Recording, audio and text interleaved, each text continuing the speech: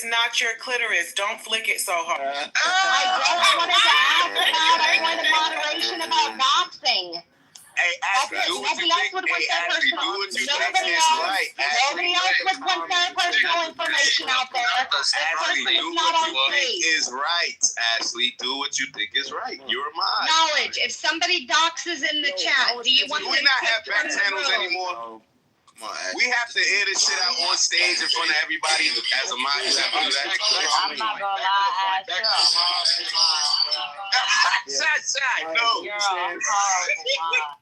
All right, well, when y'all personal information gets put out there, fine. Let it stay in the... You just performed the fallacy. I'm willing to expose my real identity as long as you'll test me as a mod. As I was saying, a real man, he goes out and hunts, and he gets his. That's not hunting. He sat down in front of somebody that was going to be a subordinate and used that leverage to date her. Exactly. I would have went straight to the EEOC. That's the thrill of the hunt. You're using your advantages against the disadvantage. She wanted the job. She was the helpless little doe frolicking in the field. Then she didn't see that there was a lion out there just scoping her from afar. And then as soon as he came close, he just pounced on her. Are we talking about Charlie Kirk and his wife? That's right. Yeah. I'm kind of proud of her. She a model or something, right? She was Miss Universe or whatever. We don't talk that's what's up.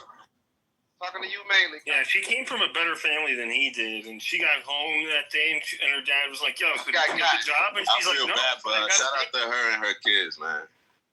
She got the dick. That's what she got. No line. I was talking about. She got signed on the dotted line. I was asking you in reference to her quoting Christ. Like, how'd you feel about her? Hey, listen, white people and all of these, I don't care. All of these white people and Jewish people are always misquoting scriptures all day long. They built their entire belief system off of it. It means nothing at this point. 2025, you guys got entire doctrines based off of literally nothing. Oh, Jesus said this, and then we look it up. No, he didn't. Jesus said that. The Bible said no, it doesn't. Don't say none of that shit. Y'all made that shit up. So, what different now? I think it's a good segue, though. I think like the I forgive you thing. I think if it was delivered right, like it probably would have made me fucking tear up. But you know, I'm not gonna lie, bro. I like crying sometimes. That shit kind of feels good. When you watch something. Hey, next time go ahead, cry right now. No. I look. Saying you like doing it doesn't mean that you have the ability to do it on the spot. It means that you enjoy the things that the emotional. So you're not that good at it. Nah, I get you. I'm joking. It was a really. I'm an emotional person. Like, I like to laugh. I like to cry. Like, I like I like sad songs. Like, I wanted to be. Can you record your next? I wanted to be like connected to this, but I couldn't help it. Like, that shit was so cringe. I thought I was the only one. That shit was like so cringe. It was like fake anger, fake sadness. Yeah. Like, you think it was who y'all talking about? Who y'all talking about? Talking about his wife. Even the way she would like dab her. I'm the same thing. Who said that? Who said that? She got coached. You all singing the same thing. Yeah, see, I'm not. And when she said, "I forgive them," I was like, "She glad. She more than glad." Stop. Let me stop. But that's crazy, pure. You said she glad. I think there was something going on that we ain't know about. Exactly. You know, tell me about the conspiracy, and now she's free. She has money. Yep. She got money, notoriety, right? She gained notoriety from being with him, right? Yeah, so she has. Yeah. Do y'all think that she was by chance trying to like also? I was ashamed to say it. Most women are the voice behind the man. I think she shared his ideals. Yeah, no, I question even that because Kirk. I mean, wasn't he against empathy? And so, like, my thing is, like, I'm questioning, like, is she trying to rebrand maybe the way that, I guess, Kirk may have, presented Christianity? Do you guys think that she's trying to do that, or no? I don't know. Wait, he was fully against empathy, or was this just doing a debate? I don't know. That sounds like a talking point. I'll say this. Yeah, let me get the quote. But look, check this out. Like, the idea of, like, Charlie Kirk, the way he responds, like, the immediate response, you could tell, like, he was really about his shit. And if he didn't really mean it, then he did a good job selling it because they weren't like practice. He didn't try to sound good. He didn't try to please the audience. He was just like, he's almost like autistic. There's some type of neurodivergence in there, right? With her, she's just a normal person that didn't want to mess up her makeup. That's what I saw. It came across as fucking cringy. Fuck, dude. It's all right. And I don't want it to be that way. But My twin soul. yeah. Listen, Osho is under a lot of stress. There's like cameras and all that crazy shit. Who knows how people would act? You're right. I just want to say to the men, that the strong men in the room, I want you all to, whenever you listen, I want you all to record your next time you feel the need to just express yourself through tears. I want you to record that and send it to me. At first glance, it looks like the bolt was simply painted red, but this isn't just that liquid is actually a special protective wax. Do y'all remember what time he building the baby vial? Yeah, what kind of baby oil shit? What the fuck going on, man? He's gonna hold it against you later. We got kids in the fucking room talking this Diddy shit, bro. It was a thing saying that Diddy had something on every celebrity. You feel me? I welcome it, bro. Like, the only hard part about crying is the very beginning. Once you get the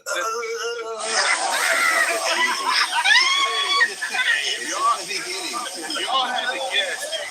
Y'all had to guess. Who do you think? Try not to. If y'all had to guess, who do you think search history would like induce the most vomit? If you read it. That timing was impeccable. I don't even want to laugh. Who said that? Timing was impeccable. Yeah, that's That was another voice. That was like somebody threw a rock. You don't know who threw that bitch. That wasn't me. I know that wasn't you. I know that was you. Are y'all talking about the topic? Because it seems like this is just dominant. BT, what you got for us? What you got? Who is this new nigga trying to change how we do BT, what you got? You got something in there. What was that? Oh my God! You interrupt to say you don't want to interrupt. Speaking of Balderdash, did you start your Black Mirror journey? King. No, that was King. Oh, it's not. Oh. I was about to say, I've been watching Black Mirror since season 1 when it first came out.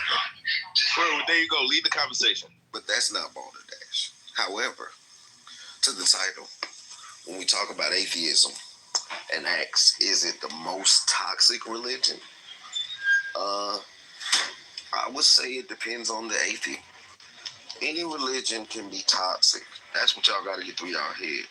It's how people interpret it, how they worship it, or how they change it to be cult-like. I had a couple of years as an atheist when I was younger, and I came back to the Lord. So you think atheism is a religion, sir? So I'm not done. Yo, I don't know what the hell you're talking about. Oh, you're right, Matt. You're right. So I'll finish and then you can respond. But again, I had a couple Give him. He's from New York. people to do more than the average person because people are unable, I'm noticing more and more every day, to put themselves in other shoes, to look at things from other perspectives, to have empathy. It's weird. So I think I'm to be able to do that. So I think you have atheists that are the most toxic because they're unwilling to fight. Then you got atheists. I've talked to a lot of atheists who are like really still on the fence, but they won't admit it. And then you got the full-blown atheists, but it's the same thing with Christians who be fake as heck, but judging people, acting like they holier than thou, versus Christians like myself who know I'm not perfect. But I strive to be and I repent. So, yeah, thank you. Hey, good job, BT. I like that. He's talking about Andrew Concrete. Yo, how you gonna put me in the same bank of fucking category as Andrew, you fucking asshole? You know Andrew's like a special type of person. That's true. I'm a good, decent Christian. I know I'm messed up. I ain't gonna even make it sound fly to you. Yeah, you are. That's true. Hold on, what's up? Why can't I be humble and you be humble and we both be humble? not like fucking lying. God's gift of creation.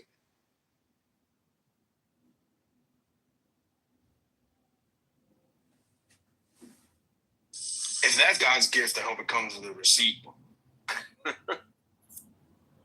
Hey, hi, how can I help you? Yeah, I'm here to return lion. Oh, what didn't you like about it? What was wrong with it? Where do I start? Look, it doesn't even have to be cash back. I'll take store credit.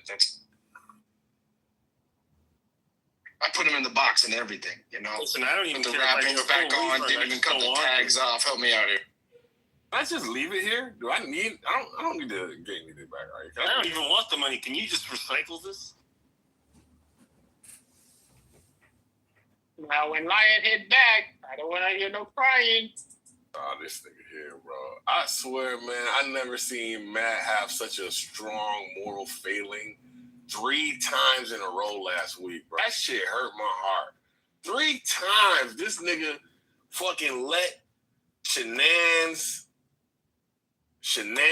then shenan again, all at my expense. All right, I'm back. And I'm like, yo, what the fuck? That's a direction from management. If you got any complaints, direct that to Nalo. Oh, that makes sense. That's a hateful Hey, Concrete, so what are your flaws? As a good Christian that you are. I lack patience. I'm a very patient person. Lack patience. Especially with dishonest people. Like, goodness gracious. I had, like, more diplomacy skills and, like, I could, like, move in the middle. But I can't do that. Oh, like lady. I don't know nothing about that. Yeah, that's how she is. I'm not like that either. I hate lying ass niggas, and it's hard for me to hide it. Fuck up for to denounce Christ, right? You're a denouncer of Jesus Christ, and you're still claiming to be the children of Israel, while the children of Israel do not look like you. You claim to be a Jew, and the Bible prohibits it. We look like many different things. Like all people, we are diverse. We have many different ways of looking. Nothing in the Torah says that it's dependent on you stole an identity, and you're about to pay for it. And there's going to be bloodshed until you repent. It's impossible to steal an identity, sir. That's delusional. There's only one people who have the Torah. It's not you. You're not even able to read a book. I know the blaspheming of those that call themselves Jews and are not. Right, and that's not us because we call ourselves Jews and we are. Do you see how easy that is? If you were able to think, you wouldn't be in this embarrassing position that you're in. I'm going to tell you something, Norm. You ready? Yeah. You ready? Yeah, you ready? yeah. What are you going to tell us? Mr. I make shit out of my mind. Mr. I'm afraid of a book. Mr. I don't know Zionism. Mr. Liar. Tell us, Mr. Liar. What do you want to tell us? Go ahead. I'm going to tell you that one of my closest brothers that I know. No. See, you wouldn't even let me. You can do it. No, tell us about your closest brother, you liar. You're a liar, Scotty. You accused me of lying, and you knew that it was you that was the liar all along, and now you've been exposed. I made a simple request to you. I said, tell me one lie. Hang on. This is how I know. Now you're going to play victim. Because you won't even let me finish what I'm saying. You're such a victim. You're such a victim. I said, tell me one lie that I ever told. Well, you said that I said I was the chosen people. Yeah, you did. Yeah, you did. Yeah, you did. You said I was the chosen people. I never said that. No, I didn't. You're exposed as the big liar. Something to you. You're the big liar, sir. You can't even shut your mouth still talking. To hold your You're breath. still talking, aren't you? You're still stumbling and bumbling. Are you ready? Unmask yourself, you heathen. I am unmasked, sir. I have no need to wear a mask. Are you ready? Just stand over your ovaries and denounce your Jewish faith now. I don't have any ovaries, sir. I'm a man. Men don't have ovaries, you moron. You shouldn't have dropped out of high school, and you would have known that. You could just read the Torah, and then you wouldn't be such a heifer. Are you gonna let me? Hey! I'm still waiting for you to tell me why Charlie Kirk wasn't the greatest friend that Israel ever had. He was. and the greatest friend of the Jews. And he defended us on college campuses across the country and across the world. And he came to Israel many times, and those are facts, sir. I live Those in are a foreign reality. country. Huh? My best friend is Muslim. Yeah. And guess what? We both What? believe in Jesus. And What do he doesn't believe in Jesus. You don't believe in Jesus. No, he doesn't believe in Jesus. The Muslims do believe in No, Christ. they don't. They think he was a prophet. They do. What See, do you? this is No, how they fucking don't. dumb you. No, you're dumb, sir. The Muslims do not believe in Jesus. They call him a prophet, and you think of him as the Son of God. They do not. You have a major divergence, And neither sir. do you. And you're neither do me. What? Neither do I. What? You don't accept Christ as the Messiah. Well, you're talking about your Muslim friend. He doesn't think he's the Messiah. Of course he does. Your Muslim friend. No, he thinks he's a prophet. Look, There's only one God in Islam. This is how stupid you are. You don't even know what your own so-called best friend is. You're a moron, sir. I have to tell you, you are literally a moron. I'm surprised you can tie your shoes. I'd be amazed if you could even drive a car. That's how stupid you are. You don't even know what you're talking about. The Muslims believe that Jesus was a prophet. And the Christians believe that he was the Son of God. The major divergence. The ability to have a conversation with. We're having one right now. This is the conversation. Do Muslims think that Jesus is the Son of God, sir? Simple question. Yes. No, they don't. They absolutely don't. They believe he was a prophet. The Muslims refer to him as the Messiah. The Muslims consider him a prophet, not the Messiah. You are wrong, sir. You're an idiot. Go bring a Muslim in right now. Bring 10 Muslims in. They'll tell you. They think of him as a prophet, and they do not worship him. So you're just wrong and wrong and wrong. And it must be really frustrating to be as wrong and as stupid as you. We got started when you said you thought Zionism meant the Jews want to take over the world. Every single one of my Muslim friends accept Christ more than you. No, they don't. These characters are just being inserted into places to serve Israel. That makes Israel the master of the universe. What's that? Go look it up. And that's troubling. This is a state that has a hexagram on their flag. Okay, even though they're even lying on the history of the Star of David. It's a hexagram. It's a cult. What? You can't just wipe that away. It's been a long time ago. There's tons of books that show you that it's a hexagram. Pretend it's a cult today. You can just original what you're looking at that is April. It's a hexagram. Okay, we're not stupid. We're going to talk about all of that stuff. I could rant about the lies that that nation has told. I mean, not even that. The Star of David used to be the flag of Morocco. Okay? Why? That's weird. It's not Jewish date. Why? What's going on in Morocco? Algeria, Tunisia, and Morocco. Yes. Why don't you play Charlie Kirk?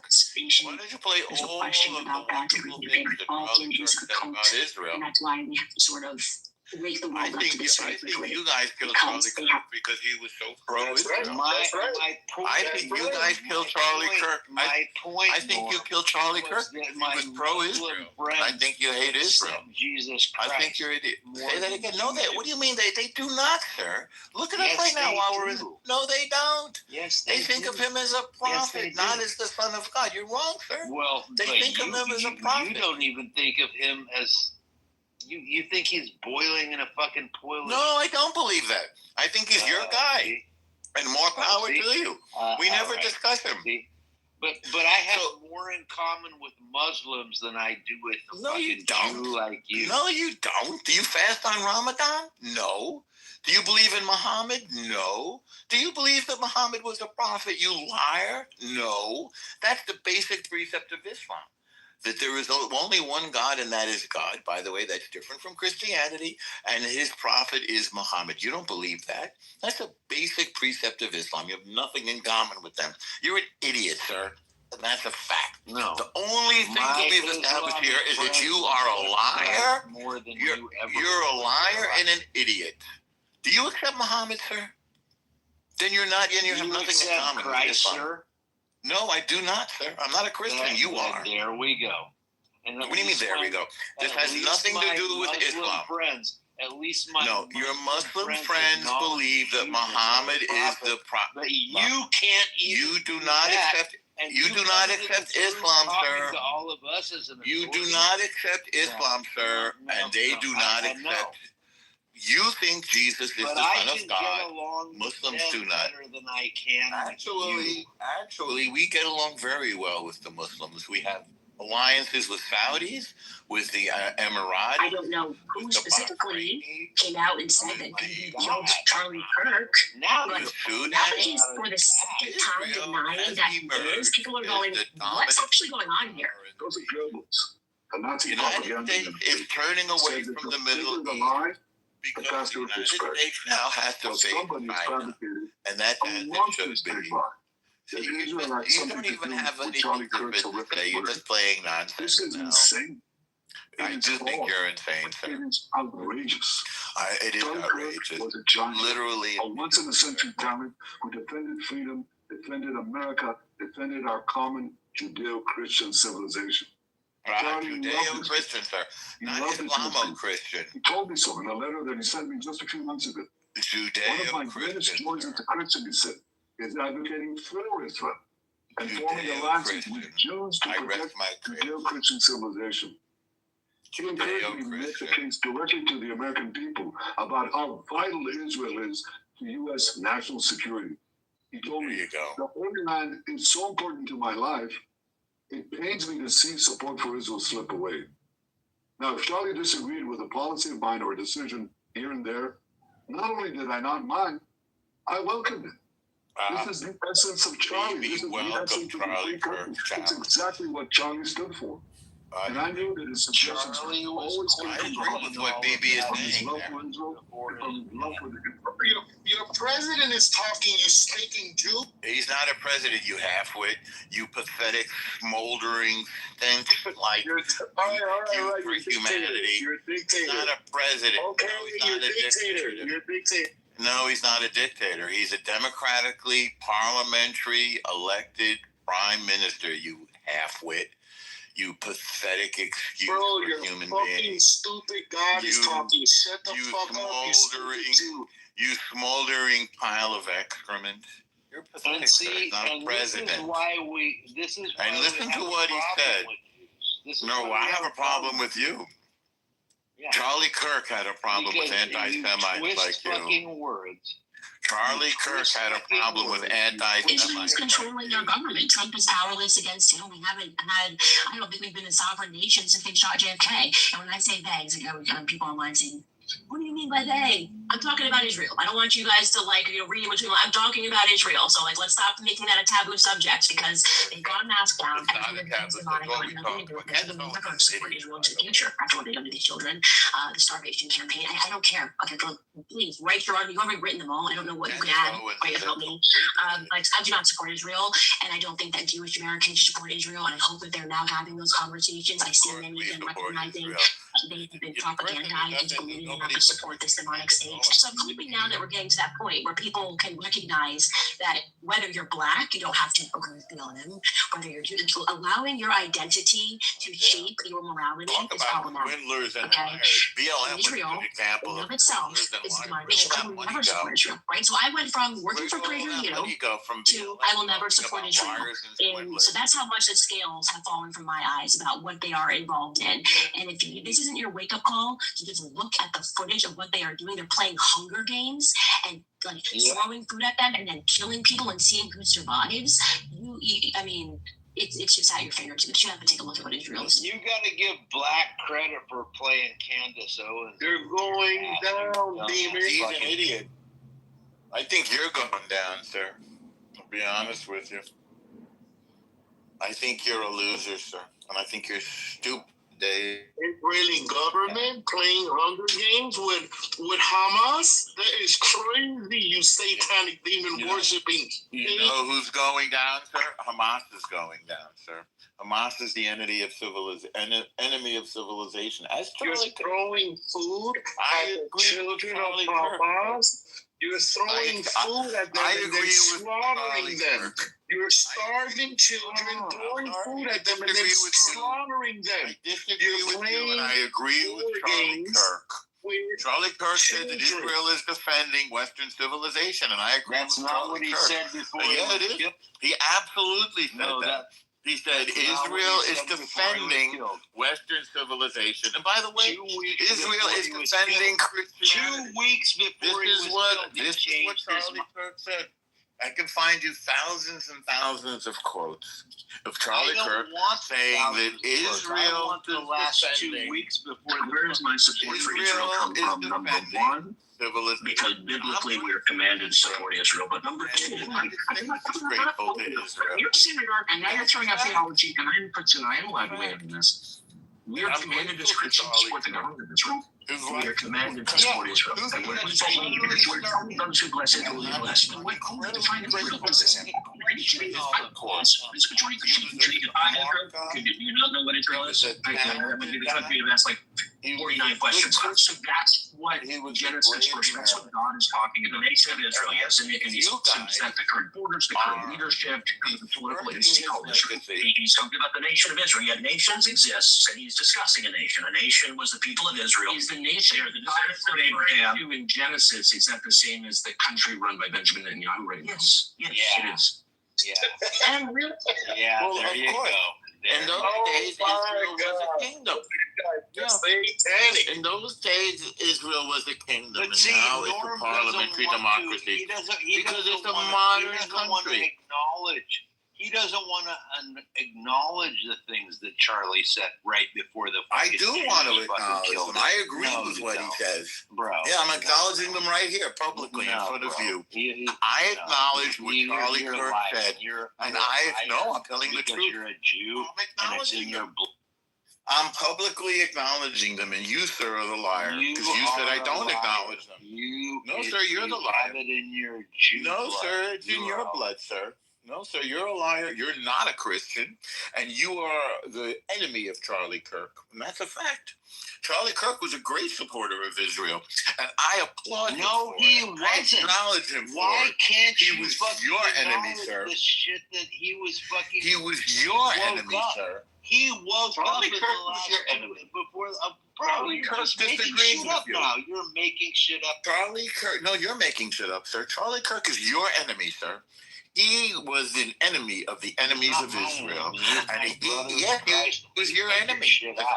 He figured out that the real enemy because you are a blasphemer and you are the nation of enemy Israel is the real true the enemy nation of Israel is the defender of Western civilization. And you no, are sir. the synagogue of Satan. No, we're not, You sir. are And that's the not who they were synagogue talking about in your book. You're incorrect, sir. That's what he was talking about. No, sir. He No, woke sir. That's up not what and he was figured talking out about. that you were fucking No, lying. he was talking about the fake Jew. No, you're the liar, sir. And you know it. Oh, and when I said to you, what lie did we tell? You said you had an answer, and your answer was a lie. You're just going to have to admit that. And I know who you are, sir. And you're an enemy of civilization. That's who you are. No, I'm an enemy. You're an enemy of the United States. You're the enemy from within. Satan. That's who you are. And you're exactly the person that Charlie Kirk hated. You are the fucking goddamn. You're exactly the person that Charlie Kirk hated. Ignorant and blasphemer. And the enemy of civilization. That's who you are. You're a moron, sir. See how one minute you were with Charlie and the next minute you turned it around? No, I'm 100% with Charlie. I'm 100% with Charlie Kirk. And he was a great friend of Israel, and I'm grateful for his friendship. And he was your enemy, well, then sir. are you willing to acknowledge the things that he said in the last 2 weeks? I'll acknowledge everything he said. I acknowledge everything he said. And what did he say? He said that Israel is a defender of civilization. That's a fact. He said that those who don't support Israel are idiots like you. And that's not what he said.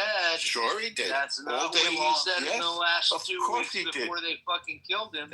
He started to question. He really said he loves Israel. No. This is in the last 2 weeks. Oh, yes, he did. The Jewish lobby has a lot to answer for. Sure, and we do. And I'm happy to answer for it. No, we do have a lot to answer for. You're just a liar. I agree with Charlie Kirk. No, sir, you're the liar. You are a liar. Not only a liar, you have two problems. You're a liar and you're stupid. And that's a bad combination. Because I just told you that it's fine if we have to answer for things. Of course we do. Why? Because the U.S. is sick of the Middle East, and the U.S. wants Israel to take care of it. No, the U.S. has to be is sick taken of care of. fucking Israel. No. And Hitler should have fucking won World War II. You should have killed yourself like Hitler did. Hitler was tired of your fucking. You should have killed yourself like Hitler did, sir. Yeah. You should put a bullet in your head. We white people, we fucking know what fucking liars you see what a racist you are? See what a racist you are right in front of a black person. Yeah. You're racist shit, sir. Yeah. You're a piece of racist shit. I will take that mantle, but I will. Yes, take it on. You deserve what Hitler got, which is a bullet in the head. What you did to the fucking European countries. Why had you been kicked out of fucking hundreds of countries for centuries? Because we weren't, sir. The way you fucking do shit, the way you treat people. Sir. No, nobody wants do yourself a favor. Sir, do the world a favor. No. Before the sun sets today, we don't want you in listen to the white supremacists anymore. You can live in Listen to the white supremacists. Go ahead. Listen to this stupid white supremacist who loves Hitler. Before the sun goes down today, sir, I urge you to put a bullet in your head like Adolf Hitler did. Do it and do the world a favor. Do civilization a favor. Do Charlie Kirk a favor. Yeah, he was still. This will be your final act. But whatever. This will be your final act. Did whatever. But your final act of heroism. Listen, you don't like it when. I'm sure you own a gun. White people figure out. I'm sure you own a gun. Asses are. Sir, do the world a favor and do the world a favor and do what your hero Adolf Hitler did. Do what Adolf Hitler was a psychopathic white supremacist like you. Adolf Hitler was a psychopathic white supremacist like you. Want your gay ass faggots and you should do what your hero did. Yeah. Do what your hero did, sir. Do what your hero did, sir. Yeah. It's time for you to do what your hero did. I will. Take the honorable good for you. Put a bullet in your head. I'll be the first fucking person to put a bullet in your head, you. Go ahead, sir. I think you should do. Oh, definitely you should try that. Are you threatening me, sir? Are you threatening me? You cowardly piece of garbage. Are you threatening me, you white supremacist? Take it for what you want. I'm taking it. Well, you don't know what you just said? Are you threatening me, sir? I just said, look. Are you threatening me, sir? Did you just threaten to put a bullet in my head, sir? It's a crime. No, I just told you. Are you that stupid? Are you that stupid? I just told you to stay out of my Christian. No, you just said you were going to put a bullet in my head, sir. That's what you said. That's a threat of violence. Well, you just broke the law. You said the same thing to me. No, I told you to put a bullet in your own head, sir. I did not say the same thing to you. See how the Jews do that shit? Well, You're this so is what we fucking did. crafty. You're so fucking smart. I'm smarter than you. That's correct, sir. But that's because you're a moron. You're gonna do it.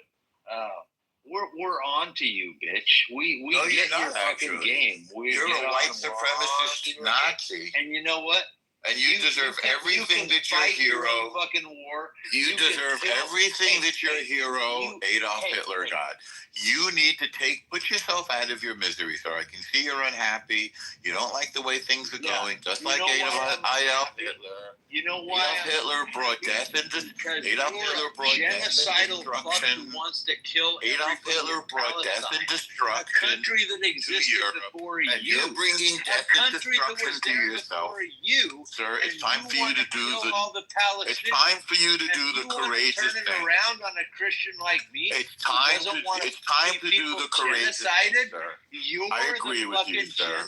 It's time for you to do the courageous thing, You're the fucking person. You're the one who said you loved Adolf Hitler, not me. Fucking motherfucker, Bibi Netanyahu. You're the one who said you liked Adolf Hitler, sir. There will be no fucking Palestinian. Only one person. That's why. Only one person in this room said he loved Hitler, sir. That was you. One who wants to kill everybody. Only one person in this room said that he liked Adolf Hitler, sir. You fuck. Sir, you just said you loved Adolf Hitler, sir. Adolf Hitler was the enemy of civilization. You loved Adolf I Hitler, said sir. that we would have been. You're the genocidal person. You're the enemy of Western civilization. Because you people do the right thing. You Sir, people are do the right thing and do what your hero did and take yourself out. I urge you to take yourself since out, the sir. death of Jesus I Christ. understand Because you have decided you love the Nazis. You want to. You're a white supremacist, sir. With you. Hey, you're a white I disagree supremacist, with sir. you. Hey, I disagree with you. You're a white I supremacist, disagree sir. with you. Hey, You said you were a white supremacist. I disagree with you. You said you love Adolf Hitler. You fight your and I urge you to do what Adolf Hitler did. My fucking country do the courageous thing. You want to fucking kill take people? the high road, you sir. want to create fucking genocide? Take the high road, sir. You're the one who You said he should liked do it Adolf without Hitler. The United States of You're the America, one who said piece that of he shit. wanted white You're people the to fucking win, piece sir. of shit. You're the white supremacist, sir. Fuck you too, sir. And now it's time for you to do what your hero Adolf Hitler did and take yourself out. I urge you to do so before nightfall tonight. Will you do that? Will you make us that one commitment, or are you too big a liar to do that, Scotty? Go ahead. Do the right thing. Adolf Hitler took himself out, and you should do the same. See what a piece of shit that will be the best gift. That will be the best. No, you know, we would in fact, be so much I see what a piece of shit you are. Everybody on the planet. What you're showing us is what a piece of shit you are. Without Go ahead, people Scotty. like you. Do what Adolf Hitler did, sir. You like him? Good. Do what he did. Take himself out. He brought death and destruction to Europe, and you would bring death and destruction to the United States. But that's not going to happen because you're going to take yourself out. Because it was your country. It was the Bolsheviks in Russia. It was the fucking Bolsheviks. Russia's not my country, sir. I'm an American, you sir. You won't even. I've been an American longer than you have been, You won't even acknowledge the Jewish. I've been an American longer than you have been, sir. I'm not from Russia, sir. See, I'm not from Russia, sir. You're so disingenuous. I'm from America, sir. But are you pro-America or pro-Israel? You are a liar. I am pro-America and pro-Israel. That doesn't make sense. That means you're going to backstab one of us. No, I'm not going to backstab anybody. Hey, sorry, sir. You could only pick one. Or are you a polytheist? I can pick as many as I want. If you're a polytheist, then you can be polynationalist. I don't have a problem with that. I believe in one God. Are you a polynationalist? I don't know what that is. I've never heard of it. You believe in multiple nations? What does that mean? You are pro-multiple nations. I am pro-goodness and righteousness. See? Are you pro-American and pro-Israel? Yes, I am. That is polynationalist. You're a polynationalist. I never heard of that term before. Are you sure that's a real word? Yeah, me neither. Okay. I hope America continues to do the right thing. I'm a big supporter. You worship multiple nations, therefore you worship. I don't worship any nations. I don't You are a legion. You are a legion. I don't worship any nation, sir. We do worship one God. And who's that? God. You prostrate to multiple nations. No, sir, I don't prostrate to any nation. And you hate, we can clear this stuff hate up? Christians. You hate. I do not hate Christians at all. We live in a Christian world. I don't hate Christians. You're lying When again. you claim to be Jewish, you hate Christians. And when you claim, I don't. And when you claim, when you claim to be a Jew, and you claim to be an Israelite, you hate I don't claim to be an Israelite. I'm just a Jew. You're telling a lie. I don't claim to hate Christians. I don't claim to be a Jew. I'm just a Jew. See I how was born you use this way. the word claim. I don't claim. I don't claim. That's your little. I am who I am. Isn't it? That's your little out. I am who I am. I don't claim. That's his out. That's right, Scotty. That's his out. Yeah, I know. I don't need an out. Listen, you guys have many more people than we do. You're welcome to them. United States is largely Christian, although officially not. So and I'm comfortable, bro. and I'm comfortable living in the United States. I love the United States. It's been a great friend to You humanity. should get the fuck out of the United States. But I'm not going to. I'm not going to. I don't want you in my country. I don't want you on the planet. Christian country. I don't want you on the planet, but that's the way it goes. Founded by my Christian forefathers. And I don't know if they were Christian or not. Jews like you living in our country. Go back to your Jew fucking country. You know what? I can only tell you tough shit. It isn't going to work out in your favor.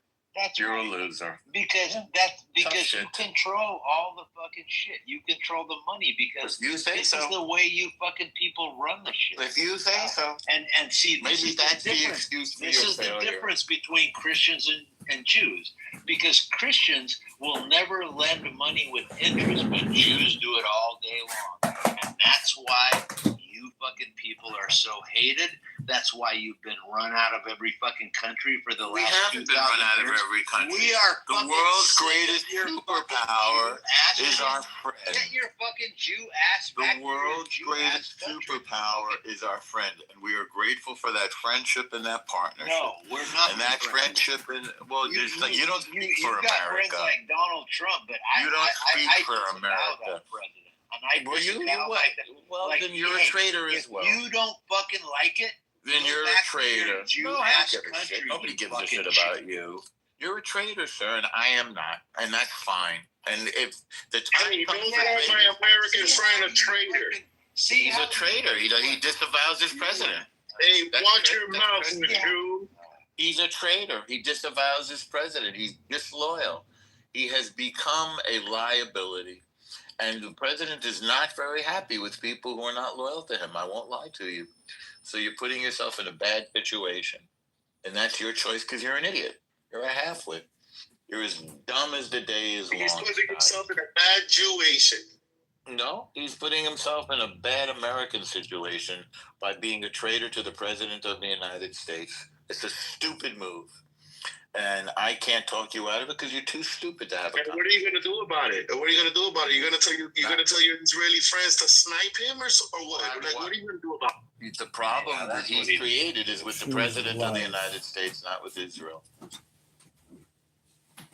Israeli friends don't have to snipe anybody. Hey, I got one question. When Israel takes somebody out, everybody knows who they're taking out. If you're a when Jew, Israel took out Israel so much. Yes, why don't you get the fuck out of the United States and go back to fucking Israel? Because I don't have to. And I don't want to. Yeah, wow. I do see. That's right. Wow. I don't have to. That's correct. You know what? The day is coming. No, I don't think so. I don't think so. Coming. No, I don't think so. Yeah, it's coming. I don't think so. I think the day is coming. The day is coming when white supremacist assholes like you are going to disappear from the face of the earth, just like your friend Adolf Hitler did. And I'm happy about that. I won't lie. Christian. No, you just said that you like white people. No, you just said that you wanted white people. No, sir. I listened to what you said. You love Jews. You're filth, Scotty. You so much. Scotty, get the fuck out of my country, you Scott, you don't have a country, Scotty. You don't even have a house. You live in your car. You're a loser. You're a failed songwriter and musician who lives in his car and drinks beer all day and drives around aimlessly wondering why his life went wrong. And the reason why your life went wrong is because you're a halfwit and a liar. You're not a Christian. You're just a hateful Nazi. And you're going to meet the same fate nobody called you homeless when you nobody called you homeless when you were being taken out of Egypt. And it was a few mountains in the desert. Nobody called you homeless.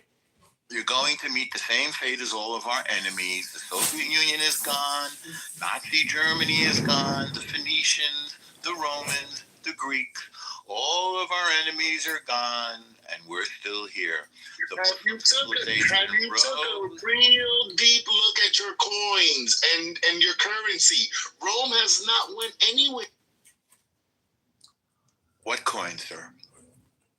I have some currency right here. Your Jewish coins. No, let's look at the. What do you think? Hold on. What do you think the 30 pieces of silver for turning Jesus in went into? What do you think? Let's look at the currency, sir. You said, look at Rome is still here. Okay, should I look at a? Is there a face on your coin? Let's take a look. Is there a face on your Jewish coin? What's a Jewish coin, sir?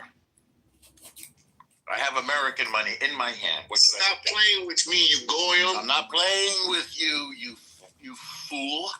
You pathetic fool. So I have a nickel, a dime. He wanted to call you a goyim. That was so funny. I can hear it coming out of his mouth. I called you a fool. He couldn't say it.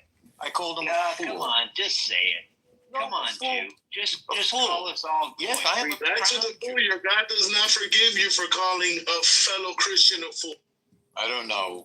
You're a fool, sir. I don't know if you're a Christian or not. You're not my fellow. So which should I look at? The single, the double, the $5 bill, the $20 bill, a quarter, a nickel? You said Rome is on. But Remember, he's giving himself away by saying he won't go back to Israel. He'd rather stay in the United States. Oh, I go back and forth.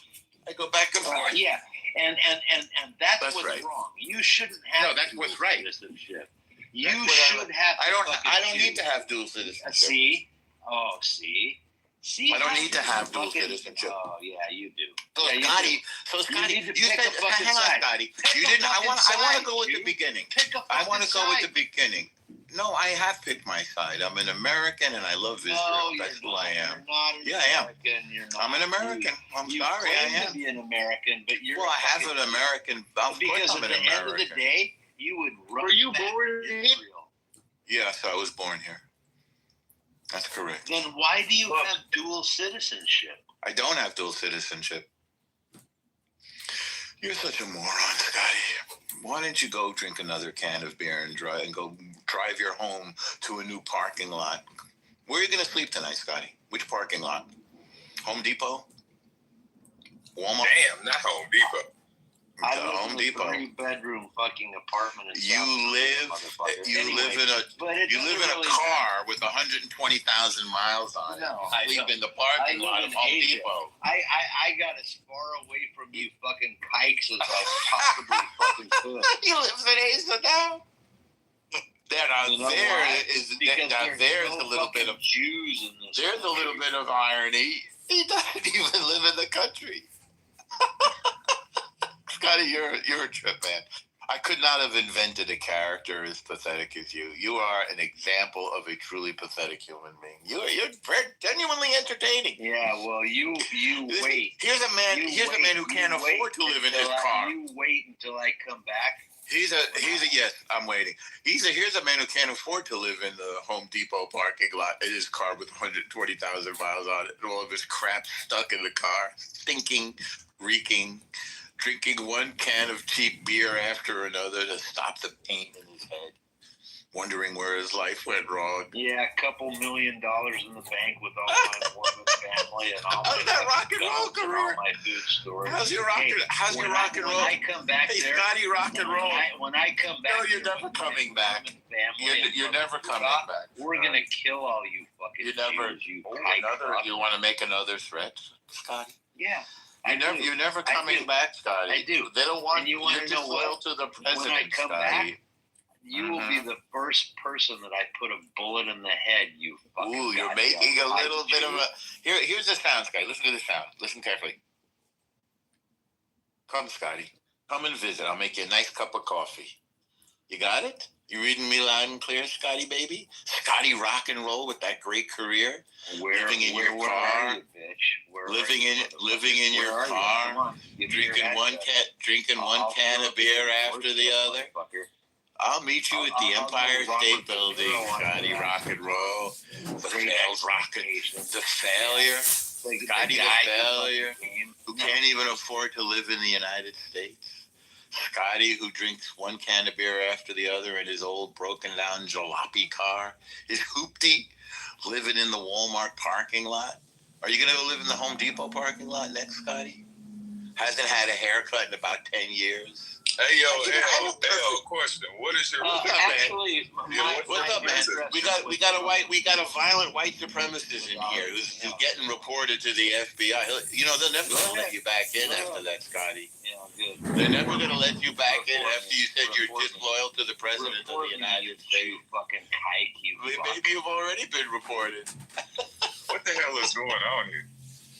Scotty is crashing out, man. Fucking Jew fucks like Scotty is crashing out. This room acting like he's the fucking, Messiah. Like I'm the fucking what? I'm not the Messiah, sir. Well, he's a white supremacist. He just admitted a moment ago. He just admitted a moment ago that he likes white people. That he's a white supremacist, and he thinks he's going to get some currency in this country. We don't want you in this country, man. Stay out. Go away. I don't want to be there. Go be with your Asian boys. Yeah. Scotty with his little Asian trannies. What did you want to ask me, man? Yeah, I was saying, what's your belief system? You're a Jew. Oh, I remember you the other day. Okay, so I'm a Jewish guy. Huh? Yeah. Okay. And Scotty, what are you? What's your belief system, Scotty? He's a Nazi. He likes Adolf Hitler. He just he's gone now. He's gone now. So. Yeah. He's so easy to defeat. He's pathetic. What's going on, apes? What's up, my boy? What's up, Black Concept, Crash Out, Deepak, everybody in the room? Yo, man, he just received the Jewish. Your service is crashing, man. Yeah, you were Matrix, Mondo. Matrix.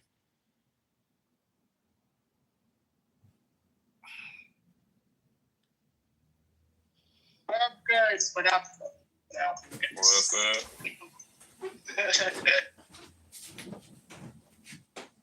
Hey, I don't know what it is. Black be getting these rooms lit, man. I have to come check on Black room every time. Like, yeah, it's lit every time. I will. MJ, mute up in real life, because we heard what the fuck he said. What and obviously, you as a black man, don't have the same kind of ears that we got and can't comprehend the shit that just came out of his fucking mouth. Yeah, you heard what we should fucking do as if we're not doing it, and then turn around and say that white men and white women are helping the fuck us out, and we should help them out. And turn, what the fuck? You didn't hear it? Well, obviously you wasn't listening. Mute up. No, you didn't hear it. Y'all don't want to hear what the big y'all don't want to hear what I gotta say. And this is the real issue I'm having, is because it's really propaganda. Right? That's what y'all really pushing. It's propaganda that somehow Black women are in this elite class of American society.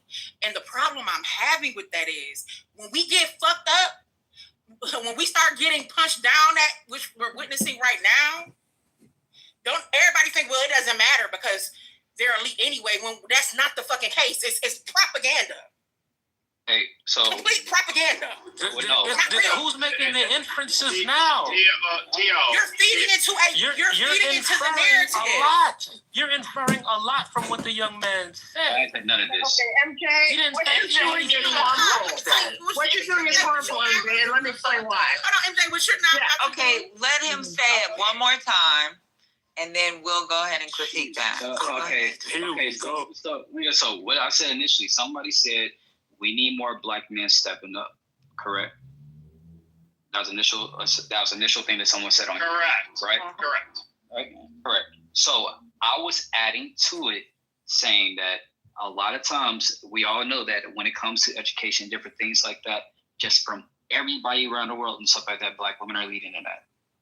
And all I was saying was for people that is in positions that are doing it and stuff like that, good job and stuff like that. What I'm saying is the men that are in working and that's actually doing the work, got the degrees and different things like that, that's trying to get in a position and different things like that. If you are in an office or in a government or in a higher position, different things like that, I was saying just pull him up with you. What's wrong with y'all? Tell people what's wrong with this. What's wrong with it? Okay, hold on. Nothing is wrong with it. Let me tell you, MJ. Sister's trying to speak, guys. So wait. So we're gonna either have Sister or Chat speak. We got two new people on the stage, so go ahead. I appreciate that. Let me tell you what's wrong with this, okay? First, you're saying, you are repeating a trope that the manosphere, the Black manosphere, has been saying for decades to the detriment of Black women. Number one, there is no group, no demographic that helps Black men more than Black women, and that includes Black men. The second thing is Black women are overburdened. At this point, they are being crushed under your weight. They are carrying way too much of your burden. So that is why listen to me, stop talking over me because I am not playing with you today.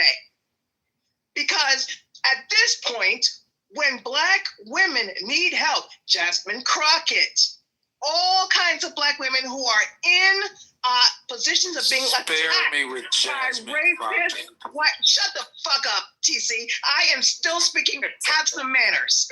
Now, what I am saying is, you all are not organizing to protect the very Black women that you want to lift you up. Now, if we lift you up, I'm going to tell you this. You cannot lead at that point.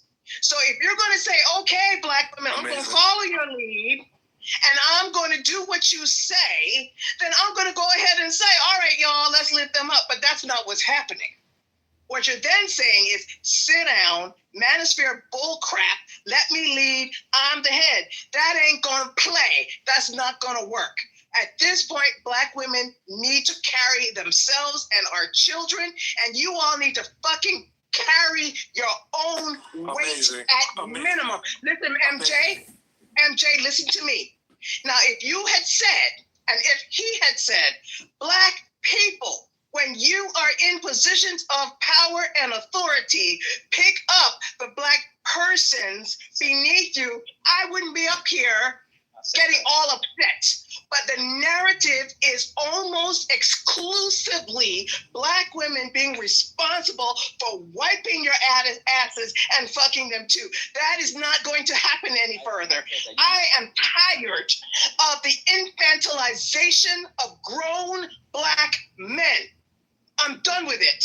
Because right now, Black women and all women are fighting for their right to actually be equal citizens. And I don't see y'all at the forefront of any of that. Okay, so now I am complete. You all can complain, whine, all that you want.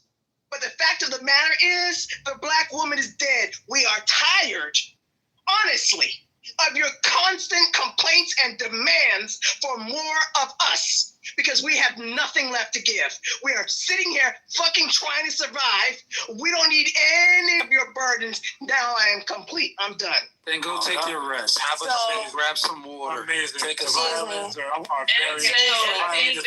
Yo, guys, y'all need to chill. Now we're going to let Chat Y'all need to chill, for real. And then after Chat, TC, you can say what you Ooh, MJ can't speak. So first of all, hello, Patty. So the problem that I have with what Tony, whatever he's going by today, said, and MJ, who is booty clapping for the nonsense, put your booty up. It's up. Way up. So 35. According to a McKinsey study, for every 100 men promoted to manager, only 58 black women are promoted. Who should be lifting who? Like, imagine believing. Like, I appreciate the fact that y'all think we have a lot of power, because we do. But to me, it is very infantile. But we're also seeing matriarch. Listen, interrupting her, MJ. That is rude. Yo, MJ, I'm gonna put you down so she's done, because this is ridiculous. Come on. You know, men like that, I know they 2-minute brothers, because they don't know how to sit and let it marinate and get in there good before they respond. They're impulsive.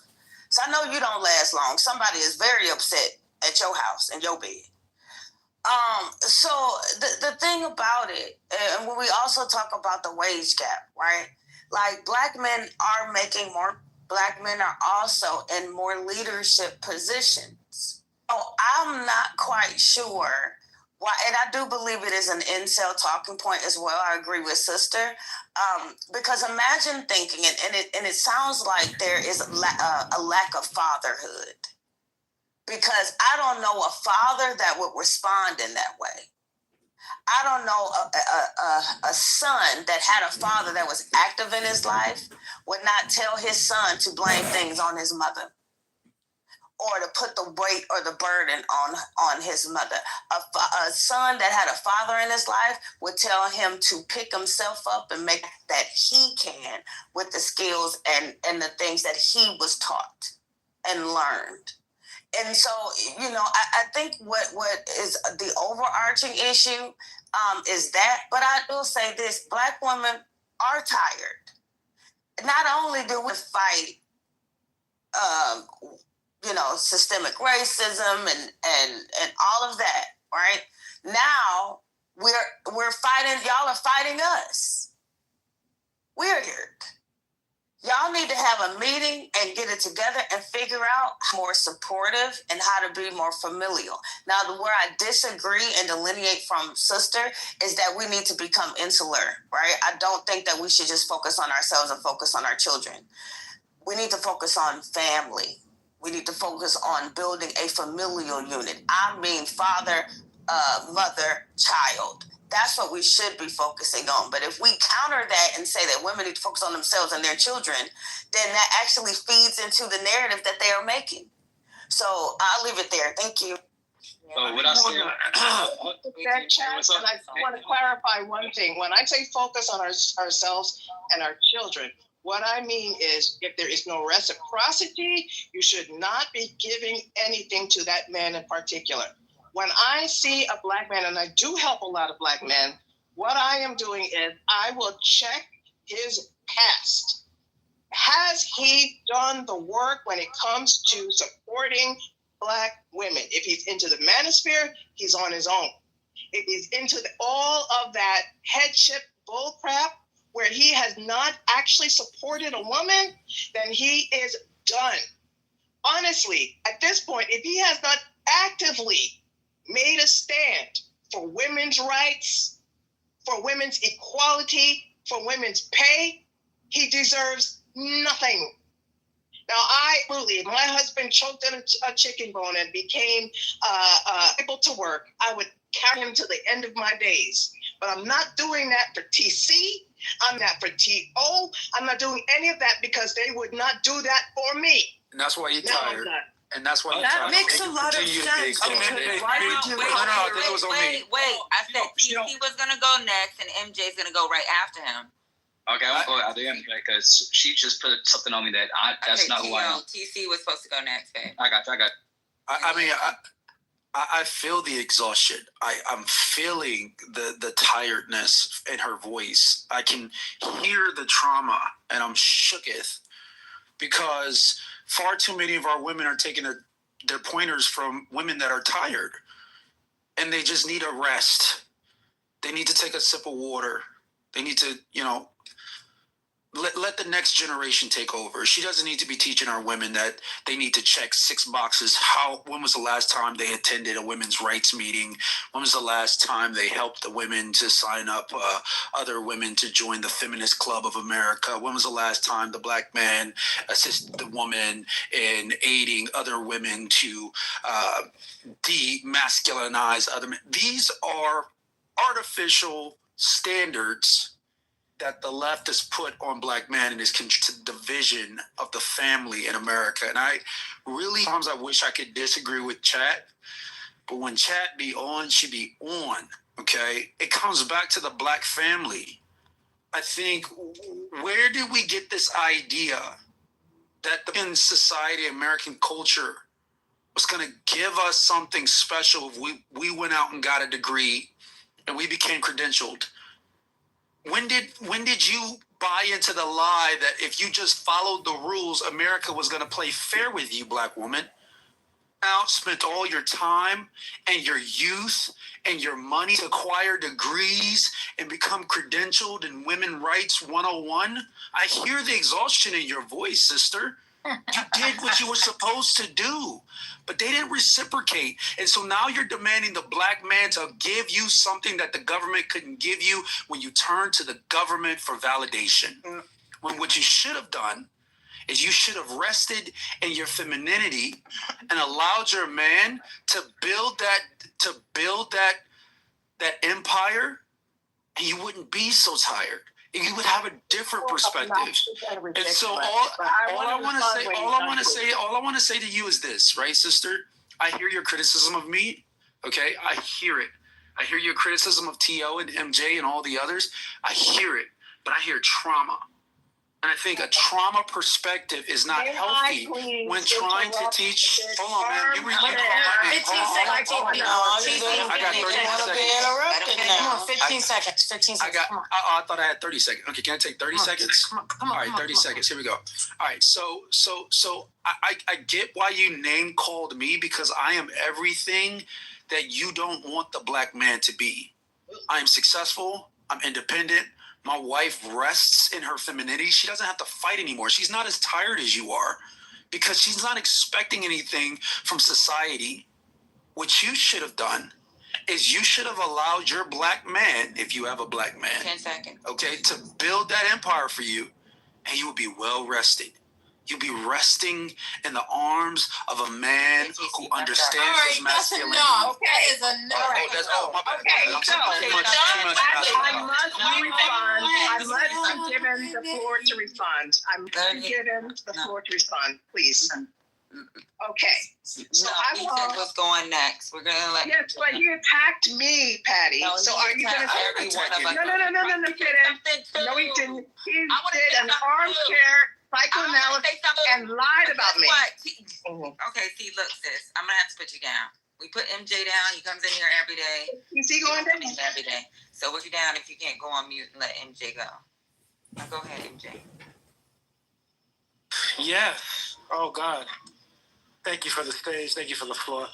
I heard a young brother recognize the trajectory of black women.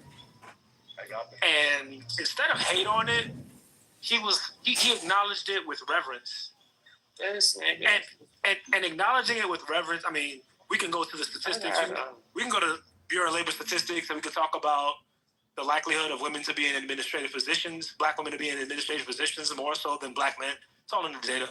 We can talk about the rate in which black women are enrolled in universities as compared to black men. It's almost double percentages, like double the percentage. We can talk about the trajectory of black women. And what do we do with that? There's nothing wrong with a young man, recognizing the trajectory of black women and saying, yo, black need help. Do you know why? Because we do. And those black boys that sister is raising, those children, those young, they're becoming men in the eyes of the United States of America at 10 years old. So maybe a young black man asking black women for a little bit of help, oh my God, as their trajectory is clearly outpacing black men, is absolutely necessary. And maybe the response should be, of course, we always do that, and we will continue to do such. All the other inferences that had nothing to do with what the young man said are weird as fuck. He ain't say nothing like that. He just recognized that y'all doing good. And yo, man, MJ, as y'all climb, y'all can hear me? Yeah, but you're going into 30 seconds. As y'all climb and y'all see a young brother like himself trying to do something, whether you're a secretary, VP, head of HR, yo, look at that young man and say, look, man, I'm going to do something for this young brother, because he's, without looking through his background to see where he is, all that other shit. Go down to the welfare pressures. We tired of y'all. You know what I'm saying? It's okay to help another black man. It's not a problem. It shouldn't be a problem. Go get government assistance. Go get some. Go get some. If it's a problem. Okay, thank you. Y'all are embarrassing. Okay, get Momo. Next is Tree. You heard me, MJ? I know. I thought I was next. Oh, go ahead, Tio. I'm sorry. You are next, and then you can go after. Then Tree can. Patty, may I get in the queue as well? Okay, so it's gonna be Tio and Tree, CJ. And then I'll take 3 names. Put your name in the chat. I was after Heather. You put back in the queue to respond. Tree. I said T.O. Then, ladies, did you hear? I said you would go right after T.O. All right, so one, that lady put something on my name and said that I wasn't really talking about myself. I was just adding on something to what she said. Someone said we need more black men taking lead in different things like that. And one, I help out black women any chance I get in my field or in general. I don't know what I said to make her think he doesn't help black women. No, I mean, if you black, I'm helping you out. If I know something that you don't know, I'm with WWI. I'm always volunteering information or to get something be like. So one, that's not even who I am, the person that she described, which you try to make me sound like I was. And two, I would just add on to it. We all know that a lot of times, like me, I got in my position, and I'm still climbing up to the higher position I want to get to. But you know that a lot of black men that's on top and shit like that don't come from the same background. They are the extra. I ain't gonna say if Carlton wasn't the bad guy. What I'm using in a way of saying they look down on a lot of black men, and a lot of black women don't.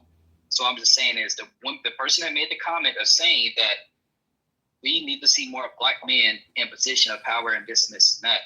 I'm saying if you see something, like pull somebody up and different things like that. If there's nothing more, nothing less to it, none of this extra like yelling. It's like I'm about to go on mute and watch Final Destination because I got a headache and I wasn't saying none of this. I was just trying to add on to someone was saying, add some positivity of saying like how we can grow with each other. But I guess what I said was people. Y'all sick, bro. Y'all really need some help. I don't have a fucking clue about social cues Okay. and the shit. Who was next? Who was next? So Patty said the Q is T.O. Who was next? There's a kid, guys. Hey, dude, stop. I was literally in court today assisting my friend, the girl who got abused. Bro. One thing to fuck someone is not the same as caring for them and assisting them. Okay. I don't say it as like a virtue signaling. I'm saying literally, like I just I would help. I'd help fucking John Kitover if he needed help that I could give him. Well, then why is it they're all women? Can't give them a vote, but I can. But these people you help and care about, how come they're all women? Yes, it's true. Some people call me like the horse whisperer. And how about that's just that's who I am. Right, and how come they're all? I come from a land of Julio Iglesias and stuff, man. It's just who's the time. How come you find them attractive? You should help him out with his campaign. Give him a donation. Who says I haven't? Yeah, you need Rambleson. You need Rambleson to lecture you, man. That's all. That's what it is. Right. Oh, that's why. Yes, I need more lectures from Rambleson. That's gonna do me good. But Rambleson said bad about you.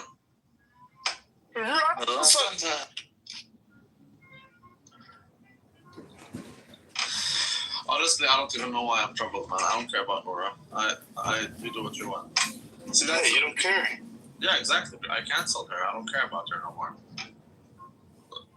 Not my circus, not my monkeys. Is that what does Rambleson say? Fuck, even when they're your monkeys, you don't care. You just beat them with the freaking paddle. But these are afflictions of love. There you go. Okay, so the truth is exactly that. The truth is stranger than fiction. It can be stranger than fiction, yeah. But this is my truth, at least, is that I don't care much about her, so you can do whatever you want. You can keep using and abusing the bitch. Ain't got no problem with that. Because you know what?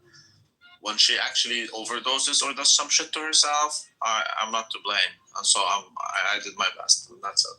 Dude, she's gonna try to destroy life if she does anything. That would be considered extreme by relative to her normal behavior. Can you? There's no normal. Her normal behavior is abnormal. That's the point. What I would be worried about, dude. Are you talking about Lou? Lou, here's the deal. Like, this is the normal pattern of behavior for Noda. Behave badly, get yelled at by family. And sometimes, in some rare occasions, which have been happening more and more often, get 5150'd, right? And then go back home and behave badly and then get yelled at. You see? Yeah, what do you, I'm not going to yell at her. So I'm already... Our interaction is already different. Woman. This is like her family. Her family is like, this is the deal with her 24/7. They get called, and the police get called. No, they are the callers. They are the ones that are. Yeah, that should tell you something, dude. That should tell you something. Oh no, they're crazy. They're a crazy family because they're Middle Eastern. Yeah. That's probably a wise thing to think when you're dealing with them. Look, dude, she's 40 years old. For the last 25 years, she's basically been an adult. Hasn't worked. Has lived at home. Doesn't have it. They've facilitated everything they can for her, and her brothers are older now. Like, they have their own lives, and it's like at some points it's either like you literally have to babysit her, or you can't have her kids. Yeah, she goes crazy. I think she's like an evil person, but like you can't have that over kids, man. Like, what are they supposed to do? What are they supposed to lock her in the room and bolt the door? How about stop feeding her hummus and fucking falafel? Let's just start with simple things. What does that have to do with? Dude, she's got her own money that they give her. She can go fucking. She can eat healthy. I'm sure she eats healthy. Look at her, dude. Does she though? Oh, she spends all her money. She spends all her money, and then she's 40 years old, and look at how she looks. I mean, she's not. I doubt she's fucking. I mean, there's something that's maintained her youthful looks. That is the paradox. That is the paradox. How can you eat carb-based diet all day and not have inflammation unless it's inflammation of the brain?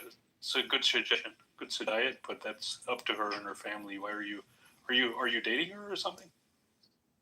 No, I'm not telling her to do anything.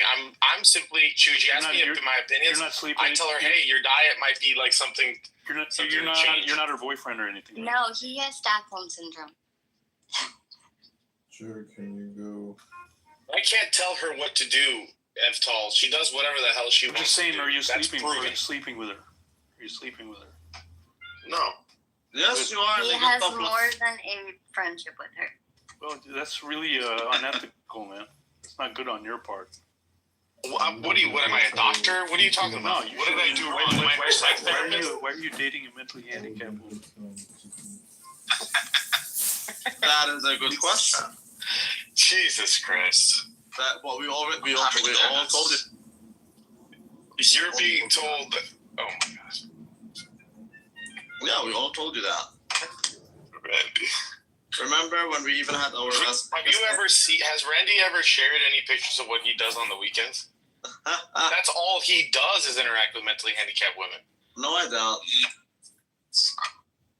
No, I don't. It's a big problem, man. I almost wound up with one of these. I almost wound up with one of these because they're very emotive and they're fun in a way. I get it, but you have to. I don't know. Do you? I don't hang out with women like that. It's one thing if you're actually like dating them and you're like the one that has to sort of clean up the mess constantly. It's another thing if they think they're dating you, and you're just kind of there when it's convenient for you. That is the case. I don't hate you for it. But it's like you gotta kind of say it. Yeah. Do you see the false equivalency here? Like you've seen the woman I hang out with. Do you think it's fair? Well, what he's saying, do you think it's fair? They're crazy in a different way. Okay, here we go. They're like freaky for sure, but they're literally like. Wait, though. If you're in love and you're ready, they're not mentally ill. Like I mean, from the videos I've seen. What about what Rico thinks? And they like to be subdued and. Maybe you're it's all the same shit, man. It's just different flavors. No, it's not the same. Right now, you guys are accusing me of choosing shawarma flavored, but like, the reality is that it's not like that. Then you should not my girlfriend. I mean, look, if this is if she's no different and you're very experienced with women, as you say, then you should have like a pretty straightforward plan of action of how come she needs to be fixed. Diego, you know I'm pretty you deal with this all the time. You deal with this all the time. It sounds like she's just no, I don't. As a matter of fact, I don't. So she's very different. But you say you're very experienced because I'm very experienced and I never met a woman like that. I've never seen a woman like that. Are you kidding me? Just go on Twitter and put Palestinian woman. I'm see what comes out. Okay, I'm Palestinian. I never met a single woman like that ever. And how come I see it on Twitter every day? But you don't. You're trying to make it seem like this is normal when it's not. I don't know a single woman in my entire life who is like that, dude. Stop. Not a single woman. It's like look, we can ask ranks. A typical French woman, is she needy and clingy?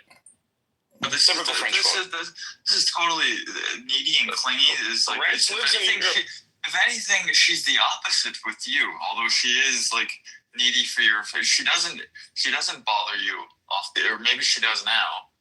For the longest time, she wasn't bothering you often. That's what I'm saying. Like you would only see like your very brief interactions with her on Clubhouse,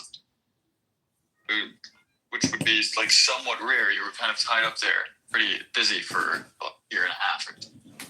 We've all known her for like 3 or 4 years. I wouldn't say the New York incident is like what is normal, but it's like not out of the ordinary. It just got caught on tape. Someone else.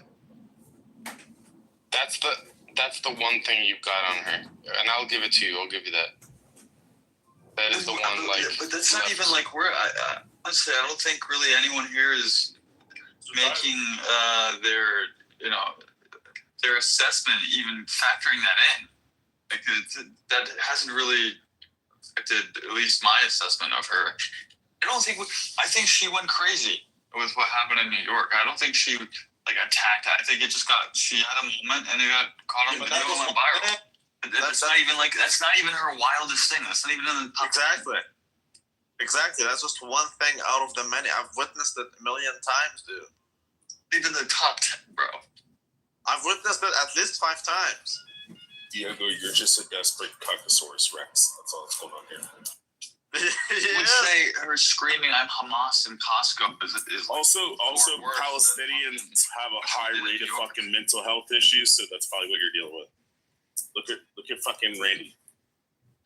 I'm retarded, but no, not like that. Severe mental health issues like schizophrenia, bipolarism, depression, manic depression. Yeah, that kind of shit. So do the Jews, but you don't see Jews acting like this. No, not nearly as high as the fucking Palestinians.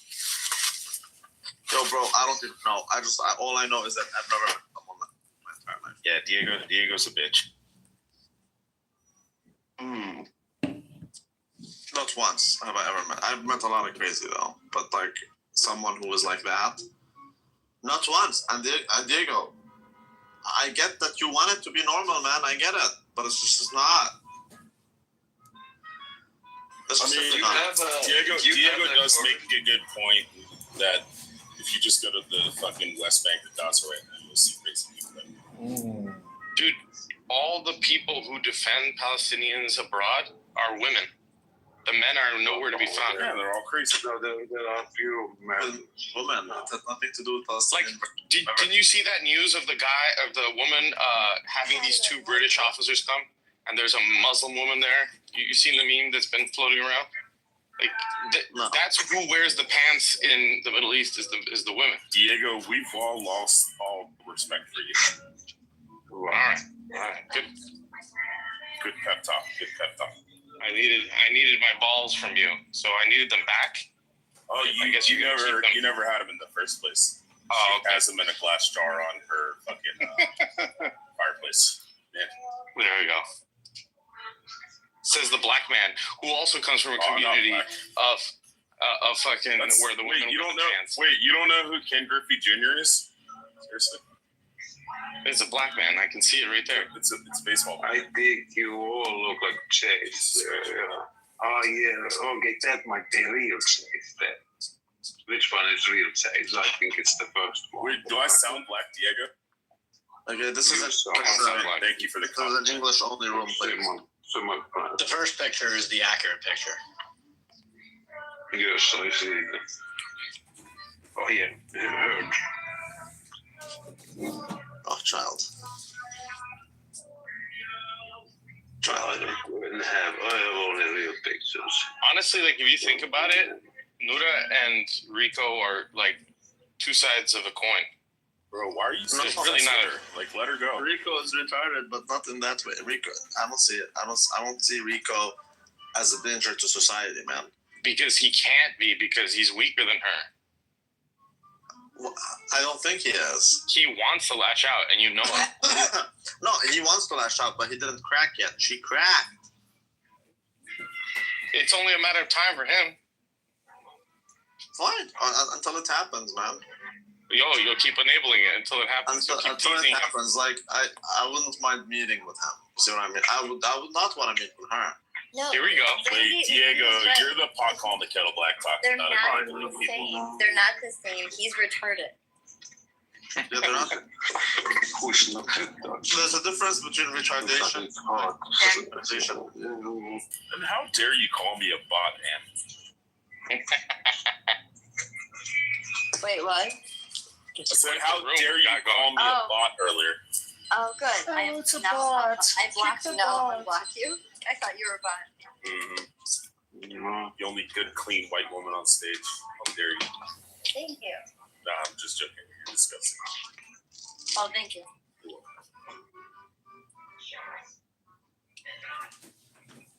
Think about if she really looks like that. Think about that. Well, how about you learn to speak fucking English, Sean? Really fucking look like that. I don't know. He can't speak fucking English. String together a coherent He fucking came up as soon sentence. as you guys said. Sounds like a we're talking Palestinian. about the Palestinian. It sounds normal English. It's normal. Russian, Palestinian, they're all very easy to understand. They pronounce. None of them are really from that land. Yeah. Super clearly. So what were you saying? Go ahead, John. There's nothing to say, really. Yeah, we can hear. But I have no clue what this guy is saying at all. He's one of yours, Randy. Everything I have something to say. He's Eastern European. I think you're here when I see the thing, when I say something. Oh wait, he might be. He might be. Try to understand, and then you understand it in your way, and something is happening. Like, ain't nobody got time for this shit. Revelation. Move yourself to the audience, sir. Move yourself to the audience, please. This is the audience mover. Oh my god. That's exactly what the. I'm surprised I'm still here. I have been at least almost 5 minutes now. It's amazing. What is going on here? Move yourself to the audience, sir. I'm just saying, if you were flying Shuki Airlines, you would have got the Shuki Express already. See what I'm saying? Randy's getting he's slipping. Do we have to move you to the? Just move yourself. No, don't move him yet. I want to figure him out. Are you moving? I understand. All right, John, just answer the question. Where are you from?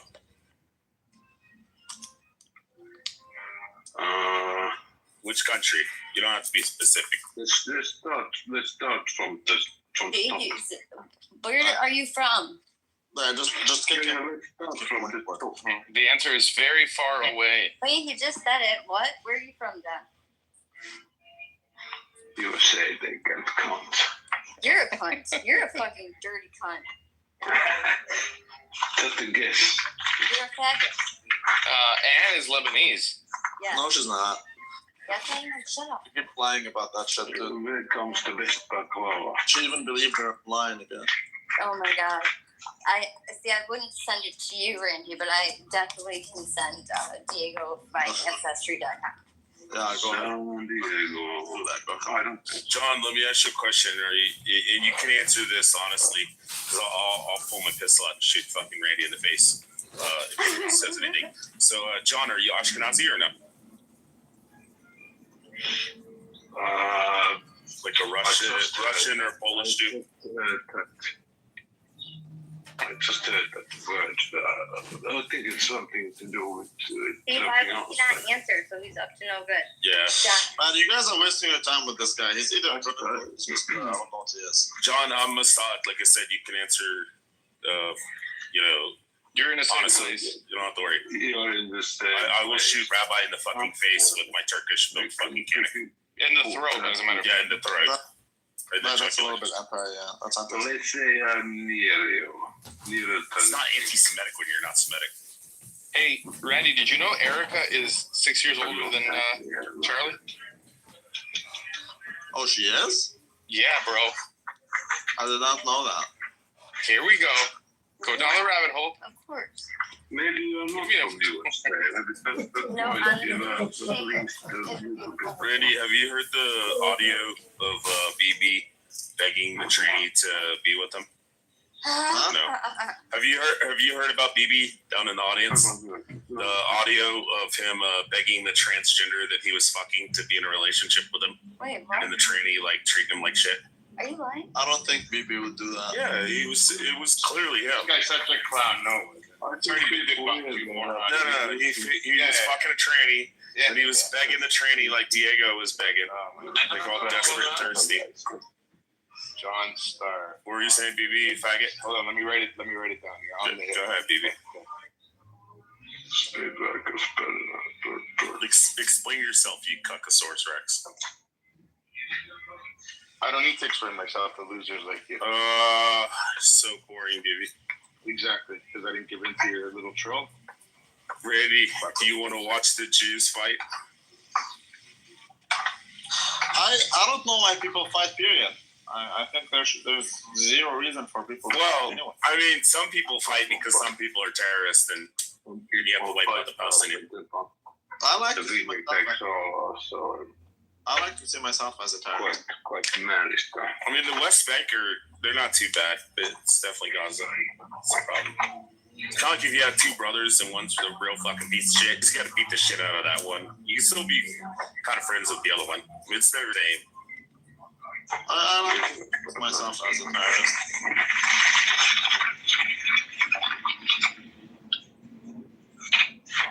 So, BB, shuffle the paperwork around. Baby, were you going to explain yourself about you begging the tranny to be with you? There's nothing wrong with trannies. What's the problem? No, I'm just saying. Like, he's I don't need the. He hates the gays, and he's like, "Oh, you disgusting villain! You fucking disgusting faggot!" You remember you were screaming at him because he sucked a dick one time, and you're like, "You dirty faggot!" And then immediately afterwards, we got to listen to audio back at a tranny to be in a relationship with you. Ken or John? No. John. Oh, Ken. This John guy really needs to go, dude. Yeah, John needs to go. Who's the one talking shit? Is it Ken? It's Ken. Ken Griffey Jr. Ken. Okay, thank you. The basement player, MLB. BB, you really don't know who this is? Watch. No, don't. Wait, you don't know who this is? I think Randy's picked up on who it is. I don't know where you are. I will really go to school tomorrow. You should check me by now. I have no clue who you are now. No. Your voice sounds familiar. Yeah. It's Rich. There you go. Oh, thank you. Anti-Semite Rich. Yeah. Oh yeah. Such an anti-Semite. Oh, you're a huge anti-Semite. How am I an anti-Semite? How? Who's Rich? I don't even know who Rich is. The fucking loser. Explain yourself, baby. LARPing. Loser. How am I an anti-Semite when I support Jews in Israel? He was thinking like. Go ahead, BB. I support Israel because I'm an anti-Semite. I support Israel because I'm an anti-Semite. So, go ahead, BB. Explain yourself. How I'm an anti-Semite for supporting Jews and supporting Israel, the state of Israel to exist. I can explain. And win the war against Gaza. I can explain that after he goes. Yeah, just wait for him. No, go. I'm not going to explain this. Oh, you're such a faggot. Exactly. You're just looking for a reaction. Go ahead. Oh, so boring, baby. Well, Ken, the idea is that if you if Israel exists, then the Jews can go to Israel and leave these areas that we live in. So anti-Semites have every reason to support Israel. No, I agree. If you're an anti-Semite, then support him for the Jews. I'm totally cool. Can I measure your head? So I'm just saying, like, you can be the farther I can get BB away from me, the better. So, I'm just saying. Being pro or anti-Israel. Are you threatened by me? Are you worried? No, I don't like the gays. I'm gonna dox you. They're disgusting. I'm gonna dox you. Well, watch. Bro, fucking Adams yesterday was like, your dad's a fucking district court judge, and I'm like, yep. He's like, your name's Ricky Crane, and I'm like, yep. And then I was like, oh, Ashley, you gotta move him to the audience. So then she moved him to the audience. Oh, say hello to Deborah in the audience. She's my boo-boo. Okay, like that. Oh, so BB, I will give you a pass to dox me, and I will never complain. Go ahead. Bye, bitches. How you doing, boo? I didn't think so. Well, I'm so sick. Very sick. This is new way. If you mute yourself, everybody is muted. And this guy really needs the way I'm just Who's this? Who's that? Need to go, dude. That's right. Look at her bio. Cal, can I ask you a question? I would just like one example. You fake fucking rabbi. One example of me being anti-Semitic or being a Jew here. I gave you the example. Don't even give him the. No, I'm not talking about your example. No. Cal said that Can you I'm a Jew hater. Can you stop being I'm a messy Jew hater. Bro. Nobody cares, but. Or have you been drinking? Ken, you do understand that most of us on the stage are anti-Semitic, right? Yeah, I know that. Fuck up. We're not. Actually, Pepe loves Jews. He loves Jews over the Muslims. Oh, no, I just don't like Reformed rabbis. That's all, Cal. And this guy's. Talk about Caleb in the audience. Yeah.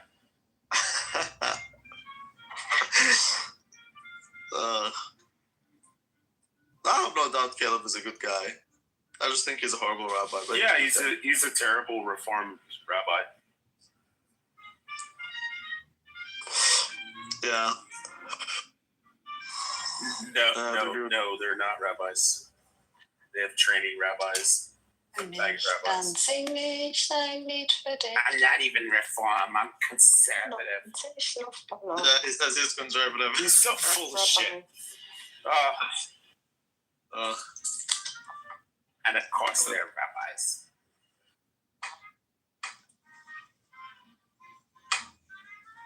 Oh, but Caleb, to be honest, I mean, people like you make me want to hate my own people even more.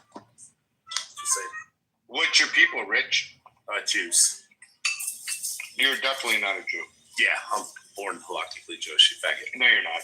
Yeah, but there's no the liberal, progressive Caucasaurus Rex rabbis down there and shit like that. I love Caucasaurus Rex. It's like my favorite. I think he is a Jew because he calls me Randy. He doesn't call me rabbi. Yeah, exactly. But I am a rabbi. You know that. I'm not a Jewish rabbi. Teach anybody. I am. I do. Of course I do.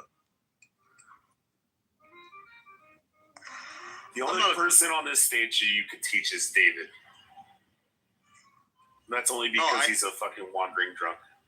That's not even how I teach. I learn, and people learn through my learning. In that, I'm a rabbi. That's basically it. Look at this faggot. Stop flirting with me, Rich.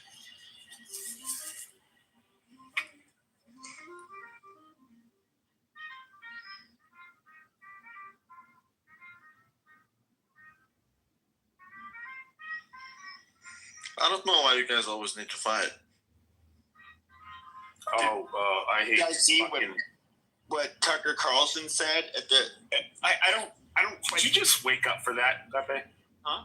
No. Well, there's a pause, and I was barely listening in the background. But Tucker Carlson's getting accused of he made a statement about he said Jesus was noticing things and speaking to power or whatever, and then they were like, well, how do we shut him up? So they killed Jesus, and then he's saying like that's what happened to Charlie Kirk, and a bunch of people are saying it's anti-Semitic, and that he's blaming Jews for killing Jesus or some shit. I don't know. I didn't read into it that far when he said it. Well, I mean, Pepe, even if he's not explicitly doing it, we all know he's doing it. He is kind of a fucking raving lunatic. Well, I mean, Jews did kill Jesus, though. That's not something that is contestable, you know. I mean, technically, the Romans were the ones that actually did it, but yeah, the rabbis were definitely the ones. You know, the Pharisees were like, "Hey." Even the prophets spoke about it. It's so funny because people always skip the prophets. They just don't like the prophets. That's what I don't get. But you also have to take into consideration, Randy, that Jesus said he could bring down a legion of angels. Okay. The Bible does say that you know, that those Jews in particular, the rabbis, they basically had they were demanding that he get put to death. They're not even rabbis; they're Pharisees. They're like the prototype rabbi. Mm-hmm.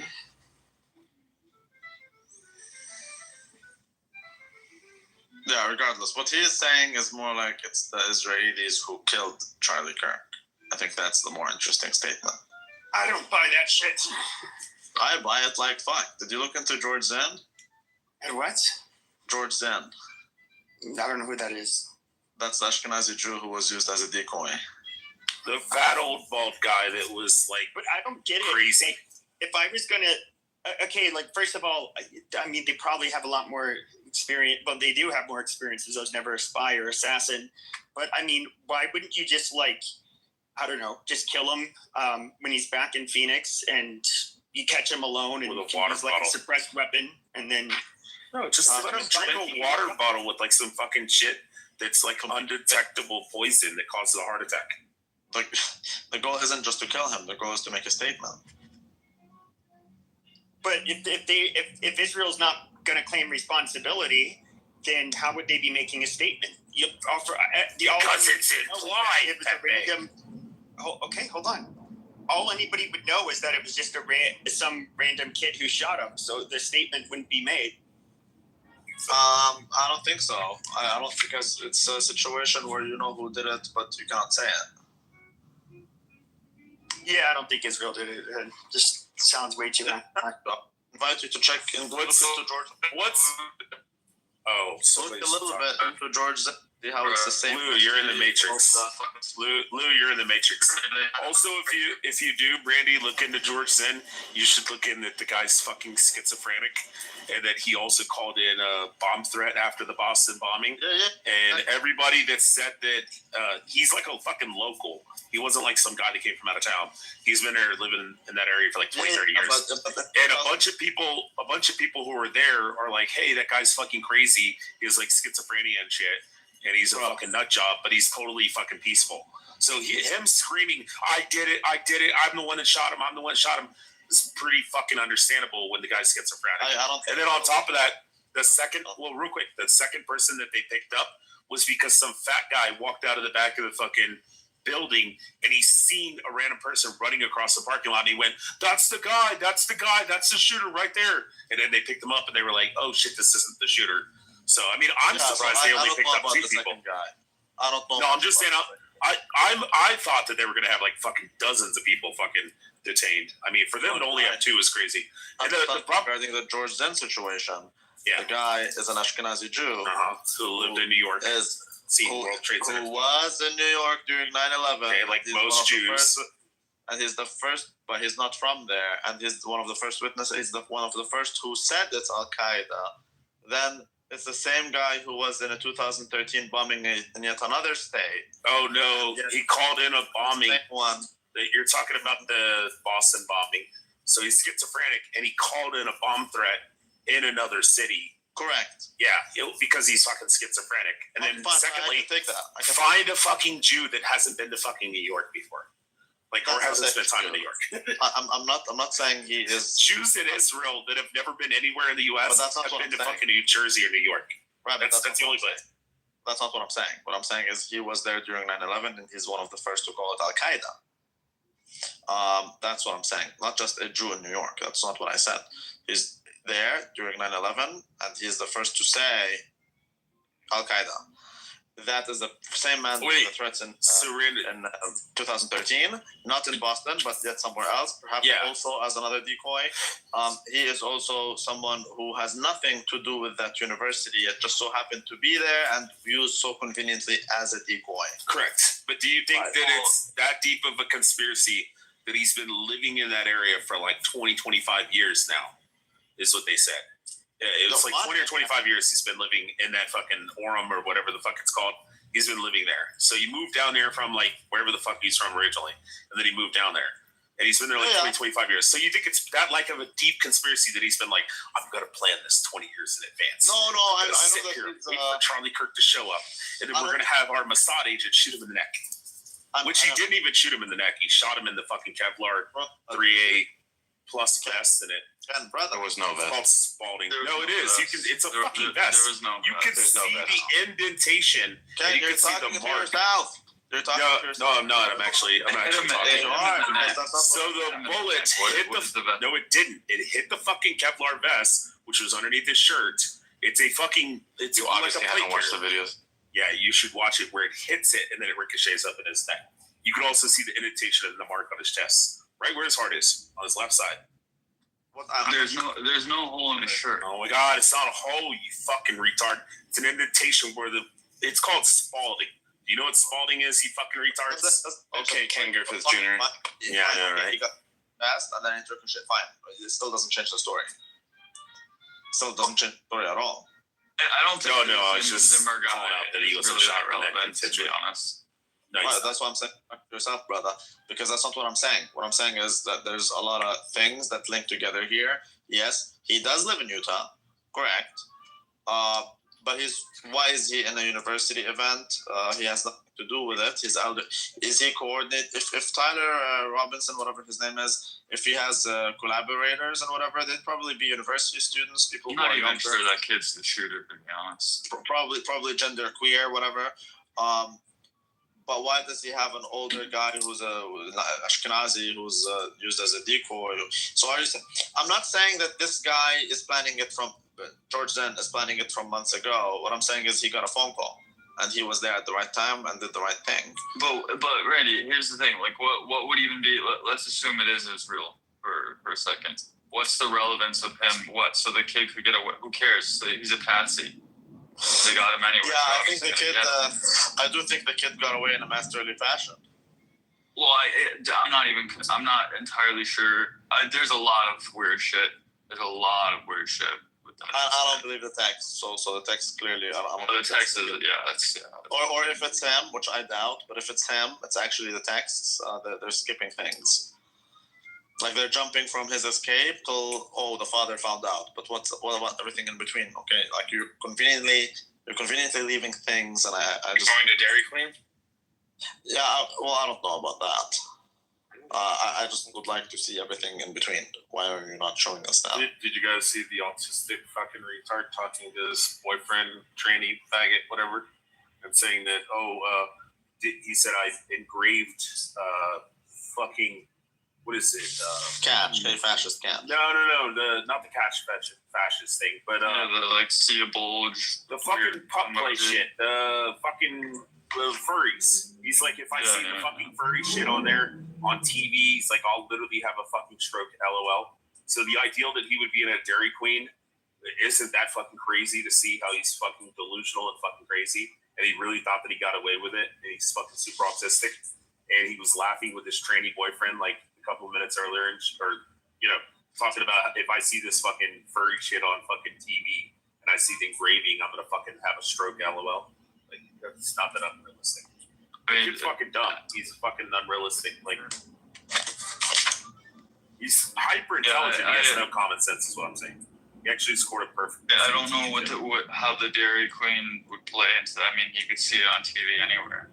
Well, no, the ideal that he would go to a Dairy Queen when he was so confident in thinking that he got away with it, so much that he's laughing and he's thinking in his mind that in the future he's going to be sitting there laughing, watching on TV seeing the fucking version. Well, you're talking about the text messages where he's basically like, hi, tranny boyfriend. My name is Tyler Robinson. I definitely did this right now. I'm the guy. Those text messages. Yeah, he didn't say hi, tranny boyfriend. In a very awkward way. And did you notice how he is calling George then a crazy guy? Like, it seems he kept saying, hi, my love. His text with his faggot boyfriend seems to me to be designed to basically deny every conspiracy theory on the matter. Randy, have you ever met an autistic before? Why would you call George a crazy guy? Why would you do that? The most socially awkward fucking people that said most random shit on earth, including myself. You've never met fucking autists? Why would you call George a crazy guy? What do you mean? In the text, but just literally what I just said is that the texts I don't believe are real. I think it's fabricated, and it seems to me to be designed. Aside from the fact that it skips a lot of steps, it seems to me to be designed to basically counter every single conspiracy theory. Because So you asked the question. You asked the question. Why would he call him a crazy guy? Knowing that a guy's standing on television saying, I'm not going to talk until I have an attorney present. I have the right to be silent. Hello? And then I'm the shooter. Do you hear me speaking, Cam? Do you hear me speaking? When when Tyler kid knows that he's the shooter. My God! When the tranny boyfriend, girlfriend, whatever that is, asks, there's someone that they caught. Why does Tyler describe him as just a crazy guy doing his own thing? Okay, that's literally what I was fucking answering. I already heard your fucking dumbass question. Because he knows Tyler, Trevor, to what the fuck his name is, Robinson. Robinson knows that he's the fucking shooter himself. And he sees a guy, an old man on fucking TV screaming, I have the right to remain silent. I'm not going to talk until I have an attorney present. And I'm the shooter. I'm the one that did it. I did it. Like, you wouldn't, like, if I punched somebody in the fucking face and I knocked fucking Diego out and you and I are walking away and you're like, who the fuck is that crazy guy screaming? And I'd be like, oh, that's just some, or that guy, who's that guy screaming? I'd be like, yeah, it's some fucking dumbass that's like saying that he knocked Diego out. Okay, I get that, and that's a perspective. Now, there's another perspective, which is that it's weird when you shoot someone, you call someone else crazy, and it's also a little bit weird that you that it does seem designed in a way to remove any suspicion that these two are linked. So Randy, just real quick story. I know this is anecdotal and all, but so you remember like the whole Beirut shit where the whole city fucking blew up because all the explosives. So the first thing I did is I called my buddies back in Florida, and I was like, "Yo, dude, I know you guys are from Beirut and shit." I'm like, "Is all your families okay and shit?" And they know I'm a Jew, and they my friend started screaming on the phone. It was the fucking Jews, the fucking goddamn Jews. The fucking Israelis hit us with a fucking jet. They fucking hit us with a jet and they fucking blew it up. And there was a fucking like small tactical nuke and blah, blah, blah, blah, blah. And I'm like, dude, they're talking about it was like a fireworks fucking place that caught on fire. And then right next to it, there was like fucking explosives that fucking Hezbollah had. And then the government fucking took it and placed it in a fucking warehouse and didn't dispose of it because the fucking Lebanese government's fucking corrupt. And they work us alongside with the fucking Hezbollah, even though they claim they don't. And they fucking stored this shit in a warehouse next to a fucking fireworks fucking warehouse. Like, have you ever been to Lebanon? No, I haven't. So if you go to Lebanon, you'll be very quick to realize that every single person knows that Hezbollah is in charge of the Beirut port. Yeah, of course. It's not the government. It's Hezbollah that is in charge. Okay, well, whoever. But the point is that immediately when that shit happened, it was automatically attributed to the Jews, and they did it with fighter jets. It was a small tactical. You know, everybody's going to have radiation poisoning, all this kind of shit. And then they come to find out, no, it's just fucking explosives in a fucking warehouse next to a fireworks fucking. Yeah, but exactly during the time when Israel was striking weapon warehouses for Hezbollah. So I think it could be Israel, especially since there's people who like literally heard and saw fighter jets. Yeah. It could be Israel. I mean, that's the biggest fucking explosion I've ever seen in my life. Yeah, because there's a lot of ammonium nitrate in it. It was wild. It could not be Israel, but if it was Israel, I don't think they knew exactly what's in there. They just knew that there's this is Hezbollah territory, so let's strike it. Or maybe just somebody actually about a fucking fireworks warehouse. It could be. It could be. We don't know. Honestly, we don't know. But I just don't see how. Like, okay, if people blame. Well, no, like the point I was trying to make is all the conspiracies. Like, as soon as something happens, with your all's mindset, it's like Palestinians, the Lebanese, and all these fucking Egyptians and Jordanians, like the Jew haters. You know, I shouldn't say Jew haters because not everybody hates Jews. But the ideal that they're fucking anti-fucking state of Israel, that everything is attributed to fucking Mossad and the fucking shiesty fucking Jews and the Great World Order of the secret cabal of Jews orchestrating global events. Prove me wrong. I know, exactly, right? But like, it's fucking stupid. No, you could just say that it's a fucking tranny who was pissed off at a guy who's speaking ill about his new fucking community, and he's super autistic and fucking weird. He's a social outcast. Well, it could also be a he got radicalized, and then he went and fucking killed him. And you're like, it's Mossad. Oh, now you think there's a cabal of autistic people? Come on. I know there is a cabal of autistic people. I mean, you can look at fucking mass school shootings and just see all the mass shootings and be like, oh, these are all autistic. But no one is saying that. Not one person. No, I am. I definitely am.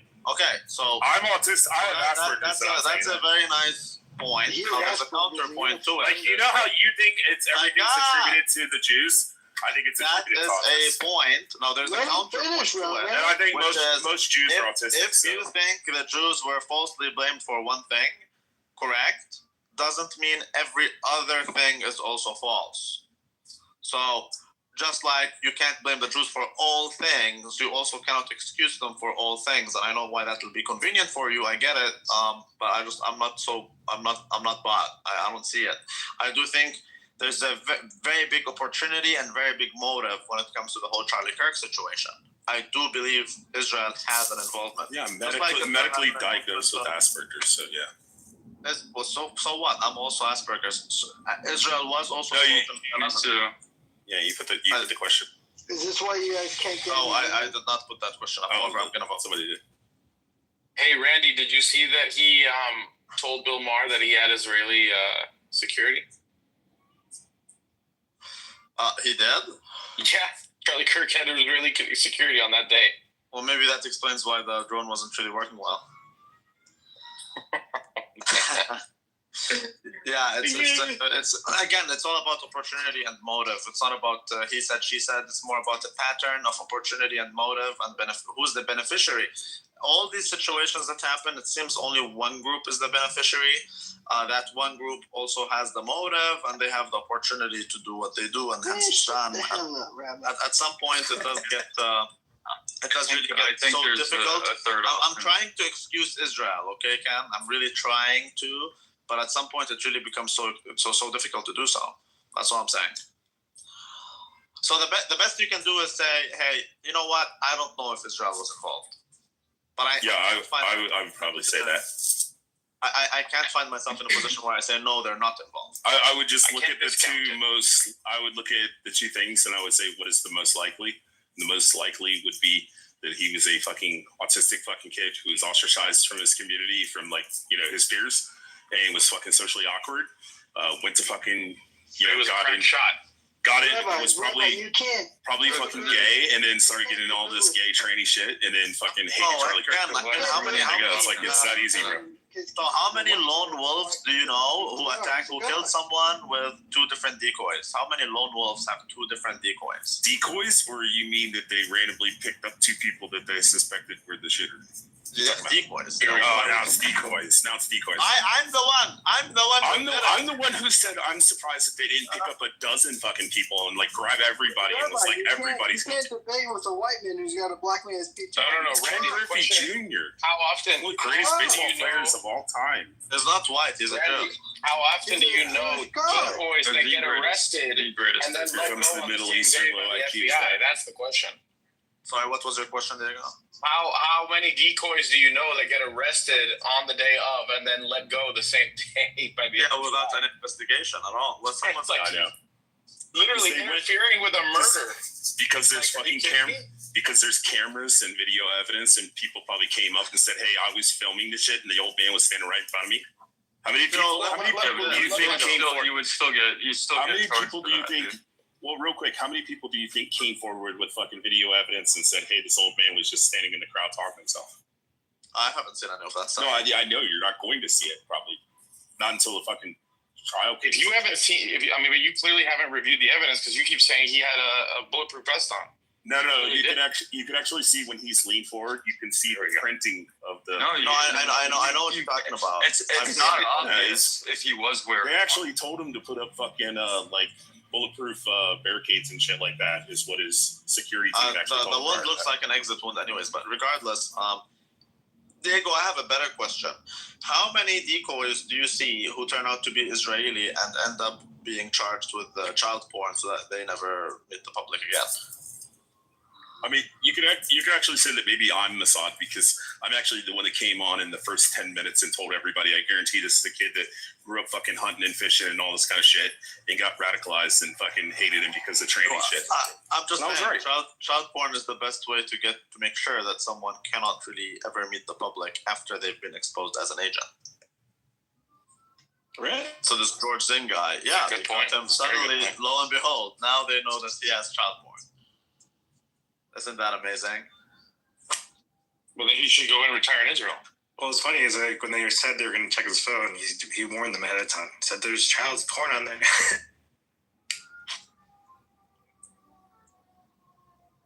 Yeah, they found. Yeah, they have. Yeah, the funny thing is like he admitted to it. So don't you think that that's a recurring theme among the Mossad agents that suddenly they up porn? You don't see that there's like pattern recognition is a thing, right? So there's a pattern. Like an organization does things in a certain way, and like people detect patterns, man. Yeah, I think you're right. Now you will never have that man be released, or you will never see him have access. No one will have access to him. That's it. So there's nothing to be said here. It's done. Now probably he will be killed in prison. You've done your job, and that's who are we talking about? George Zinn. The Israeli. The crazy guy? Yeah, the so-called crazy guy who's not really crazy but is on a mission. Yeah. So he planned all this shit? He didn't plan anything. He got a phone call, as I already told you. An agent doesn't plan. An agent does what he is supposed to do. Right. To push forward the interests of a specific. The cope is fucking wild. Hey, are there? I just don't understand why everyone's so dead set that there can't be a third option. No one's that. I'm not dead set on that. I think there's very likely a third option. Only one group, Lou. I want you to notice pattern, right? Only one group insists that things happen only in one specific way. All the other groups are the most likely way. Well, you can claim it's the most likely way. That doesn't discount the alternatives. That a trainee lover shot a guy who talks ill about trainees. Yeah. Would you be surprised if a black guy shot like fucking Tommy Robinson or a Muslim shot him? No, I just don't see how a lone wolf has decoys. I'm not. Again, you have the right to believe whatever you want. Look, I don't buy it. Look, but here's if Tommy Robinson was shot right now, we would all say it's him. Depends on the circumstances. Depends on the circumstances. Tommy Robinson if he was walking down the street and then someone should. At the same time, Tommy Robinson isn't flipping. So tell me this: if Tommy Robinson starts changing his narrative on Israel, suddenly after that, he gets shot in very mysterious ways. You know, I might start wondering here. Oh, you mean from fifth person? If he has an Ashkenazi used as a decoy, okay? Like, Randy, you mean from fifth person accounts from a fucking journalist that doesn't like Charlie? What? Fifth person fucking information. He got it from a friend of a friend of a friend who's one of the campaign managers of Charlie Kirk. What information are you? That he was working. Well, the reporter allegedly said that, you know, Charlie Kirk was worried that Mossad was going to try to get that Israel. I don't think that's fifth. That's like fifth person information. So that's okay. Because he said, "Oh, I got it from a friend of a friend of a friend who's friends with the campaign manager." That's not what I'm talking about. But even if that's the case, that's not fifth person. You're talking about people very close to the guy, like Candace Owens and whatnot, which is very close. Candace Owens hates the Jews, though. Yeah, that doesn't mean she's shit wrong. Her not liking the Jews doesn't mean she's wrong. It could mean that she noticed a few things. You see what I mean? So like to you, she hates the Jews, therefore she must be wrong. To me, she hates the Jews. Maybe she knows something about them. You see? So it's just a different perspective. I gotta pick my kid up. I'll be back. Right. So what I was referring to is more his interview with Ben Shapiro 2 days before he got shot, and you can even see in Ben Shapiro's eyebrows when he decided this man has to go. But there's also for the past month and a half he's been when he said the Mossad, whatever. What about the PBD, Patrick Bet-David interview? Like that's a thing, so we can just ignore it, you know. But I just don't feel like that's fair. So to my mind, it's very clear the guy was changing his stance on Israel, and he so conveniently got killed. Where a Ashkenazi was used as a decoy, you know, and then FBI trying to hide shit as always, you know, and then one group, which is the Jews, insisting that there's only one way this could have been done, and all other ways are evidently false, apparently. You know, that's a hard one, right? Like because you have the decoy. It's really hard for you to go, look, there's no possibility this was a conspiracy amongst 2 or more people. Like, that's where you're like, I don't know how you think we can take you seriously on that. Like, there's a strong possibility that there was a conspiracy. I mean, that's very clear. Yeah. To me, it's very clear that there's something off here. Now, I don't know if you've seen, they've been taking apart more videos. Like, Lou, did you see that? It does look like he was wearing an earpiece. It flies off his head when he gets hit. No, that's anything. I don't see how that is.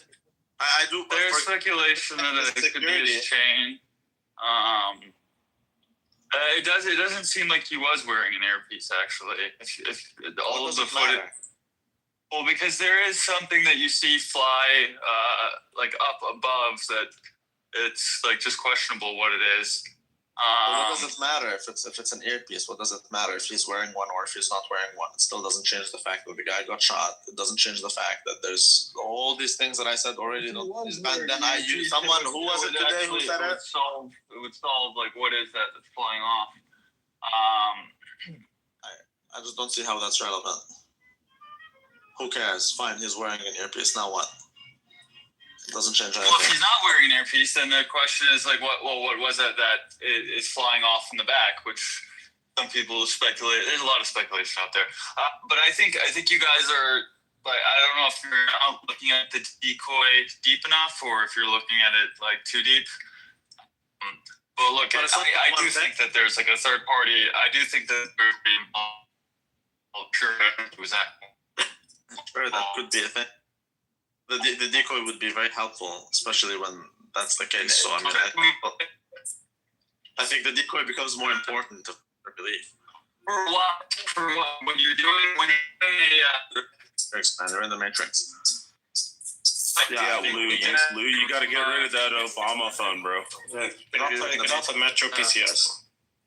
So if your belief is that there's a third person, so someone else is the shooter, there's a lot for you to explain.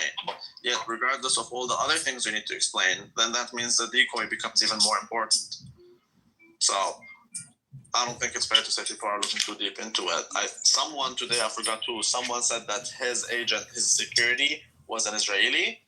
I didn't know that, and I don't know if it's true. It's not accurate. So what it is the guys are former Navy SEALs. But you're saying it's not accurate. No, I've already watched the breakdown on it. So what they're claiming is that these guys are former Navy SEALs, and that Navy SEALs have a lot of interactions with like the Israeli government and training and stuff like that, and that a couple of them have met like Bibi Netanyahu. They failed their job. They're fucking Israeli agents. They failed their job. Whether they're Israeli or not is basically irrelevant. Yeah, like these operators have connections These operators also have connections with the fucking Philippines and the French Legionnaires and all this kind of shit. And you'd be like, well, the only relevance to the air piece. If you hate the French, you'd be like, yeah, the answer Macron did it. It was Macron's husband. Macron's husband did it because they trained with the Legionnaires, The French Foreign Legion. Yeah, they trained with the special forces in the Philippines. It's fucking what's his name? It's not where the information is coming from. It's coming from his Bill Maher interview, where Bill Maher actually cut out, Randy, I don't know if you know this, he cut out the part on the podcast where he said he has Israeli security. Oh my God, he has the best military. He actually edited trained people in the entire world. Oh, I mean, we didn't. I didn't even know that yet. I'm able to conclude that there seems to be Israel all over it. But if it is true that the security team, or at least the one in charge of them, is Israeli, then it would make sense why the security drone didn't find anything, right? Because that's its job to do when someone's on the roof. I guess the drone is supposed to find out. Bro, do you want me to play the? I gotta take a David.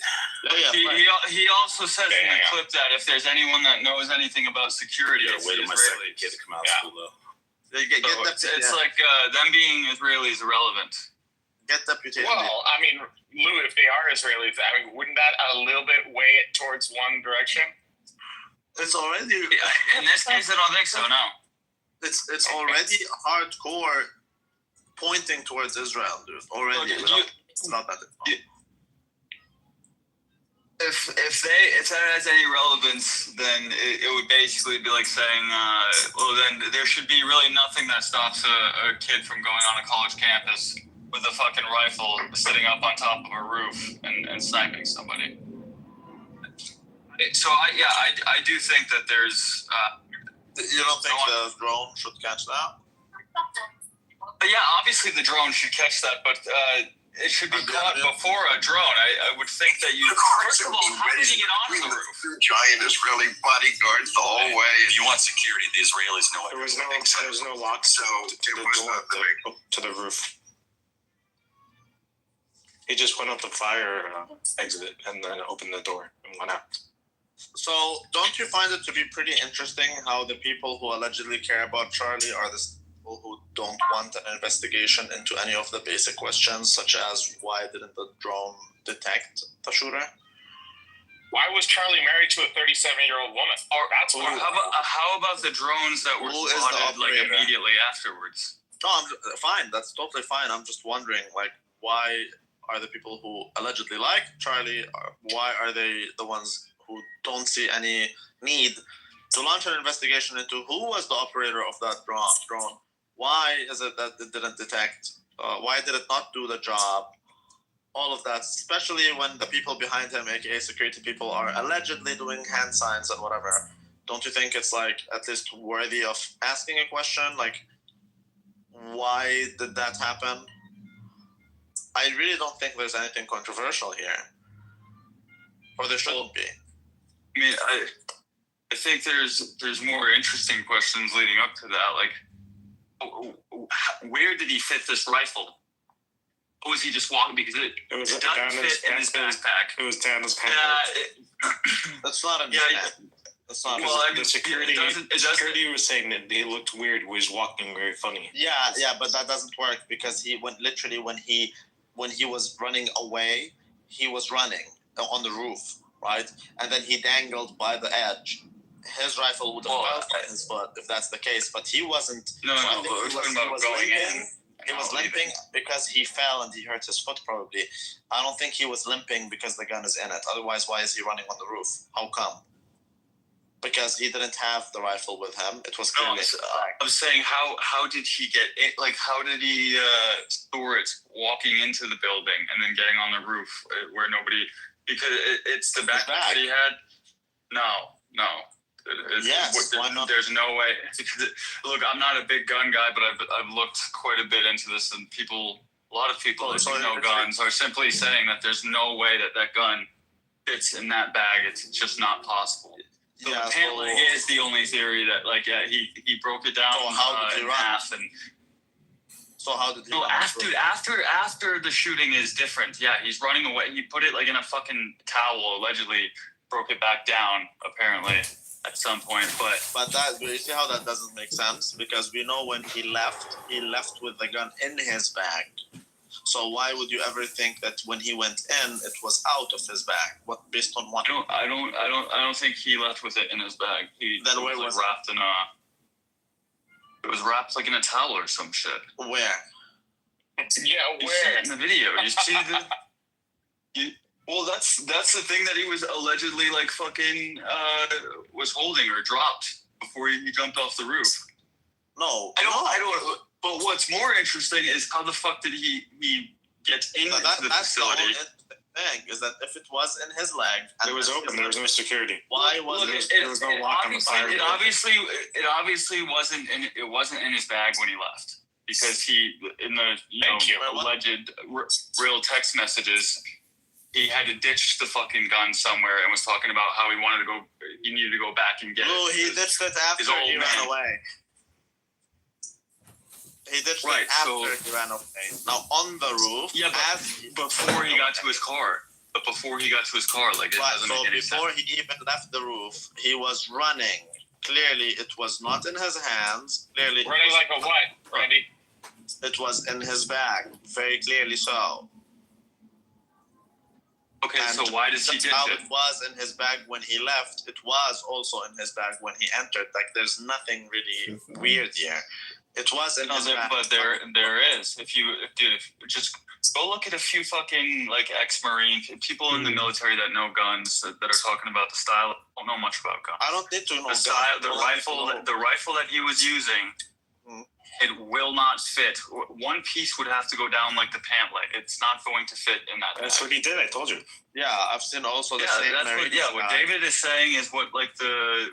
Yeah, I don't care what the people who know. So there's this Marines guy who's a sniper who's saying that shot was not taken by a professional. It's not taken by someone who knows how to shoot.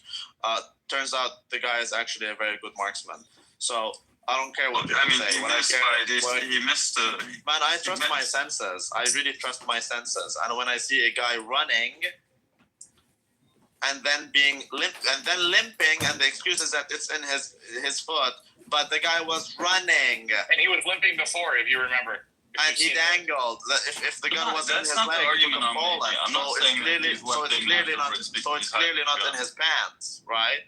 Yeah, I'm saying as far as it being in his pants when he's going in, not when he's leaving. That's not what I'm trying to say. It's clearly not in his pants. It is very clear that it is when he's leaving, it's very clear. Yes, it's not in his pants. I agree with you. Okay. Here we go. It's not in his arms either.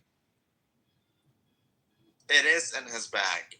I believe there is a fucking. I don't care what some Marines guy says. I couldn't care less. Legit could not care less. It is in his bag, without doubt. Now, what we could never foresee is that Nick Fuentes would be attacking people who say it's Israel. That is like where you go, what the hell is going on? What happened with that? I didn't hear that. Nick Fuentes says it's low IQ anti-Semitism. Yeah, he's just probably sarcastic. And that we are farm boys or something. He says it's the left. It's sarcastic. The left. Yeah, it's true. I shocked me too. He's obviously sarcastic. No, he's not. It doesn't seem like it is. He has to be sarcastic. No, man. He's like legitimately attacking the people who say it's Israel. But Diego, it is low IQ. Play it. Let's see it. Like, why would it not be some leftist tranny? Oh, you want to hear it? Pro-Palestinian loving dude over. Because they have no motive and they have no opportunity. Israel has There's no motive for Israel to do it. Kirk yes, was they great do, to Jews. Man, he was I'm great not to talking Israel. about He made a couple comments here and there, but like, we have to be retarded overall negative towards Israel and the Jews. We get it. You don't want to believe it. We understand that. No, you're just wrong. But no one's believing. You know you're wrong, but like you keep saying it because like no one's falling for it, man. No one's falling for it. Only the Jews say so. Okay, but non-Jews. No, only the people with broken brains who believe in Israel. So I just looked it up. That it is. I'm sorry. You're not paid enough for that.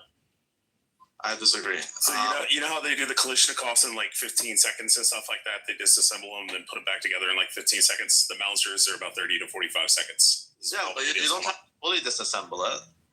Yeah, I know, but like fully disassembling it takes 30 to 45 seconds. The Mosin and gun actually takes longer. It takes about if you're pretty, you only need to have this. You not even have to disassemble it. You don't even need to go that far. I think he can do it in 30 seconds. Yeah. Anyways, you've seen him running on the roof a little bit after, as people were panicking, right? Immediately after. Took him up to not immediately. No, it's like immediately after, dude. Not immediately. You haven't watched the video. It took him a minute. It took him a minute. That's believable. There's literally fucking video of him running across the roof while people are like. You ever seen the little girls? They're like 12. Yeah, but there's a lot of people disassembling. How long do you think it takes to clear? How long do you think it clear that whole place? Randy, the guy that's the funny thing. Go look at the security in the area. They didn't clear it. That's what. But it takes a lot. What I'm trying to tell you is, if he was running away while people were running away, that doesn't mean it's immediate. Because it takes a lot of time to clear that. No, I'm saying he was running away while people were still ducking because they didn't know if more shots were going to come.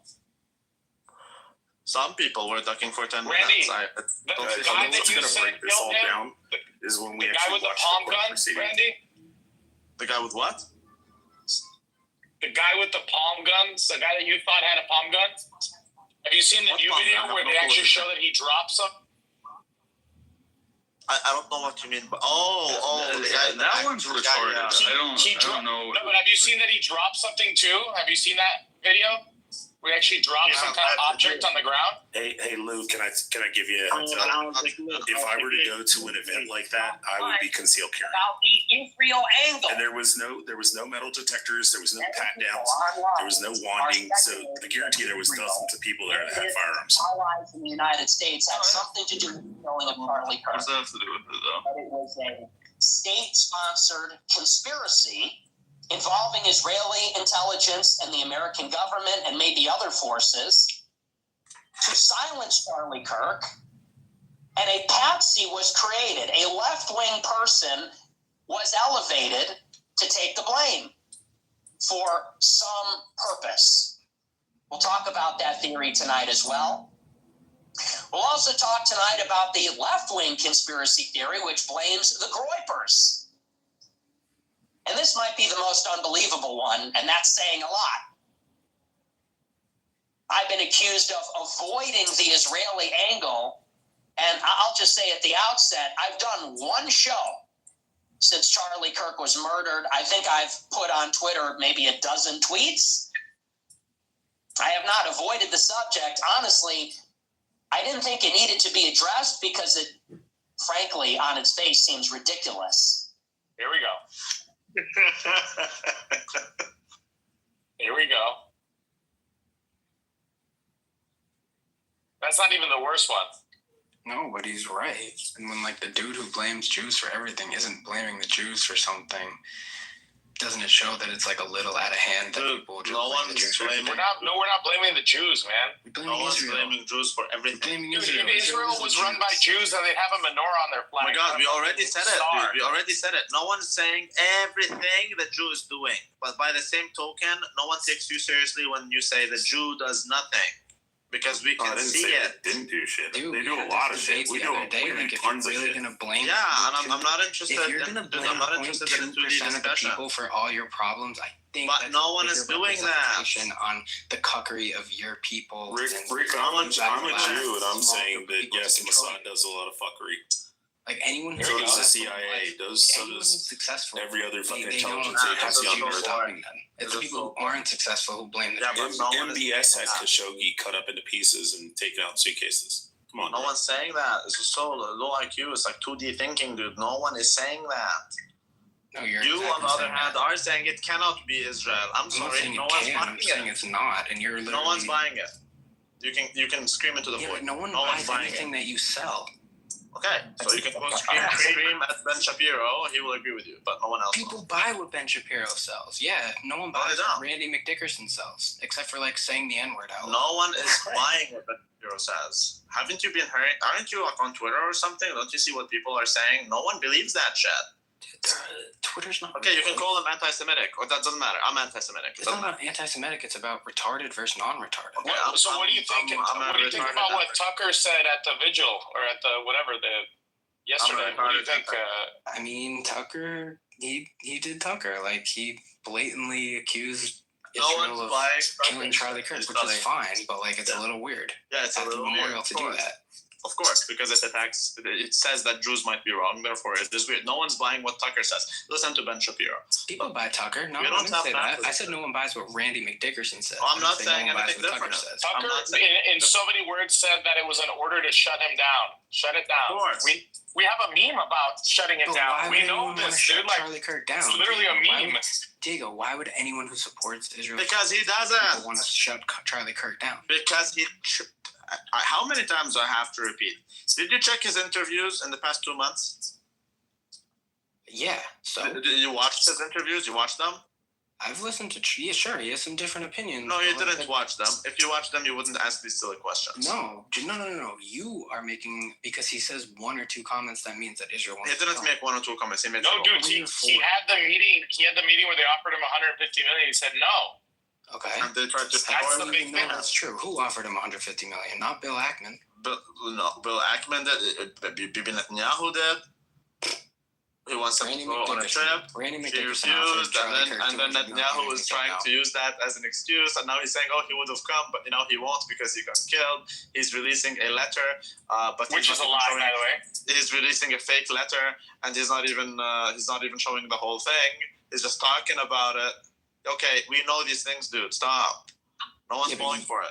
No one's falling for the fact that no one is willing to just come out and say that a left-wing tranny lover, pro-Palestine. We told you already that, dude, I'm not gonna take this room to another 2 hours of bullshit because you are unable to is 2 hours of bullshit. Okay. So what's wrong with another 2? Because the Jews are the ones funding the trannies. So don't say the trannies as if it's independent of the Jews. Don't say that. Magnus Hirschfeld 100 years ago.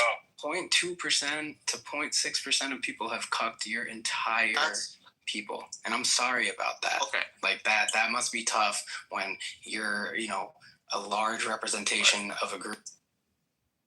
What a boring waste of time. That's a first. That's a total boring waste of time. Rick is an OG. I don't have to waste time on propaganda. Rick is an OJ. It's very boring. Like if you don't wanna, I get it. You don't want to see certain things. That's fine. Other people want to talk about it. If you don't want to talk about it, you're welcome to leave quietly. No problem. It's that simple, nigga. Anyways, it is very obvious to anyone who's willing to look into it that there is something going on here, and simply to say, oh no, it cannot be. It has to be this one way. That doesn't buy you people, dude. It just makes people even more like, okay, I genuinely do see that there's a lot of things that are off here. Now, when you keep insisting that it cannot be, that makes me further think that, you know what, I actually think that it is off. Right, that's basically the point.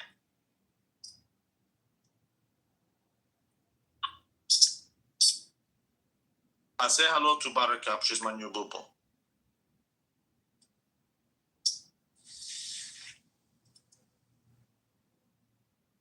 By the way, did Netanyahu basically say there will never be a two-state solution? Is that his official position now?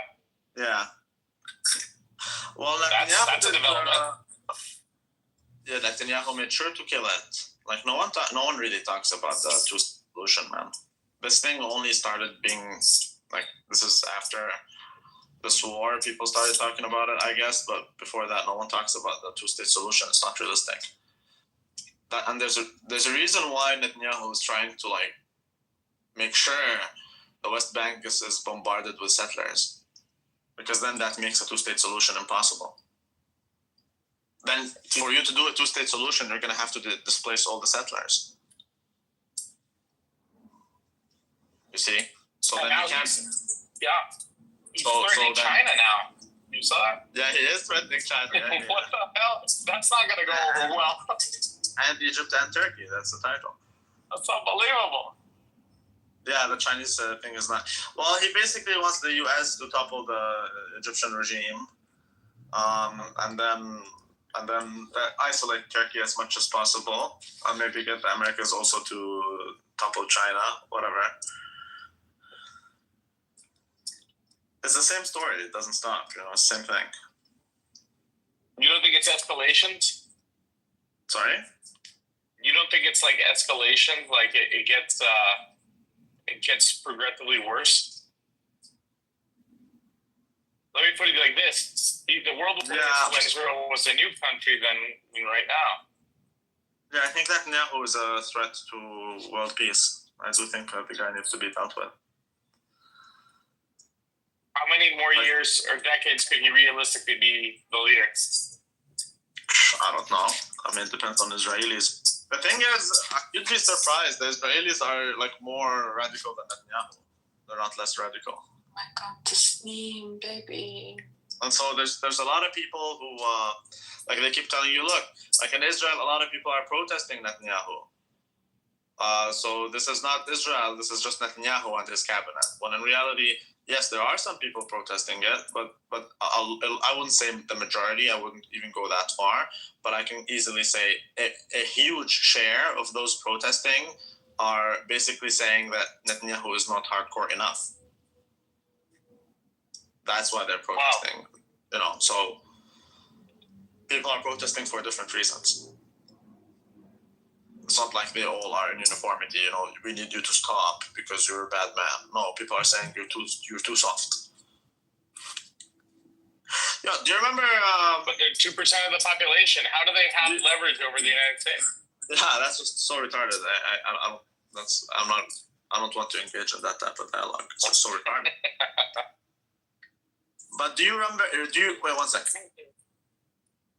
Wait, why is Israel going to defend itself against Egypt exactly? I don't get the title, not quite. Because Egypt has scrambled its tanks to the border of Israel. Well, before we get there, just 1 second. Diego, do you remember when the Israelis were protesting how because Israel imprisoned like 10 soldiers who were raping people in prisons, and then the Israelis were protesting because they want them to be able to rape? So again, like if they're protesting the government, that doesn't mean they think it went too far. It could also be that they don't think it went far enough, and that's I think explains a lot of what's happening. But Tasneem, it's because the Egyptians are sending military to Sinai, and they're buying Chinese precision weaponry in Sinai, placing them strategically, and the Israelis keep provoking the Egyptian sovereignty, and as a result, then Egypt sent more reinforcements, and now the Israelis are running to the Americans to topple another regime. Egypt doubled down, and they said that if you mess with our sovereignty, then we're gonna pull out from all the peace agreements. And they also made a military pact with Turkey. But aren't they the ones that are trying to crawl back into Sinai with the Palestinians so they can take the rest of the Palestinian state? I think that's exactly why Egypt is doing what it's doing, because it wants to protect its land. I love how this is all happening right after they've killed, I don't know if you guys believe this, but I don't know, they've just killed Charlie Kirk. Yeah, and this is just happening. A lot of people have actually, the moment that this happened, even before any speculations of Israel having had any sort of relation to his killing, I knew right off the bat they were the ones to kill him. He was under a lot of pressure by the Israelis. This is what we're talking about, Randall. Yeah, that's what we're talking about. Oh my God! Hey, is all your friends okay in Beirut? The fucking Jews did it. The fucking IDF. They flew fighter jets and bombed it. Oh, it was a nuke. No, she just proved the point.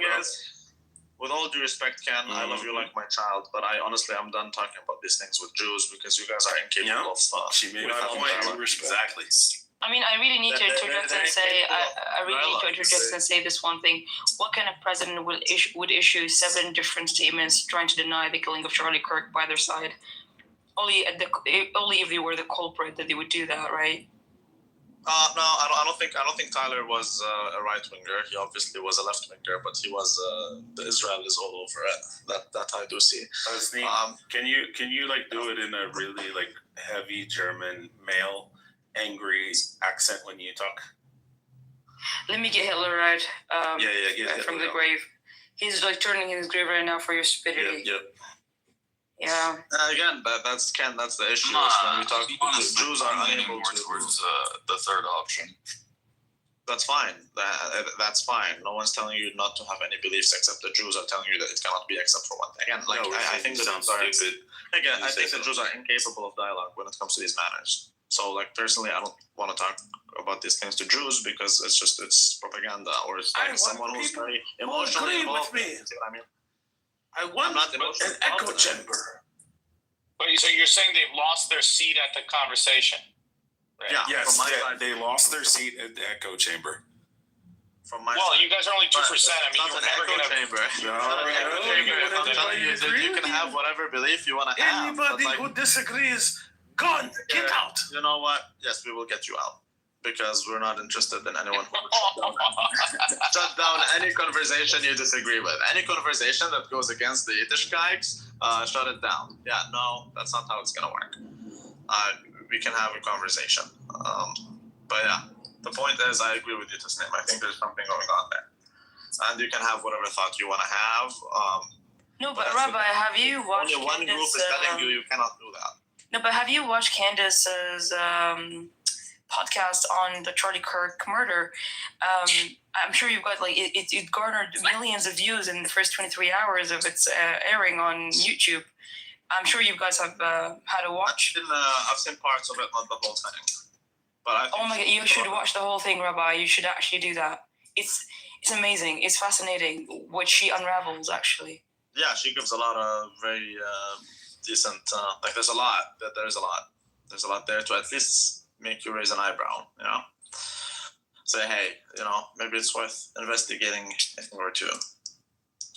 Make claims, you know? Just... Well, she's saying... Why is that so difficult? She's saying she saw the video from behind his head and that it only raises more questions. There is that, but I don't see the thing... Here we go. I mean, I saw that, and it does look very, crazy. But the thing is, then there's a few questions that remain, which is, what kind of round is it? Because that looks more like a pistol. Is this a pistol round? I am not sure that's the case. Second thing is, where did the round go? Because then that means it's an exit wound, which it looks like, right? I guess these are the two questions. What kind of round is it? There's some kind of object that looks like an earpiece flying out of a deer on his right side. And so that makes me think he got hit from the right. Yes, if that's the guy behind him, then yes, he got hit from. But see, the third question would be: is there an entry wound from his right back of the neck? So one of the bizarre things, this is what's so bizarre about the Charlie Kirk case, right? Within days, I think 3 days, he was in an open casket, right? But in a murder event, the first thing this guy's going to be in the coroner's office for like at least a week or two, right? As they do a full autopsy. Yeah, but are they going to do a full autopsy? Who's the one? No, dude, he's buried already. Oh, you're right about that, actually. He's been I didn't think of that. They would actually do a full-on autopsy, but they didn't do that. He was buried almost in the same second. Yeah, you're right. Yeah. So that's what they did with JFK. They got, they moved the body around. They did it with Osama bin Laden. Like, oh, we killed him. Where is he? We dropped him in the ocean. Like, what? It's classic. Wait, Diab, are you trying to speculate that he's still alive and he's basically just he's just hidden away, or what exactly? What point?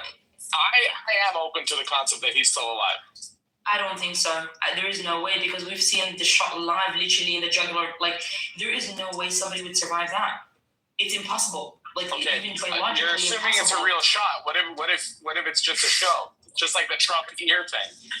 But it wasn't like he was shot underneath his clothing. It was right in his bare skin. You know what I mean?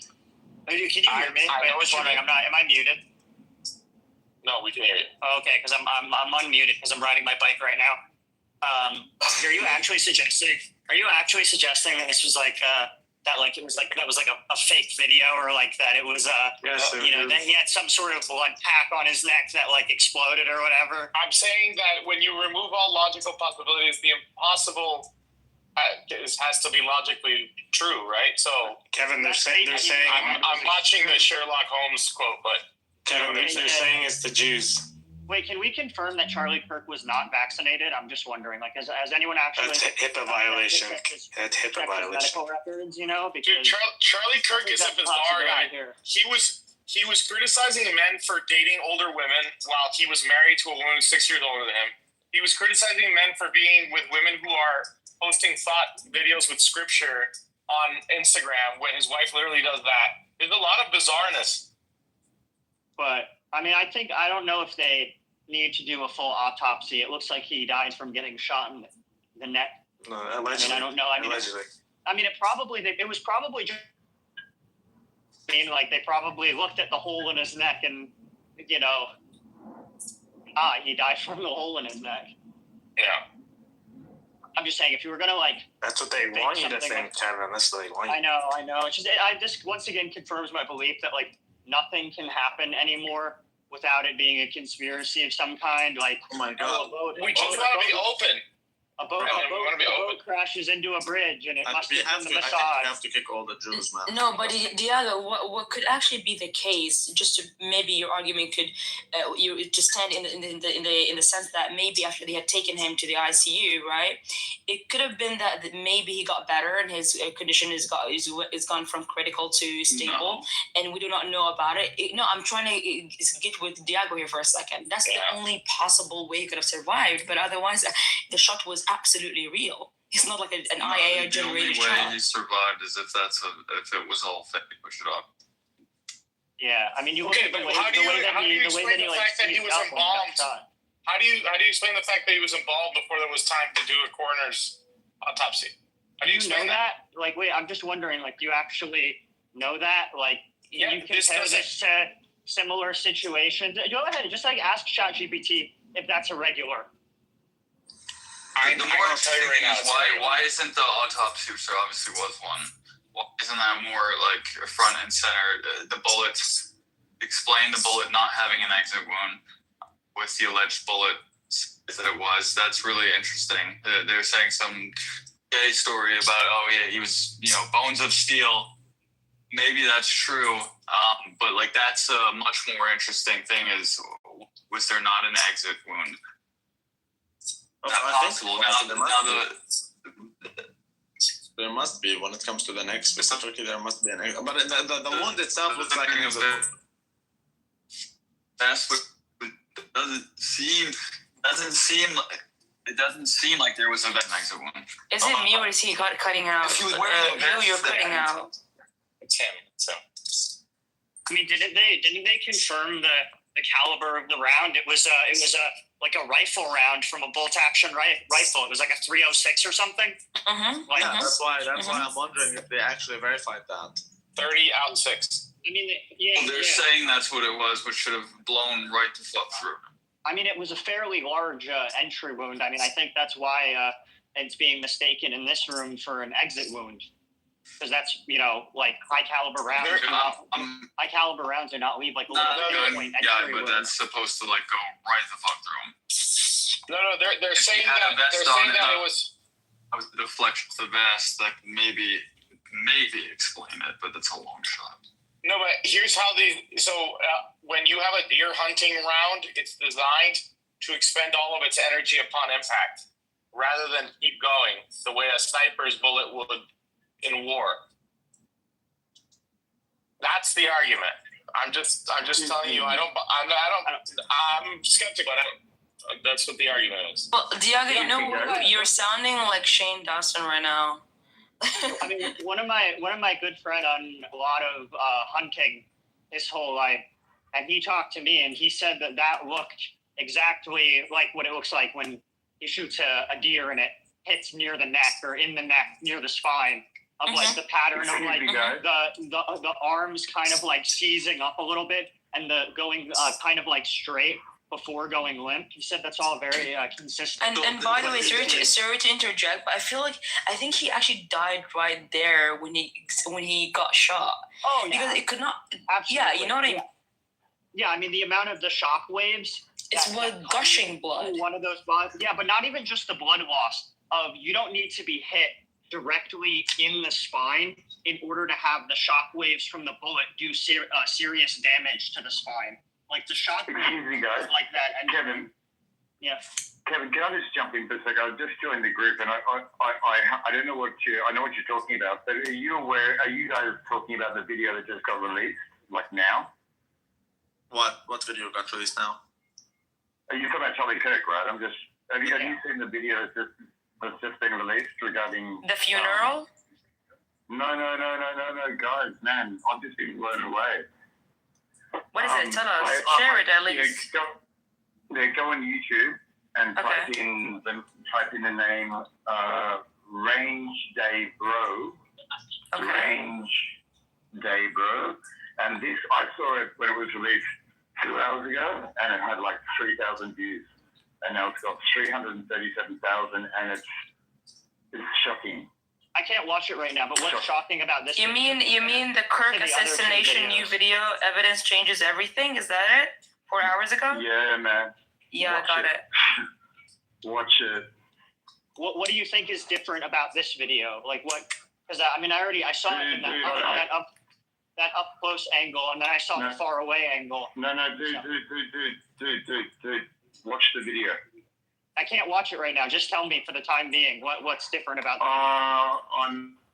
video. I'm not going to speak while other people are watching the video. It's a 8 minute, 41 minute video. Are you trying to increase the viewership of the video or something? No, I swear to God, I'm not. I swear to God, I'm just a normal person. So is this like a neutral video where it's just the video, or is there some like fuckman talking and like drawings on the video? And yeah, it does seem like the bullet comes from the right side. I swear to God, just watch the video. I have no, I came in this group. Listen, guys, I came in this group because I saw the heading, "The Israel Times retains the right to defend itself," and I walked in. You guys are talking about this, and I feel I need to share it with you. Yeah. Above, it is the link above. I'm looking at it right now. Actually, just skimming through it. I have to watch the whole thing in depth, of course. But I'm gonna shut up and you guys can talk. Sorry, I just thought I'd let you know. If you're not aware, then they. Well, thank you very much. That actually does. I saw it. I do see it. I saw it. I do see it. Yeah. Randy, this changes everything. I'm sorry, guys. This has been fucking with my head, if I can swear in here, for the last 3 hours. I've been by myself, and I just don't know what to make of it. I don't know what to say. I know exactly what to say. At least we should have an investigation. Why? Guys, people who claim to care about Charlie are the ones who don't want an investigation at all. Oh, I don't care. No, but this is me going off in this. I mean, if you want to, I think it was pretty clear what happened, and there's lots of people who have an interest in understanding I know. what happened. So the idea, Kevin, you gotta watch the video, dude. I will watch it, but the idea that people is somehow. Kevin, I'm with you, brother. I was with you until I watched this, brother. I would argue just like you. I swear to God. Okay. So it's just the without, and I will watch the video. However, even if I watch the video. Just get off your phone and put on the YouTube video. It's 8 minutes long. I'm riding my bike right now. Stop your bike. No, I don't know why, but everyone sounds like they are. Everyone sounds like they are reporting from Gaza with their $2 mic because they cannot find a better quality. You sound like you're reporting from somewhere, a correspondent of some sort. This is often a tangent, but yeah. Are you talking to me? Yeah, particularly. Oh man, I'm an Australian sitting in Spain. I'm pro-Israel because I explained to you. If you want to critique me, go for it. I'm just sharing with you something I'm that not I found. critiquing. I'm just joking. I'm watching the video as we speak, but just give me. Randy, this is why the earpiece is relevant and important, because if he was wearing an earpiece, it could explain what you see in this video. Wait, I'm just wondering. So, who has a theory about like who Charlie was a threat enough to where there would be like an orchestrated? I don't even think it matters. There's a million people who talk shit about about Israel and you know, like but he was effective. He was effective. I'm Jewish. I'm Jewish. I'm Israeli, dude. I'm half Australian, half Israeli. I have no skin in this game. I'm telling you. Don't critique me, okay? So just watch it and tell me if you can critique the video, then tell me, please. Ladies and gentlemen, I now have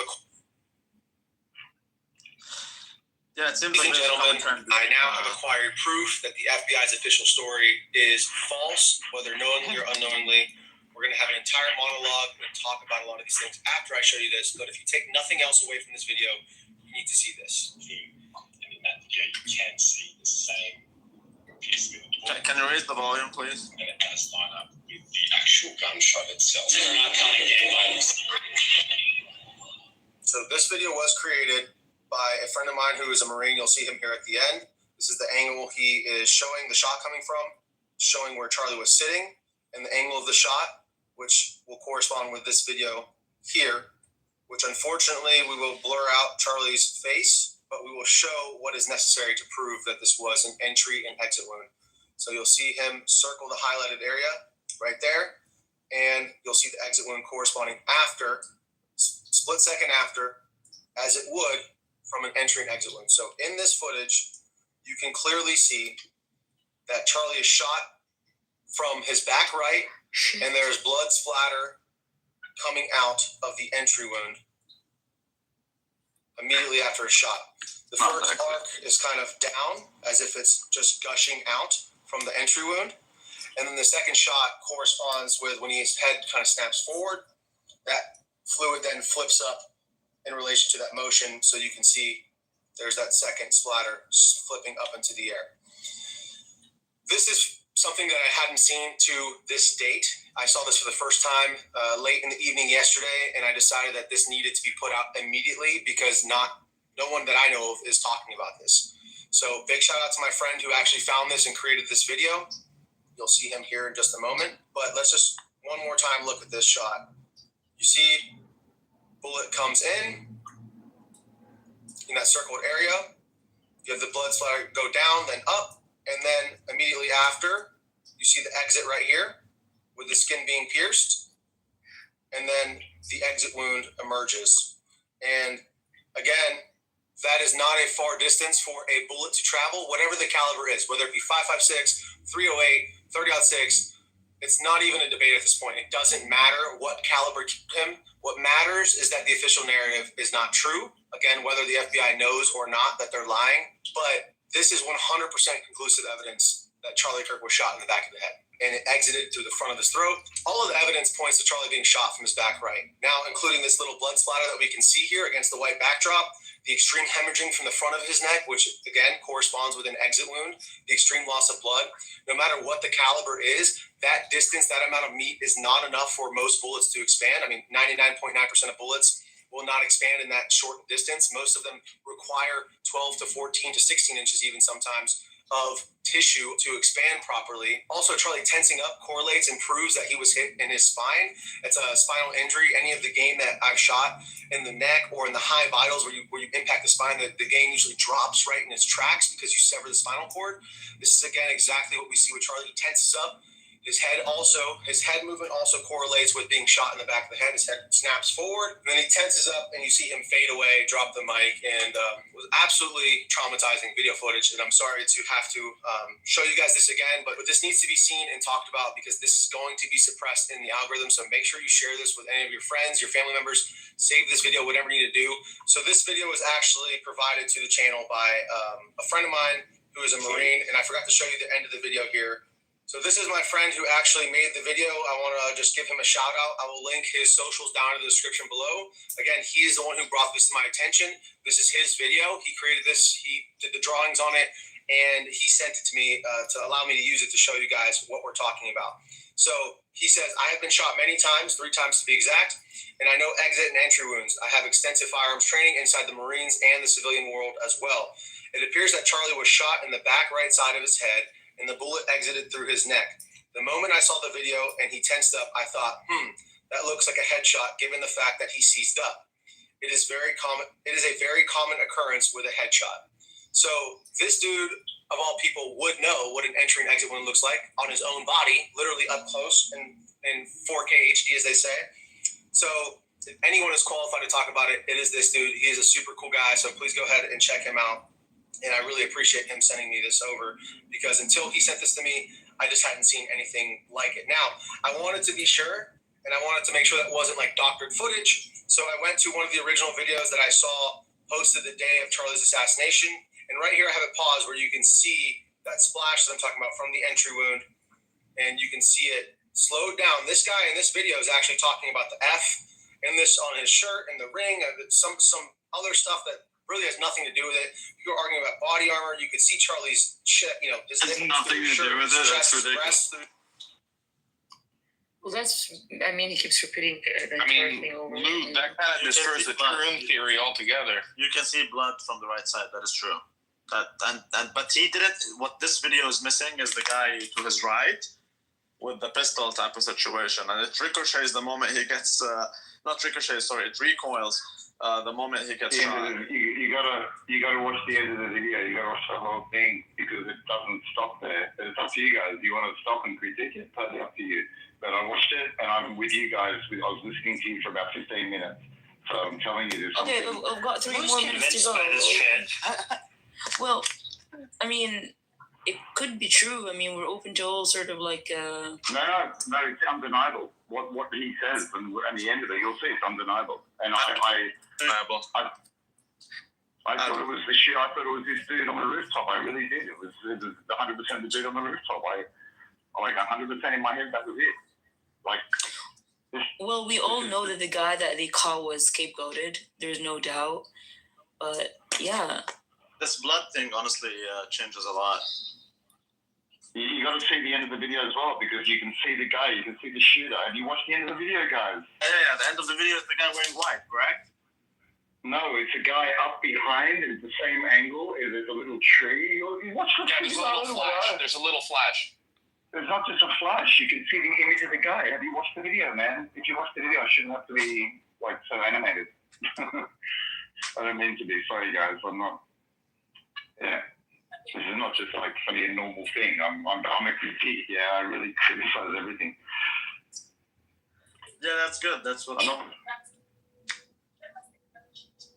I just can't fault it. Unless it's all bullshit, I can't work out how can it all be bullshit. So.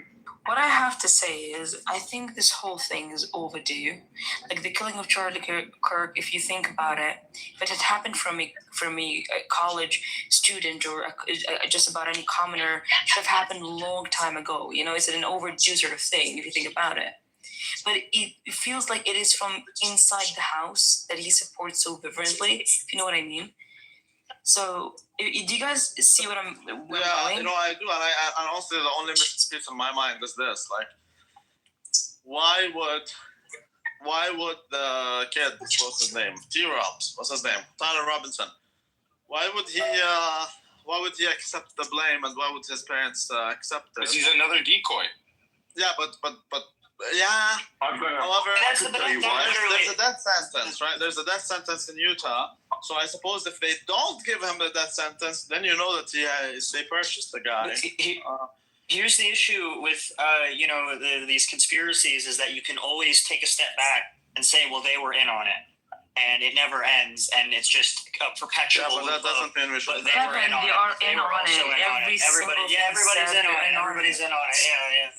No, but think about it. The official narrative is obviously. That doesn't mean we shouldn't ask questions. No, it means sure, but it's at a certain point you're asking infalsifiable questions when everybody is in on it. It's just the Jews who keep trying to shut down this conversation. Can we all agree on one thing? Just one thing. What's that? Charlie Kirk was a massive, massive figure. He was massive, and his future was more massive. President. He would be the president.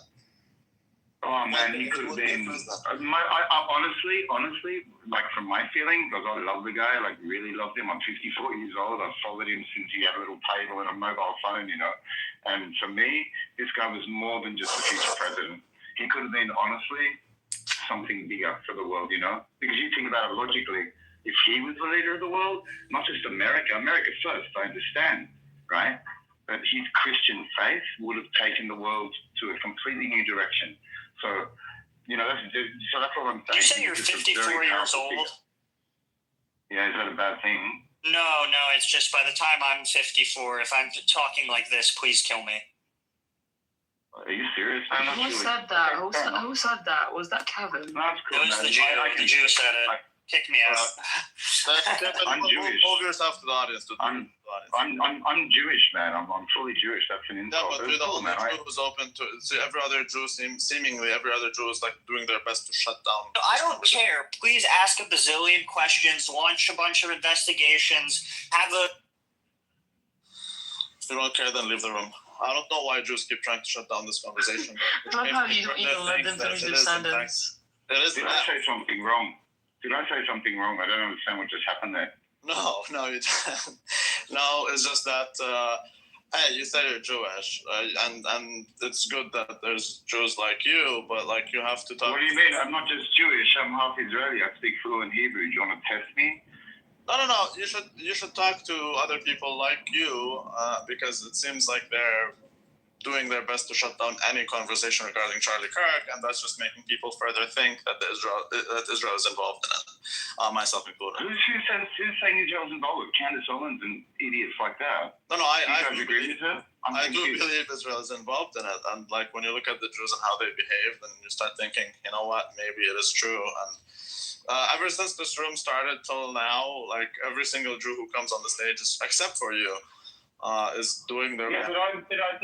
But I don't understand. I never said Israel was involved. You're saying Israel involved, but are you my enemy or something? I'm confused by people at the moment. I'm really confused. I feel like I'm a good person. I just keep getting this kind of. I just feel like I'm disillusioned with the world, brother. I'll be honest with you. I just feel like I express it openly too. I don't care. You know, I feel disillusioned. I'm a good person. I try to express myself well, and I feel like I'm kind, and I keep getting this kind of stuff happening to me, and I'm confused. We can have a difference of opinion, but like, come on. What is wrong with what I said, regardless of whatever conspiracy? No, nothing is wrong with it. It's just that he can't handle it because you're saying, and that's what makes me feel like Israel is involved in it, because I'm open to a lot of things. Israel's involved. You can think Israel's involved in it, brother. But you know, for this person to allow for me to get abused, I don't understand. I'm disillusioned. If you guys are on the right side, if you guys are on the right side of morality, whichever your views are, and that's how you treat people, I come in with good faith. I didn't realize, I didn't realize what the room was about, honestly, and I was just. No, you're not doing anything wrong. I don't think we're on the right side of morality, but you didn't do anything wrong. Don't worry about that. No, I'm saying if you guys are on the right side of morality and I've got someone there laughing at what I'm saying and stuff like that, if you want me to align with what you think, and that is if Israel did it, I'm happy to listen to your point of view. But if the kind of people, that's George Zinn. I don't think Rabbi was. I don't think Rabbi was actually disagreeing with you in any front. He was literally trying to have a discourse, and the only person he disagreed with and kicked out of the room wasn't you, was the person who literally attacked you. So I think there's no need for you to victimize yourself right now, because nobody's blaming you for anything. I'm not feeling like a victim, but while I was speaking, they called me paranoid. While I was trying to explain myself to Rabbi, you were laughing. Well, I can't laugh. No, of course you can. I don't think you're paranoid. That's Kevin who was laughing. I kicked him. I don't think you're paranoid. I think you're onto something. I think something is off with the murder of Charlie Kirk. It's not what we're told it is. I'm open to many things. It just seems to me like there's one group of people that insists that it is a specific thing and it cannot be anything else. And they all seem to be Jewish. That's all. It could be. Listen, it could be an Israeli thing. Absolutely, I'm fully critical of. I served in the IDF in the 90s, and I can tell you firsthand, Israel's not perfect, man. And they. So but if you can sell it to me with some evidence, I can tell you this. Like George Zinn, for example, is a big one to me. Aside from the fact that Charlie Kirk was changing his mind on Israel. See, the thing is, Charlie Kirk is the connection MAGA has with the youth. According to Trump himself, Charlie Kirk is the reason why he won the youth. Now Israel lost the liberal youth. The conservative youth, Israel lost half of it. And without the U.S., Israel is nothing. So, it's possible, Rabbi. Listen, brother, it's possible. I mean, Israel has every motive to kill the guy. but they also have the opportunity, right? And then there's George Zinn, who was used as a decoy. He's an Ashkenazi Jew who was the first to say that 9/11 was Al-Qaeda, when we clearly know that's not the case. And he was also threatening to bomb as another decoy to the Boston bombing. And now he's here in this university when he's not even a student. But so conveniently, he's a decoy. So all things together really make it seem like it's Israel. Yeah, it's possible. I mean, Israel, you said, responsible for September 11th as well, right? I mean, also, I was going to say one other thing. It's also, there's a convenience there that the Trump administration needed to silence anti-Semitism in the colleges, and this is basically the thing that they needed in order to finally outlaw it completely. But I think if the Trump administration wanted to get rid of Charlie Kirk, it's illegal for you. So you can criticize the U.S., but if you criticize Israel, we're going to take away your citizenship.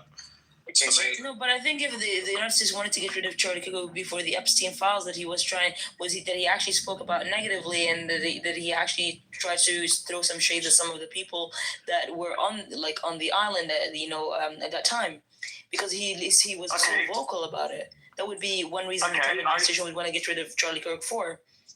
As a Jewish Israeli, listening to what you're saying to me, if I can give my view, if you're onto something, let's explore. As you know, I'm going down your road, right? So let's explore what you said. Absolutely, Charlie Kirk was changing his mind in the last 2 to 3 weeks about his opinion on what was happening in Gaza. Absolutely, he was. But I don't think he would ever become, because he was a real Christian, right? So he wouldn't ever become anti-Jewish or anything like that. But absolutely, that's maybe. One second. No, I agree with you. No, 1 second. No, he can criticize Israel and still be Christian, absolutely. And I agree with you. I do agree with you. It's suspicious because Charlie Kirk's power, as I said, is immense. So he could have a massive influence on future voters. And not just that, on current pressure, because America's standing alone, really, right, in supporting Israel. So if he's changing the college vote through a huge change narrative, that's definitely going to have an effect on pressure. So yeah, I could buy it. I could buy it. Yes, he is evangelical, which is why he supports Israel. And he is seemingly drifting away from that evangelical stuff. And he's also drifting away from that whole Israel stuff as well, because he sees what's happening in front of him. And he wanted Tucker to go full on by exposing that whole Mossad operation with Epstein, because we know Epstein is a Mossad operation, and he wanted more to be highlighted there. There's other things also, but that's like a conspiracy, because you have to prove it with evidence, brother. Yeah, there's we know who Ghislaine is, we know who her father is, and we know how the Israelis always try to blackmail politicians. We know why.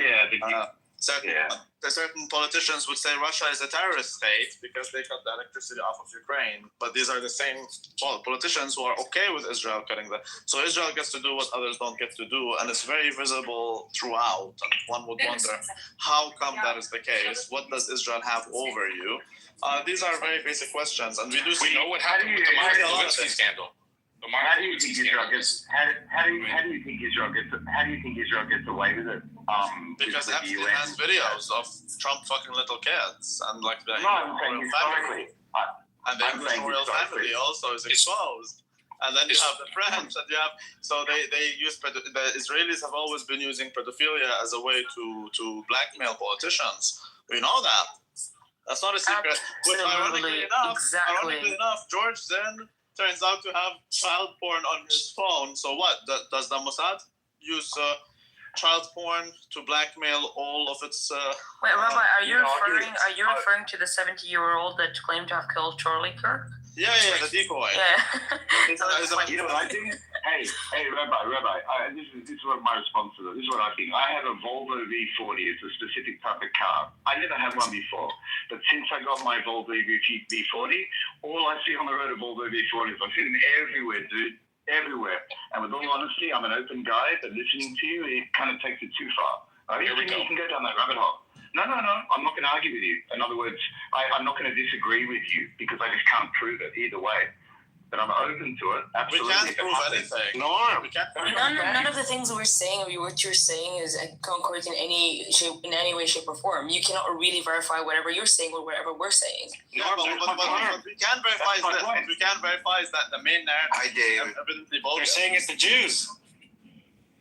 I do think Charlie Kirk. I do think everything is the Jews. What we can verify in this room is that the Jews are trying to shut the conversation down. Absolutely. Every single Jew who came, except for Brett, and all for no, Brett is trying to do it strategically, though. No, swear to God. Come on, man. I'm being genuine here. I'm not being disingenuous. I've never had a better friend than Charlie Kirk. He's one of the best friends of Israel and I love the guy. Jews we've ever had. That's right. And the Christian. May his memory be a blessing, as we say. Absolutely, brother. That's what I would say after I kill someone too. And Benjamin Netanyahu was one of the first ones. I'm sorry if you kill people, and I'm sorry if you already have a plan on what to do after you do it. No, I'm just saying, if I were to don't kill share someone that. of that profile, I would do the same thing. I would go and look for them. We're not murderers like you. Rabbi, I would go and look for them if they went missing as well. You're not murderers. You are murderers and the father of murder. Don't you remember the stone of Cain and Abel? Murderers. Well, then why was the story and of we Cain and Abel? celebrate this man as a great friend. So why was the story of Cain? Usually, if you kill somebody, then you say. So why is there the story of Cain and Abel? I don't know. How does that relate to Charlie Kirk? Well, because it is to tell you that you shall not kill. Okay, we agree with that. So you said what you would do if you did kill somebody, and we're saying we elevate him as a friend. We exactly. revere That's him. exactly what I would do. Well, then you have a perversion. I would. Yeah, I think the Mossad should hire me. Shit. But what if Benjamin Netanyahu came out and said, "I hate Charlie Kirk"? Would that prove it? Of course not. Of course not. Of course not. But what he would do is he would like show you a fake letter, and then he would not show the whole thing. So what did he say about the killers in Doha? Did he say we didn't kill them, or we had no reason? Did he say we killed them because they're terrorists? There's a difference. You're different than Bibi Netanyahu. But you're comparing apples. No, I'm actually more similar than different. But no, we're committing two events in which one, the guy by the Mossad or the guys, and the other one in which he was killed by a transgender Mormon. No, comparing two recent events of killing. But these are not the same. One is killing, one is assassination. Okay, and the difference is? The difference is one of them is related to an American who was actually on a... So as I said earlier, Kirk, according to Trump, is the reason why they won the Republican youth, the youth in general. I agree. Oh, exactly. So when you lose the youth, Israel cannot, regardless what Ben Shapiro tells you, Israel is nothing without the U.S. And Israel doesn't have... Israel is not nothing, but we're grateful for the partnership. They're not even Israeli. It is a partnership. But Israel is nothing without the U.S. And the only reason why Israel's got any leverage over the U.S. is because Israel is nothing without the American youth, and Israel lost the American youth. And Charlie Kirk was changing his mind on that Israel thing, which would risk a lot. And I don't think Israel needs the major link between MAGA and the youth, saying, you know what, Israel is not on the right track. I don't think he was changing his mind, and I don't think. Here we go. I don't think most American youth could find Israel on a map. He actually was in his recent. Did you listen to anything I just said? Yeah, I disagree. I dispute your facts.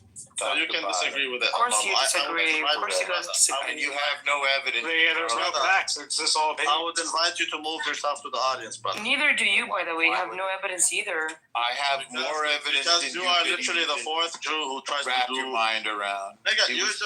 Okay. There's no evidence that... if you don't want to move yourself... I give my time to Norm. If you don't want to move yourself... I wanted to ask him a question as a fellow... I'm guessing he was Jewish. I wanted to ask him if he would criticize Israel in any way. No, he wouldn't. He was even justifying Epstein. No, he would, because if I sat with him one-on-one, I guarantee you he would, man. Even the he would criticize Netanyahu, sure, but he was literally justifying the whole Epstein situation before. So I'm just telling you, it does seem like there's a correlation. Not all the Jews, but it does definitely seem like most of them are really trying to do the impossible to prevent discussion. Yeah, because but I guess if you're Jewish, if you're Muslim, you tend to fall into tribes, right? So it makes logical sense why a Jew would go on the defense. right? I know, I get that. I get that. Identity politics. Look at the Muslims. The Muslims would threaten you with death sometimes. They would do things like that. But as you can see on this app, the Muslims engage, and they're often very retarded. Yet they would engage. The Jews are, more into shutting down the conversation. Just be a nuisance. Make sure no one can speak. Make sure there's no keep diverting, deflecting, all of that. Be a nuisance. Have I done that? Have I done that? No, you haven't done that. But that's what I'm saying. Not all. But seemingly most. I would say higher per capita rate of doing that. Rabbi, it feels weird. It feels weird to call you Rabbi, right? But it's not that I'm agreeing with you either. Yeah, you understand that. That's fine. He's a rabbi and he's critical. Yeah, we can agreeably disagree. There's nothing wrong with disagreement. That's the beauty of civilization and democracy and pluralism, right? Being able to. And so it means so what we're left with is how we express ourselves. Would you say that? Oh, sure. Well, that's one difference. Well, Brett, are you some people try to prevent expressions, Brett, is what I'm saying. Brett, do you like plurality? I only ask because if we bring plurality to Israel, then it won't be a Jewish state anymore. For me personally, I'm telling you personally, I'd be very happy for it to be a mixed state. I mean, it seems like that would make sense, if you talk about prophecies or stuff like that, but light onto the world, right? So everyone lives harmoniously together. It makes a logical conclusion, right? Like a good end to a shitty movie. But you guys don't have the numbers. You would just become a Muslim state, and that's what would happen to you guys. You don't have you don't reproduce.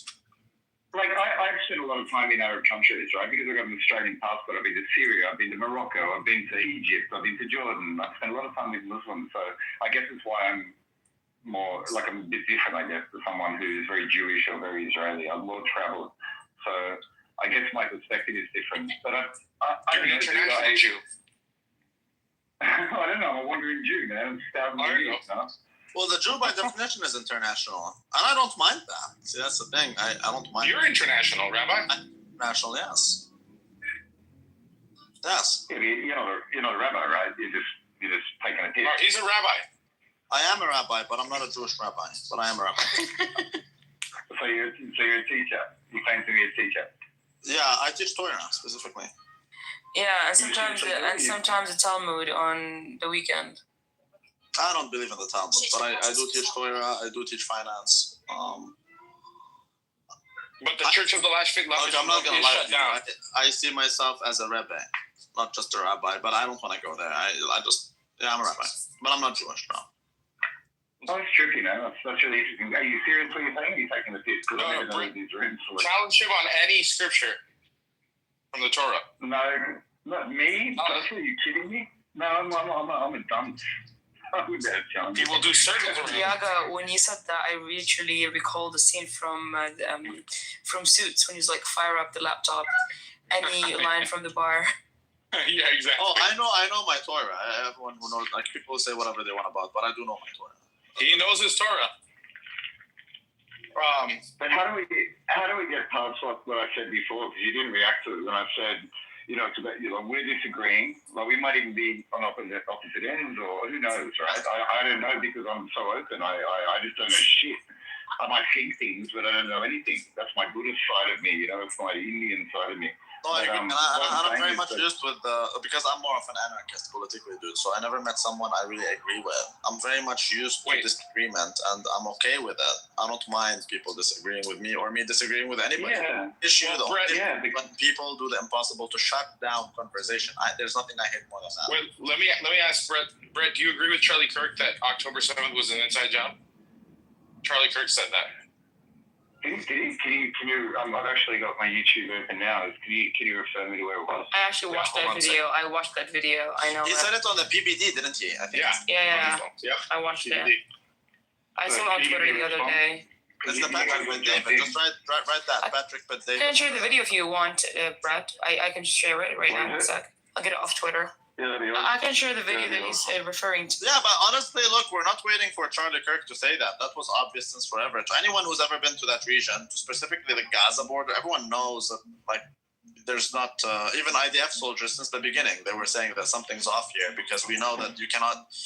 You have 1 million agents looking at that 24/7, and it's really one of the most surveilled. Israel is a one huge surveillance country, anyways. Well, I can tell you, if you have the entry, I can tell you from my perspective because I have friends there, and I still got friends there, and I can tell you what was always frustrating for me in the beginning, in the first day, because I was connected strongly with people on the ground, was the time it took.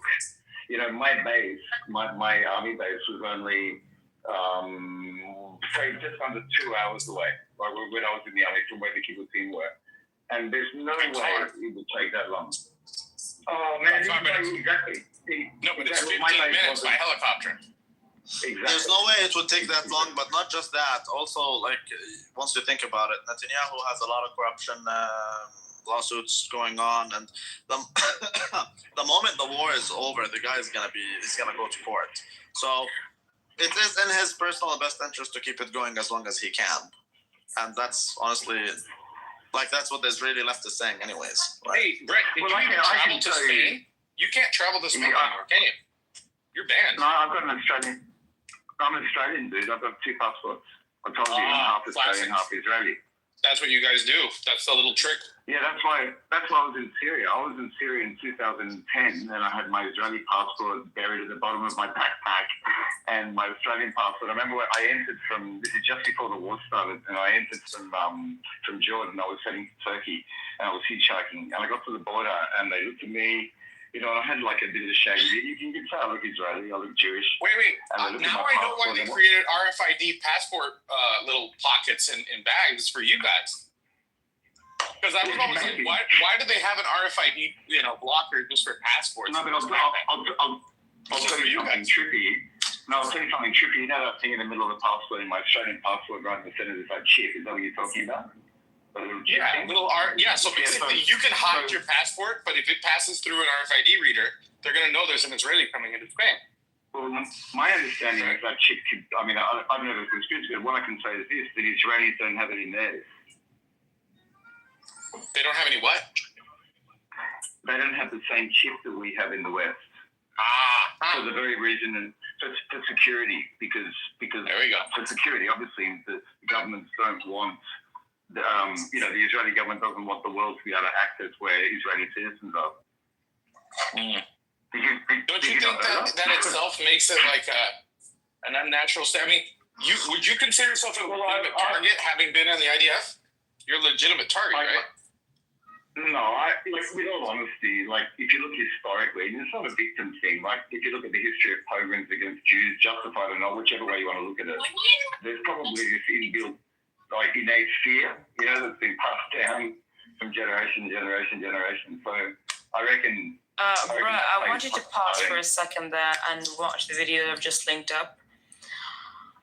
Randy, play it. Oh, I can't play it now, dude. I'm doing shit. But that is one of them. You should save it. Maybe put it. Can you put it in the chat also? Oh yeah, of course, 100%. So that is just one thing. Fair enough. There you go. So the moment the guy changed his mind on Israel, it's been what? It's been 2 months now. 2 months of him actually changing his, not just on Israel, also on evangelicalism, because he took some serious religious, he made serious religious arguments that actually go against this whole. And notice how he says, "I gotta be careful what I say here." He's literally under so much pressure. He did say that it is more difficult for him to criticize Israel in the U.S. than it is for Israelis to criticize Israel in Israel, and he's saying what the fuck, and you've seen it now with Marco Rubio. Literally, it is, at least if I'm not mistaken, in Florida, but I don't know. It is seemingly easier for you if you criticize the U.S. That's fine. If you criticize Israel, we're gonna take away your citizenship.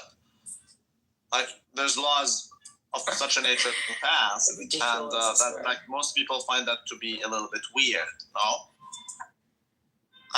it's just, to me, it's ironic that whenever someone says, you know what's going on here, then you're suddenly shut down. And the thing is that the Jews have historically suffered so much. It's a different situation. I couldn't care less. I could not care less. I have no clue how much I don't care. So you're telling me in the United States of America, the land of the brave and the free and whatever, you can criticize anything and everything except for Israel and Jews. I think Trump outlawed burning of the flag, didn't he? Which one? The Israeli flag? The American flag. Oh, that's a new one. Okay. I think that's what he did. Well, that's fine, but you can criticize the U.S., right? But it seems like what I'm saying is, it seems like legally speaking, it seems like you can criticize the U.S. Not criticize. You should check. I didn't check the details of it. In all, I'll be the first to admit I didn't check the details of it. I did check what people said about it. So if you're interested, yourself should check it, and I will definitely can. But it does seem like you can criticize the U.S. in a way, but you cannot criticize Israel in the U.S. Randy, in August 2025, President Donald Trump signed an executive order to crack down on flag burning. No, I remember that. Yeah. That was a month ago. I remember that. I do think that's a little bit gay. I'm not gonna lie. Well, that's because you like diogenes. Like the flag burning. That's a little bit gay. I understand. You should respect. I understand where he's coming from. I just still don't think. I think that's a violation of the First Amendment. That's true. The Supreme Court has said it is an act of free speech. Correct, but also criticizing Israel is the practice of free speech, right? Not exactly. No, not Israel, please. Okay. Yeah, well, there you go. It says every other thing, but not Israel. Because if you do, that means you should be killed. They're anti-Semitic, yeah, and then it becomes a hate crime and whatever. By the way, it just coincides with Canada passing a hate crime bill. It's so funny. It's so funny. It's all a coincidence. There's nothing to see here, guys. Nothing to see here.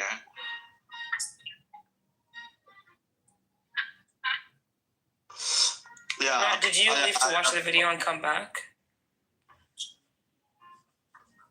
Or did you get to... Yeah, I did, man. Yeah, I did. I've never seen that before. That was pretty trippy. I didn't realize he was that kind of... I knew he started to change, but I'd never seen that before. Yeah, thanks for that. Yeah, that's why there's a lot... All things are pointing to Israel, man. Not all things are pointing, but whatever is pointing towards something is pointing towards Israel. That's the best way I can describe it. Yeah, absolutely, and it circles back at the end to Israel. Yeah, and it's amazing. I guess one way of, I was just going to say one way of looking at it is potentially survival instinct, What do you mean? What does that have to do with anything? Like, if generational trauma is in Jewish blood, because, recently... Are you going to mention the Holocaust like Netanyahu did when he was literally paying his respects through his speech to Charlie Kirk? Is that what you're about to do? No, I was about to justify your stance. I don't understand why you want to conflict it. Yeah, it is. I get what you're saying, that there's generational trauma, and because of that, the Jews behave in a certain way and whatever. I'm giving you a justification for I get that, but look Israel at the potentially blacks. taking him out. Well, look at the blacks. Would you say the blacks have generational trauma? I think what the blacks have been through is like 20 times worse than the Holocaust. Personally, I agree. Yeah.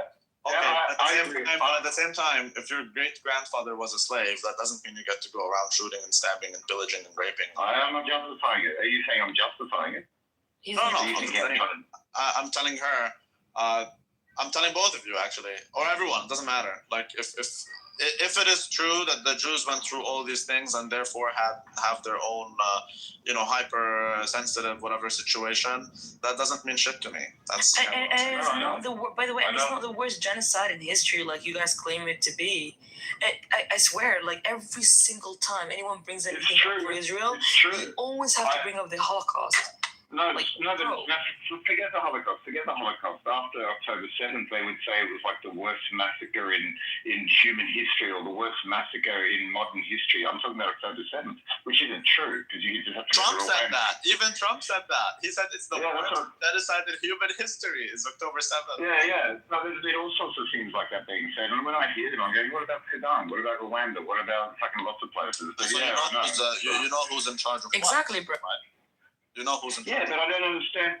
Yeah, but dude, I don't understand. I'm talking to the lovely lady here. I don't understand why you keep conflicting with me. It's like you're waiting me to slip up because I'm some sort of spy or something, and I'm a No, I don't think you're a spy. I wouldn't go as far as that. I don't think you even hit the criteria for a spy. I don't think that's that at all. But I understand. I understand where she's coming from, but Brett, you have to understand where she's coming from. Is that I'm an Arab, okay? Every time I go to the airport, they fuck me up. But I understand why. I'm not pissed at them. You're proving my point. You're proving my point. No, I'm saying the opposite. I'm saying I'm pissed at my people for making me look bad. So in your case, I don't think that you're doing anything wrong. However, people would suspect you because you're a Jew, simply because we've seen how the Jews are like. By the way, Brett, I want to make something very clear. I don't have anything against you personally, okay? We're having a discourse. So me disagreeing with you does not mean in any way, shape, or form that I have something against you personally. No, but you're always aggressive. You're always aggressive. No, I'm aggressive even on a normal day. So it's okay. I know. He doesn't know.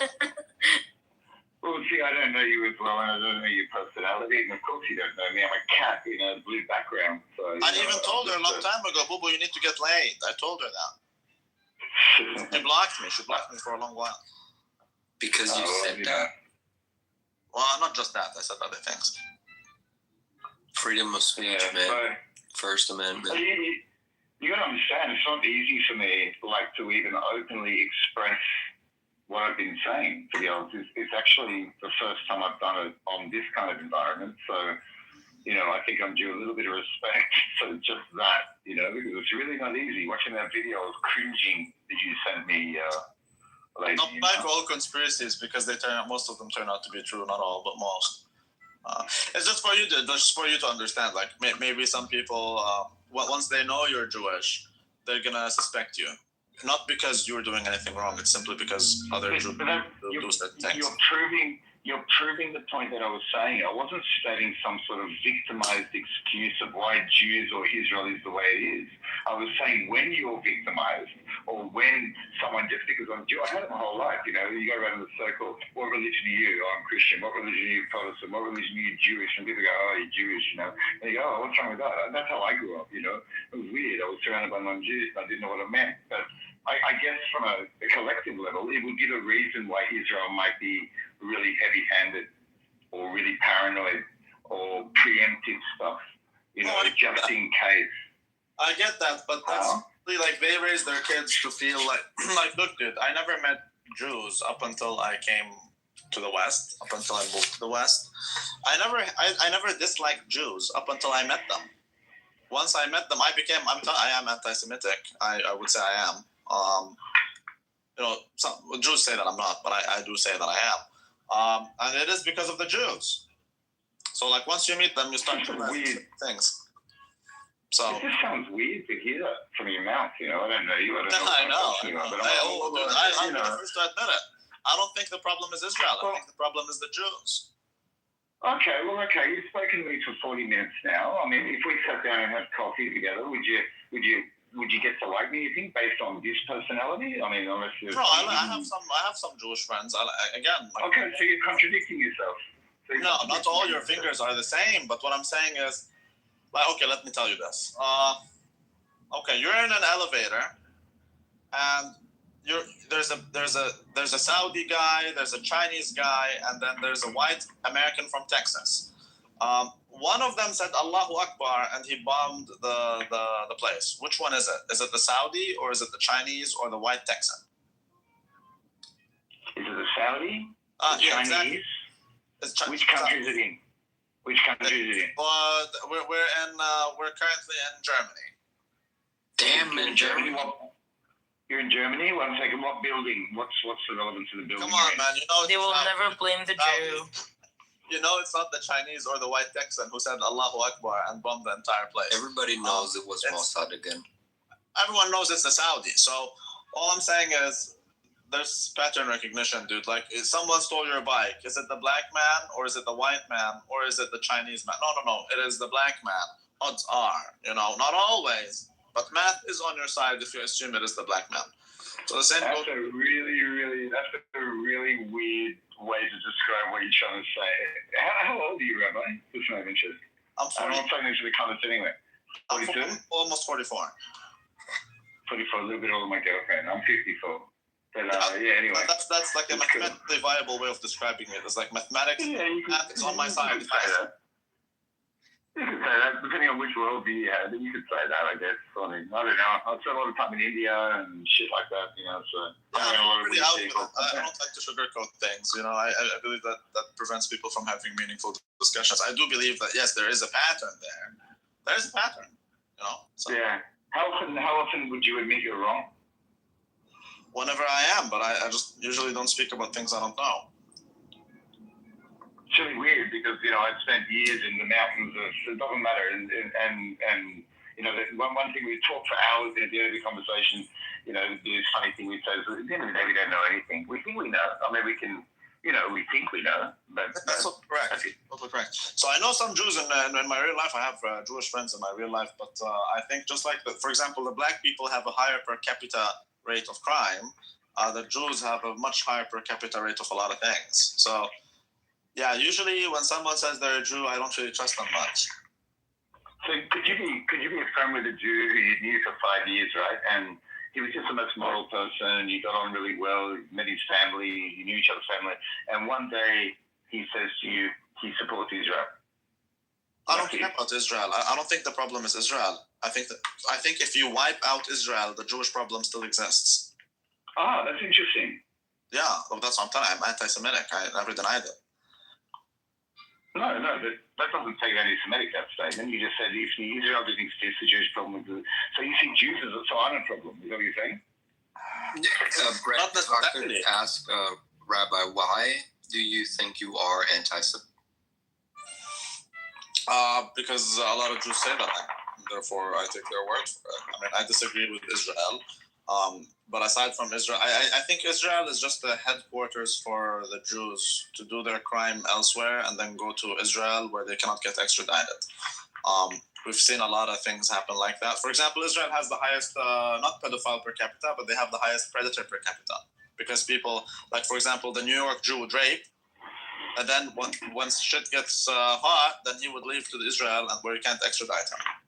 And so he ends up in Israel where he is like living peacefully and freely.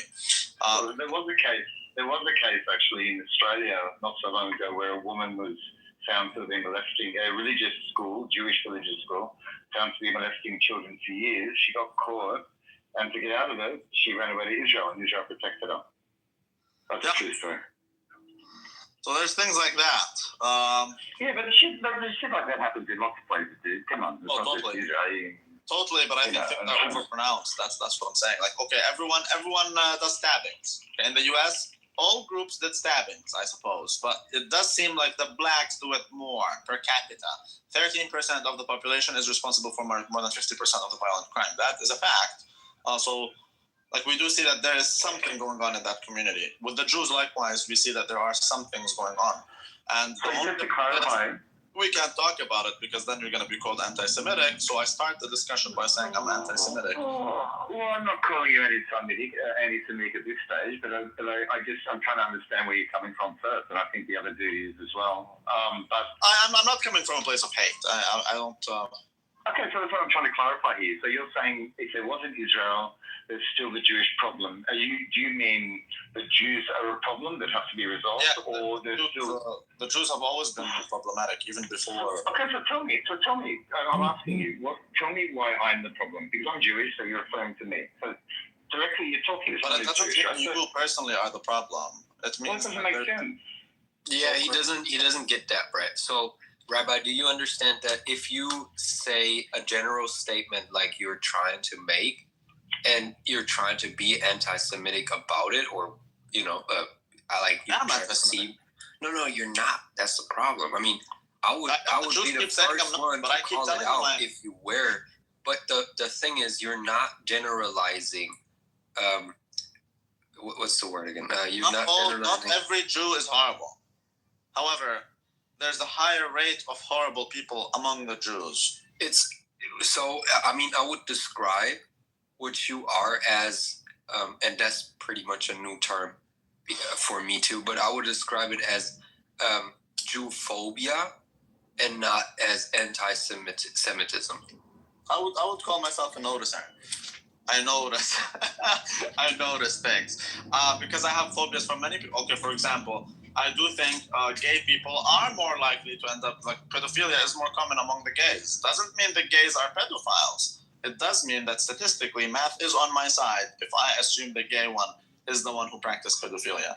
Likewise, math is on my side if I assume it's the Jew who's doing espionage. You see? I'm trying to stretch.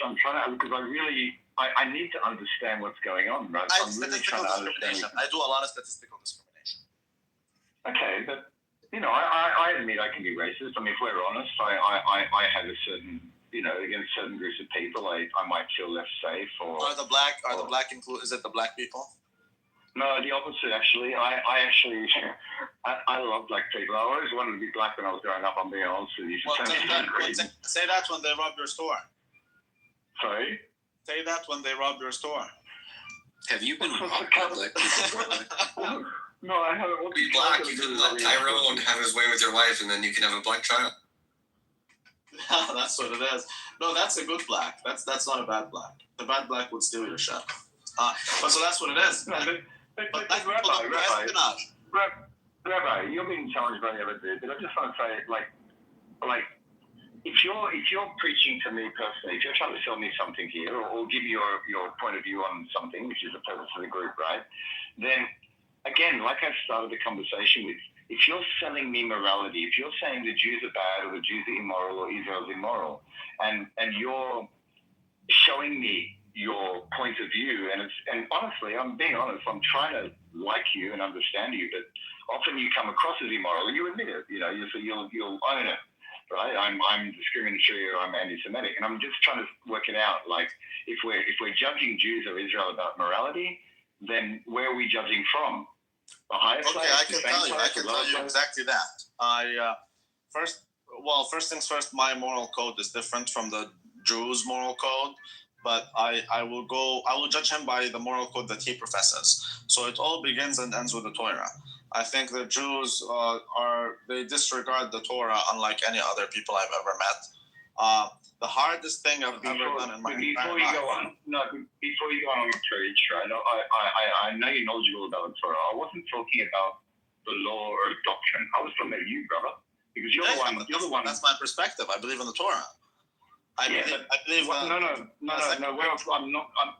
I'm not talking about the law, brother. I don't want to have an argument or anything. I'm just want to clarify what I'm saying, so you're not responding to something else. I'm talking about the way you express yourself about the subject you are passionate about, that is your worldview that you want to share with people, right?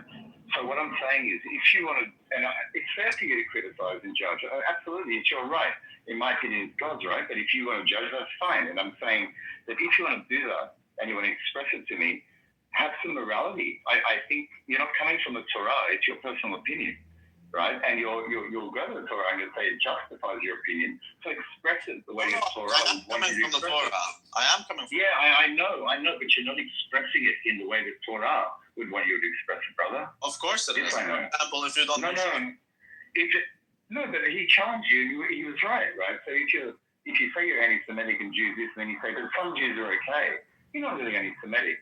You have a fear that the Jew you come across, maybe he's a bit dodgy. You don't trust him, right? So you have this kind of phobia that maybe that Jew is not who he. But it's the Jews who call you anti-Semitic. I just accepted it. So I'm like, yes, okay, I am anti-Semitic. But there's people. I mean, so far from the statements you have given me, and Rabbi, that's not the first conversation we had, right? I can pretty much say you're not anti-Semitic, but if you want to be anything with a label, just go with that label I just gave you.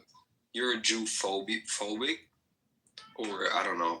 You can mince it around and then But why not anti-Semitic? It served me very well so far. No, you're not anti-Semitic because you do not hate Jews because they're Jews.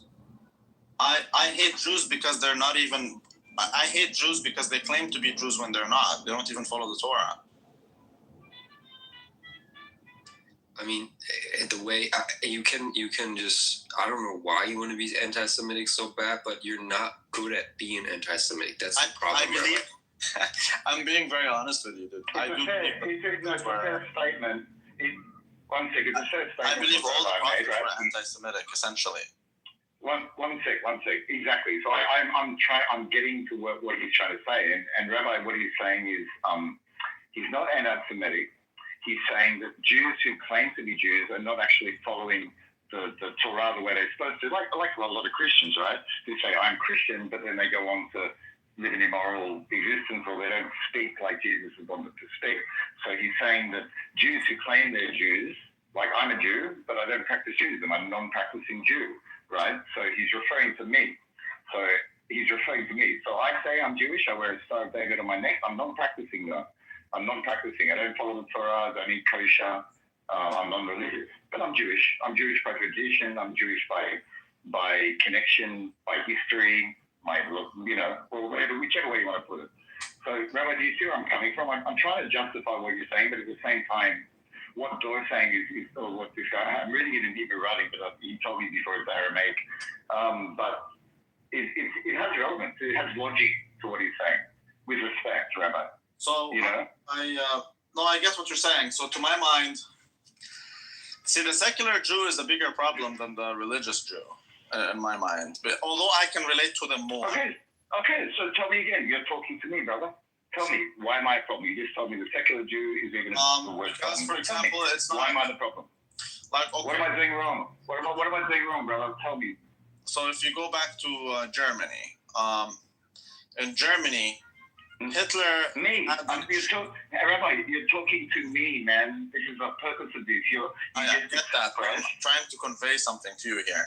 Is that it's not the religious Jew that Hitler was going after. He was going after what the secular Jews were doing, promoting transgenderism, pornography. That's not the religious Jew. That's not the Torah Jew that's doing this. No, that's not true, Rabbi. Come on, man. No, but let's say it's true. It's not the Torah Jew who's spreading. No, he was going after every Jew. And at the end, when we were talking about not only working camps but concentration camps, he was going after every Jew, bro. Yeah, but the Jews are a tiny minority of those who were in the concentration. Let's give it to him. Let's give it to him, brother. Let's give it to Rabbi. That's fact. Let's say it's a fact, right? So I'm asking you again, Rabbi. I'm one of those people. Now you tell me where I'm the problem. Explain to me why I'm the problem. But I thought it doesn't have to be necessary. I don't know if you are the problem or not. What do you think about transgenders? Personally, I don't understand what the relevance is, though. Because our kids are being taught that they should be transgender, and they're not. Which I don't agree with homosexuality. Well, I don't understand. Even if your kid is gay, they're telling him he's not gay, he's born in the wrong body. And Rabbi, it's funded by George Soros, who's a Jew. Rabbi, I think it's retarded. I don't understand how they can convert a kid in sexuality, but they can't drink alcohol, they can't make a decision to just. It makes no logical sense. Of course, I think that, but let's go through that as a second. We see it. You think that even. No, but you're saying that even if I thought it was okay, even if I thought it, I didn't interact with it or anything, even if in my mind I go, you know what, I don't give a shit. I don't want it in my life. I got X amount of energy every day and I don't want to get any of it for that, right? I'm still a problem. So you're basing it on that? Come on, dude. Making it personal. What I'm telling you, you could be the problem, you could not be. I don't know your personal views. I can tell you that I blame transgenderism on secular Jews. I blame it. Yeah, the problem that we're having, I think Brad is having the same problem with understanding why you're trying to link this with. So you're not giving an actual explanation, or you're not linking it coherent to Judaism. You're saying, yeah, well, I hate secular Jews because a secular Jew came up with transgenderism, whatever. And now you're saying, but okay, so it was a Jew. What does Judaism have to do with anything? How does his Jewishness I can tell you lead to this? I can tell you that two things. Most Jews don't care about Judaism. At the same time, Judaism, it's been reduced to nothing more than not believing in Jesus. As a Jew, see, Brett said he's not practicing. He doesn't do Shabbos. No, but I believe in the word. But he's a Jew. Okay, so I disagree with that. I think if you don't follow Moshe, you're not a Jew. Okay, so fair enough. But whatever. Most Jews around the world don't practice, dude. I know. I'm telling you, I don't know. So what I'm saying is, lots of people around the world don't practice religion, regardless of whether it's Christianity or whatever religion, right? Most people are just say I'm Hindu. But a Christian who doesn't practice Christianity is not a Christian. A Muslim who doesn't believe Muhammad is a prophet is not a Muslim. A Jew who doesn't believe in Torah is a Jew. I don't believe that. I understand. I understand. So you're talking about very few people, right? You're talking about such a minority of people who are practicing. Honestly. Very few people, yes, but even what they practice, I don't believe represents Judaism. It's simply don't believe in Jesus. As a Jew, you can believe in what? You can even believe in a flying spaghetti monster, but do not. Okay, so we focus on the Jews. Do you have the same issue with Christians? Do you think they're the problem in the world? Like, once we finish with the Jewish problem, we'll move on to the Christian. Well, but there's lots of Christians who don't live like Christ, brother. I don't understand your reasoning. No, I totally understand that. But those Christians, I don't see Christians at the top of every degenerate movement. I don't see the Christians funding mass degeneracy worldwide. Oh, my brain is like a rubber band. I'm really trying to get what you're saying. I truly am. I'm not transsexuality, LGBTQ+, all of that stuff. Yeah, you say it's all Jews, but I'm trying to. George Soros. That's not a Christian. That's a Jew. He's not even Jewish. He's Jewish. What's he got to do with me? What's he got to do with me? I don't understand. Oh, okay. So what it got? I have nothing. I got shit all money. I've got nothing. Like I don't benefit from the Jews controlling the media. I'm coming more from a religious stance, which is in Leviticus chapter 20. It tells you, if you don't keep each other in check, I will do it for you, says the Lord. So, essentially, my perspective is even the Holocaust, that happened because the Jews don't follow Torah. But it's the same as the Christians. I don't understand your reasoning. But the Christian cannot be a Christian if he doesn't follow the faith. Only the Jew seems to think that he can be a Jew even though he disregards, even blasphemes. Because I think the Jews, a lot of it's got to do with tradition, culture. It's kind of like a group of people who wander. It's like a different story. I'm not saying it's right or wrong. I'm just saying that again, I'm trying to understand you because you're talking to me. You have an opportunity to call me every name in the book if you want it, right? But I think you're a decent guy. You've been respectful. You've been fine. I don't think you're but I don't think. I claim to be Jewish. But I claim to be Jewish. You just finished explaining that I'm the problem. Man, there's a guy who was in this room. His name is Adnan. He claims to be a Muslim. Okay, I don't really think he's a representative of Muslims. I like him. I don't like Muslims. I don't think you're a representative of the Jews, whether it be the religious ones or the non-religious ones. The non-religious ones I've seen to be more problematic than the religious ones, big time.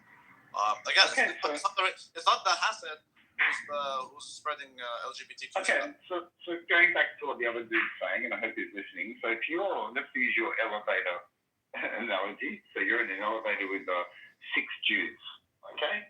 6 Jews. Yes. You know the Jewish ones are going to start. Those obvious Jews, they're talking about Judaism, whatever, right? How many of them would you trust? 0. Okay, so that goes back to what he said. That's a phobia, man. Like if I tell you this, you have 10 cups. You have 10 cups of water, but one of them isn't water; it's poison. Would you drink? If one of them was poisonous and I had 6 cups of water and I had to drink, it's like 10 cups of water, but one of them is not water; it's poison, but it looks the same, smells the same, everything. Would you drink?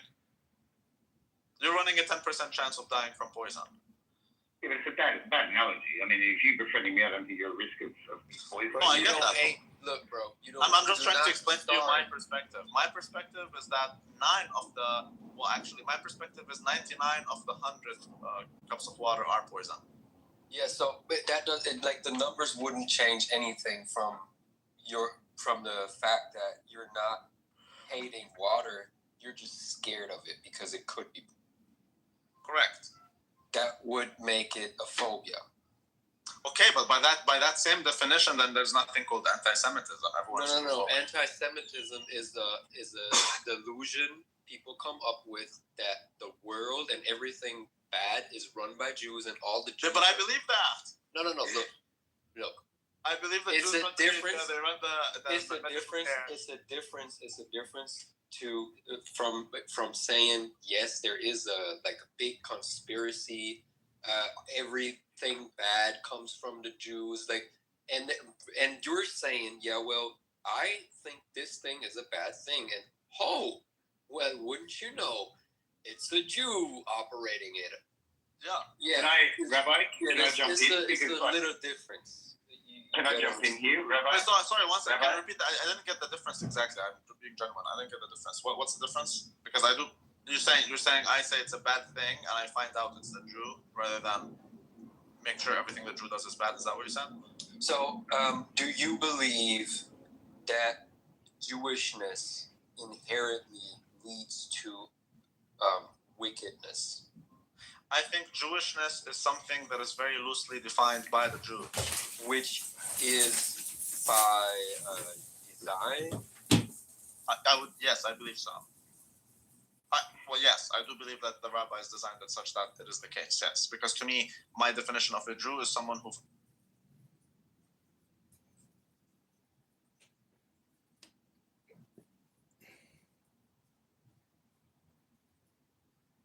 Paying for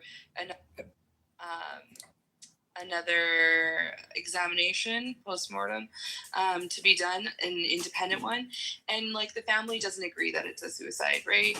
And I think for the police to be in a situation where a lot of the things that they have claimed are false already has put them in a very unsafe situation. Like that continues to right. The veracity you're saying of the cops, it comes into question.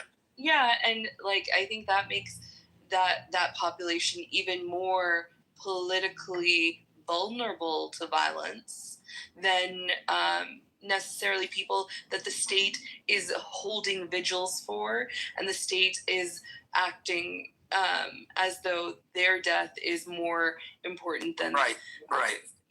So I think that the disparity between these things is continuing to grow.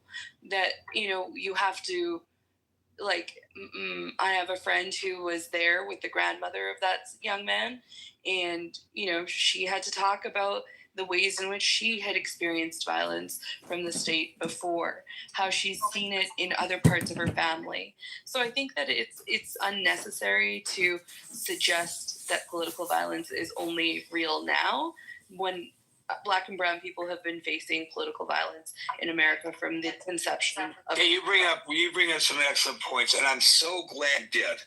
I want to tell you, this is what I really love, what we are putting together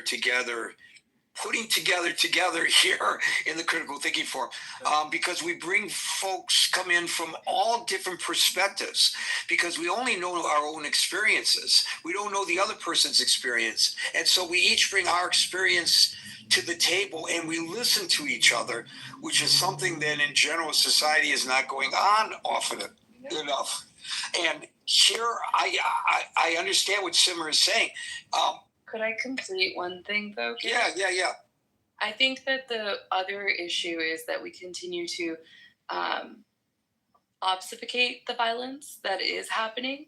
So, a lot of the conversation around political violence has been really caught up in Charlie Kirk's death and not about Charlie Kirk's life, right? The violence that he had created during his life by targeting Black and brown professors and queer professors in college campuses, having them targeted by online communities, having them constantly stalked in some spaces, some of them leaving their jobs. And when people have to leave their jobs, it creates economic disparity, right? And it creates more and more vulnerable situations for those populations. It's really difficult already for Black and brown people to be in a position like that.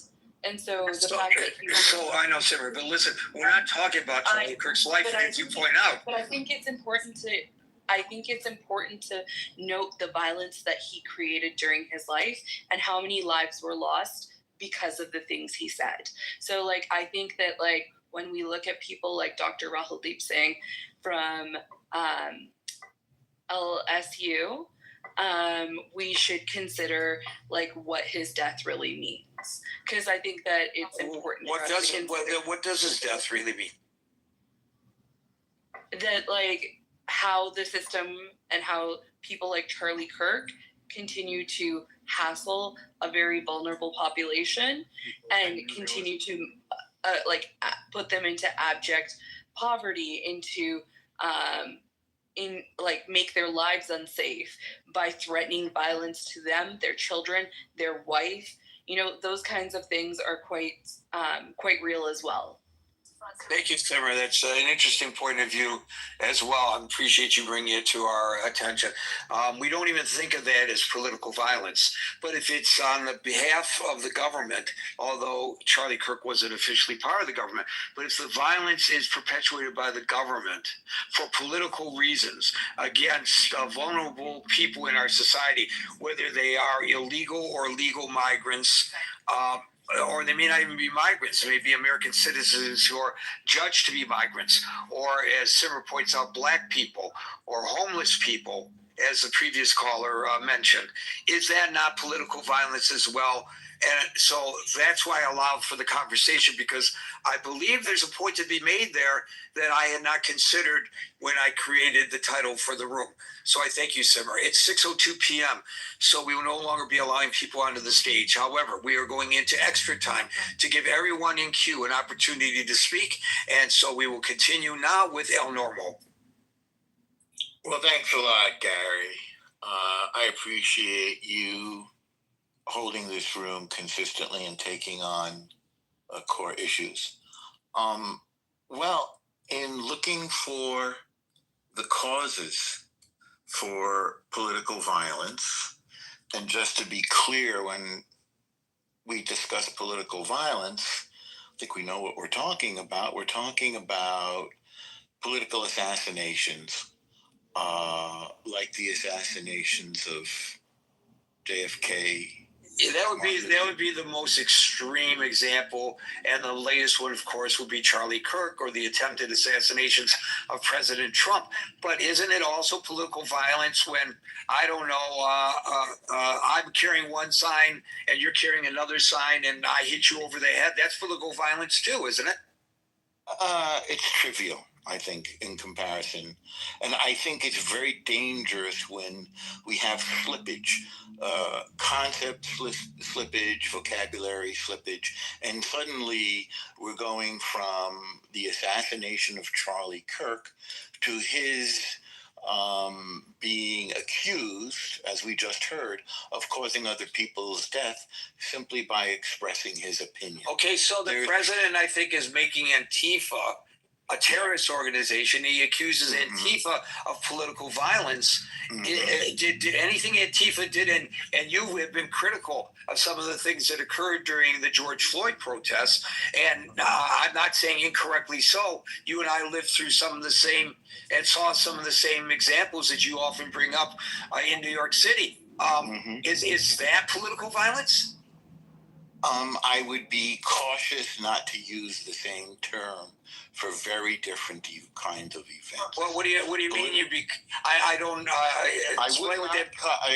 In terms of categorization or taxonomy or analysis, right? I would not equate riots with assassinations. They're different. Okay, and they are different. They are different, but you do not believe that they're politically if they're politically motivated, they're not political violence. So if in fact, and I don't know if this is really the case, because in some of the cases it was people taking advantage, but to use the example that you use often, the riots that occurred during the George Floyd protests, those were political protests. They were politicizing. They were a movement against police brutality, which we've seen, especially perpetuated, not just against, but especially against black people across this country. So if in fact that was a means of expression of their point of view, would that not be political violence as well?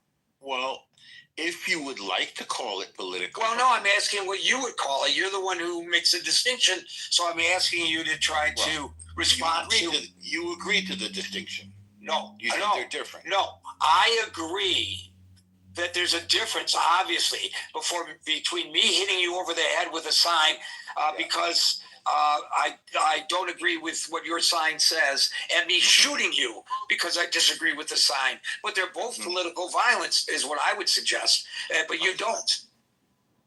Yeah. Which is your right, but I'd like you to be able to explain it to me better. Yeah. So And this is a real problem that we get into. So I don't care what you want to call the political assassination, if you wish, of Charlie Kirk or of, I believe his name is Brian Thomas. I don't remember his name, the United Healthcare CEO. So what the creep, Luigi Mangione, did to the CEO of United Healthcare was a political assassination. But what the CEO did in making decisions about the insurance needs of the constituents or the insurance holders of United Healthcare, that's not political violence. So well, I don't think anybody suggested that it was. But what if Mangione walked up to him and said, "Fuck you, man, for what you cut people off and they're dying of cancer because of it," and he punches him in the nose. No, it's not killing him, thank God. But is that not still political violence?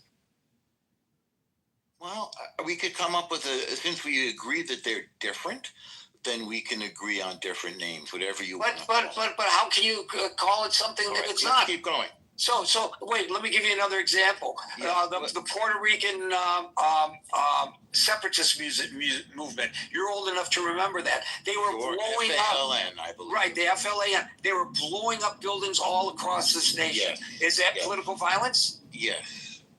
But what if nobody died? What if nobody died? Yeah. So then it's extremism. I think the fact it'd be good to explore why we agree that they're different. No, it's degrees. It's degrees, but it's still political violence. Sure. And I just want to say, to set the record for the room, when I said political violence, I did not use the term assassination. Yeah, I know.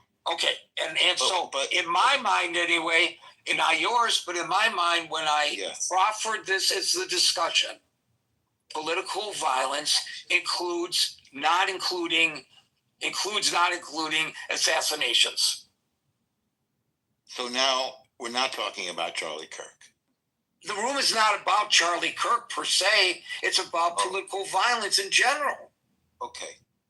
The point I was making was that the argument that we just heard about something called black and brown people, I don't even know what that is. I don't know what a brown person is and a justification, a rationale, an excuse for political violence. That's what we've just heard. They gave reasons how, just like I think I'm sorry, Norm. I'm going to move on because you are misrepresenting the previous caller. She says in her mind, and you don't have to agree with it, that when the government is used to repress people in such a manner, and using the examples that she used, in her mind, that's political violence as well. And she's asking you and me as white men to contemplate that perspective. She's not saying that it justifies anything.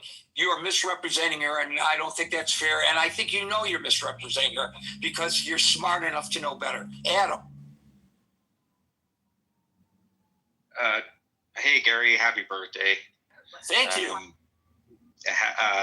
Adam from Canada. So warning, foreign interference. You're Canada now, buddy, but you're going to be the 51st state, so consider yourself expressing your First Amendment right. Yeah, welcome. Or how about my Second Amendment rights? I guess I'm going to be in the Red Dawn scenario. You guys are the but you're not going to be very effective with your Second Amendment rights on a chat program, but you can be effective in your First Amendments. Fair. And maybe that's political violence you're spewing at me, but and I guess that's the definition of terms. I think that the definition is violence, which is used by non-state actors, by state actors, by civilians to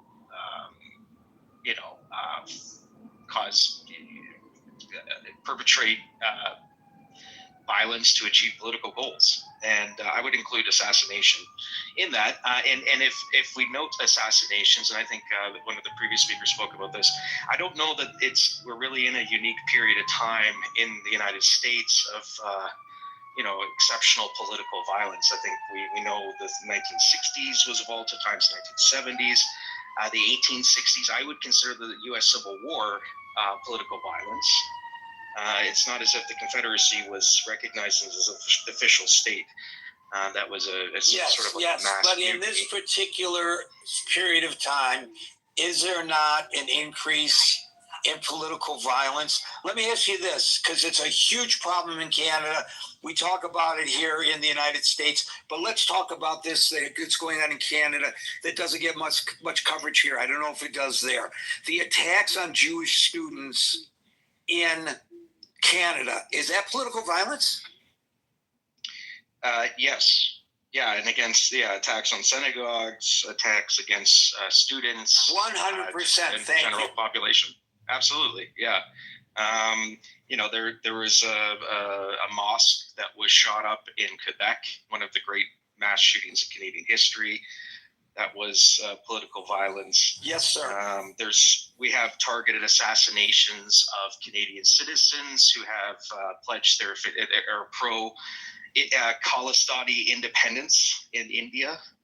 And the accusation is that the assassinations are carried out by gangs hired by the Indian government and the Modi government. That's what wild accusation Trudeau made last year. I Um, remember that. I followed that because I listened to As It Happened. So I hear the CBC. Oh, okay. Yeah, so that would be political violence. So yeah, I mean, and I guess it goes to the point that the United States is not unique. And by the way, as a result of that, Sikhs were getting beat up in Canada, for God's sake. Yeah, and assassinated, but so were Hindus. So it spills over in all sorts of. And this is a guy who culturally appropriated during his visit to India and dressed in the native garb of Indian people. What a jerk! Yeah, well, he's gone. I know. Thank God. But yeah, basically, it's to say that the United States isn't unique. It's not exceptional this way. This is a universal plague that has befallen us since we were fighting over the water hole at the dawn of man. Watch 2001: A Space Odyssey for reference. This is just par for the course. It's an ugly side of our history, and that at times violence is used in order to achieve ends. The independence of Ireland, the independence of the United States itself was achieved. You are so right in your analysis. This is excellent. Thank you. Yeah, thank you, and happy birthday, Gary. And remember, the United States was founded on political violence. Have a great one. Thanks, guys. Thank you, Adam. Very good inclusion into the discussion. And again, an angle that I had not considered. This is what I love. I come up with a topic, or in this case, Joe Golden came up with the topic, and I grabbed it and ran with it. And we get all these different perspectives. Bully on all of you for bringing these different perspectives in. We learn from one another. We will wrap it up with Stephanie, JCC. We'll give Double Trouble another opportunity, and then Dave. Stephanie. Well, thank you. Many happy returns of the day for you. Thank you. You're welcome. And I was late to the conversation, so I might be repeating things. Really interesting conversation. I'm not sure. I think it's on the uptick if you look at a per capita basis. But I do think that if there's a herd mentality, that it might be spreading at a faster rate because of the internet and the digital age and the more sources of media information that people have. I kind of thinking that I thought this initial conversation was more USA centric, but now it seems to be veering more internationally. And I would say what Adam was bringing up about the state engaging in political violence is, we look at Putin poisoning his enemies, killing, planes blowing up in the air with his enemies on the plane. I would categorize that as political violence. And I think the United States on January 6th dipped its toe, probably not for the first time, but in more recent times into political violence. I would say that was political violence for sure. And then I would pose the question of what kind of wars venture into political violence. So was the United States getting involved in the Iran-Israeli conflict and blowing up their disarmament or their nuclear factories, whatever they were, was that political violence? And whenever we're venturing into a conflict with another nation, is that categorized as political violence? And I would say that probably a lot of the time it does. And then I'm thinking about our world getting bigger because of the internet in terms of so much information that everybody has in their lap at any moment. We could look up a poll right now on political violence. Within a minute, we'd have an answer or some kind of information to contribute. And so it's getting bigger in terms of information, but smaller in terms of connecting with the rest of the world. I mean, just this app alone brings us closer to people internationally, which you've been acclaiming today as part of the success of this room, which I agree with.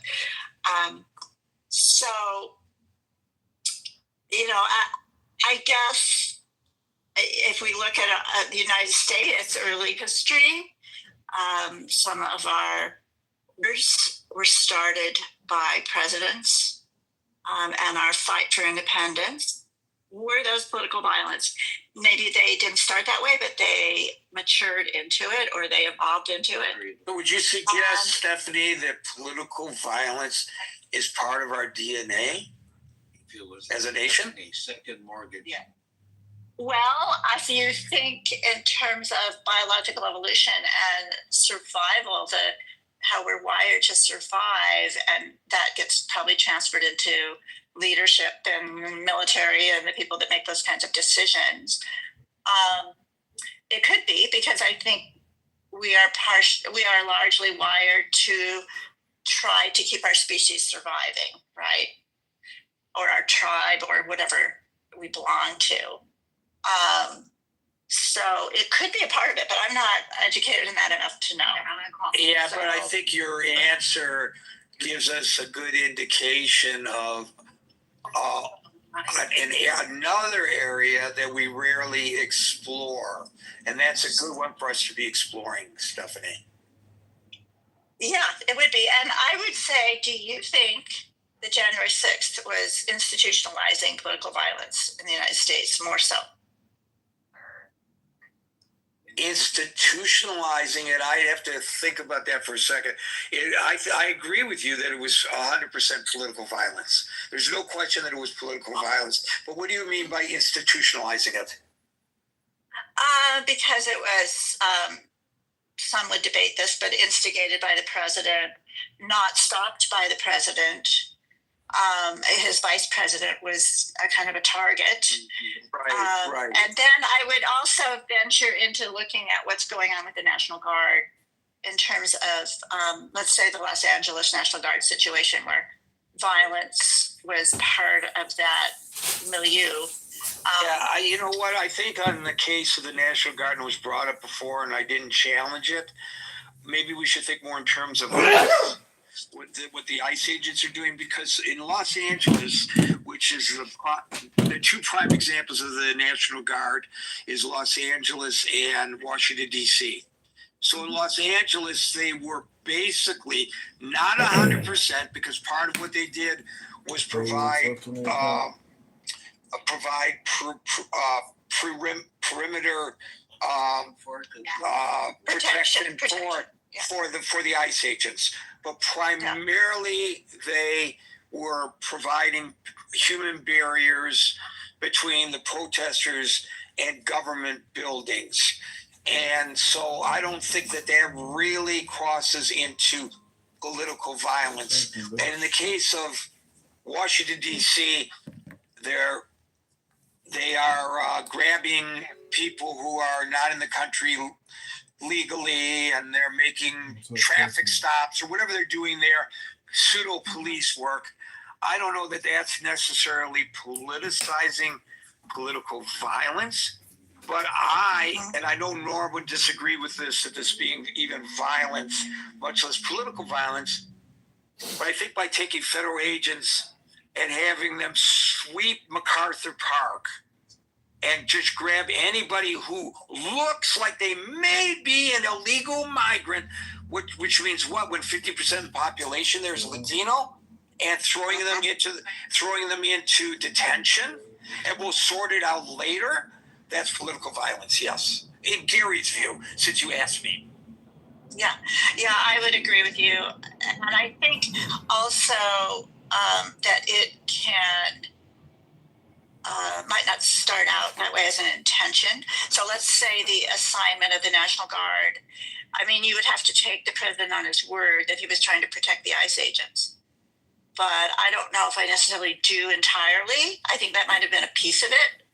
But you could also perhaps make a case that there was a political struggle going on there with the governor, the mayor. Right, there is that. But are you in Southern California? Are you in Southern California?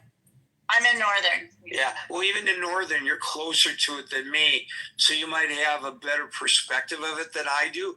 But my sense on the other coast, I'm Midwest right now traveling, but my sense based on the other coast is that that was not the case. But maybe it was. I don't know. But from what I've seen about the activities of the National Guard, I don't actually see that. But maybe you have from your perspective in state.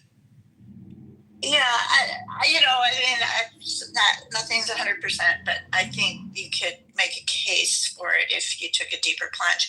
And I think it'll be interesting to see what other cities are chosen for the National Guard and to see what happens. So Chicago, which is has been a hotbed of political violence for many decades, it could be received very differently there than, let's say, Baltimore or whatever other city, So, yeah, anyway, I do think, and then just touching on this, the impact of the internet.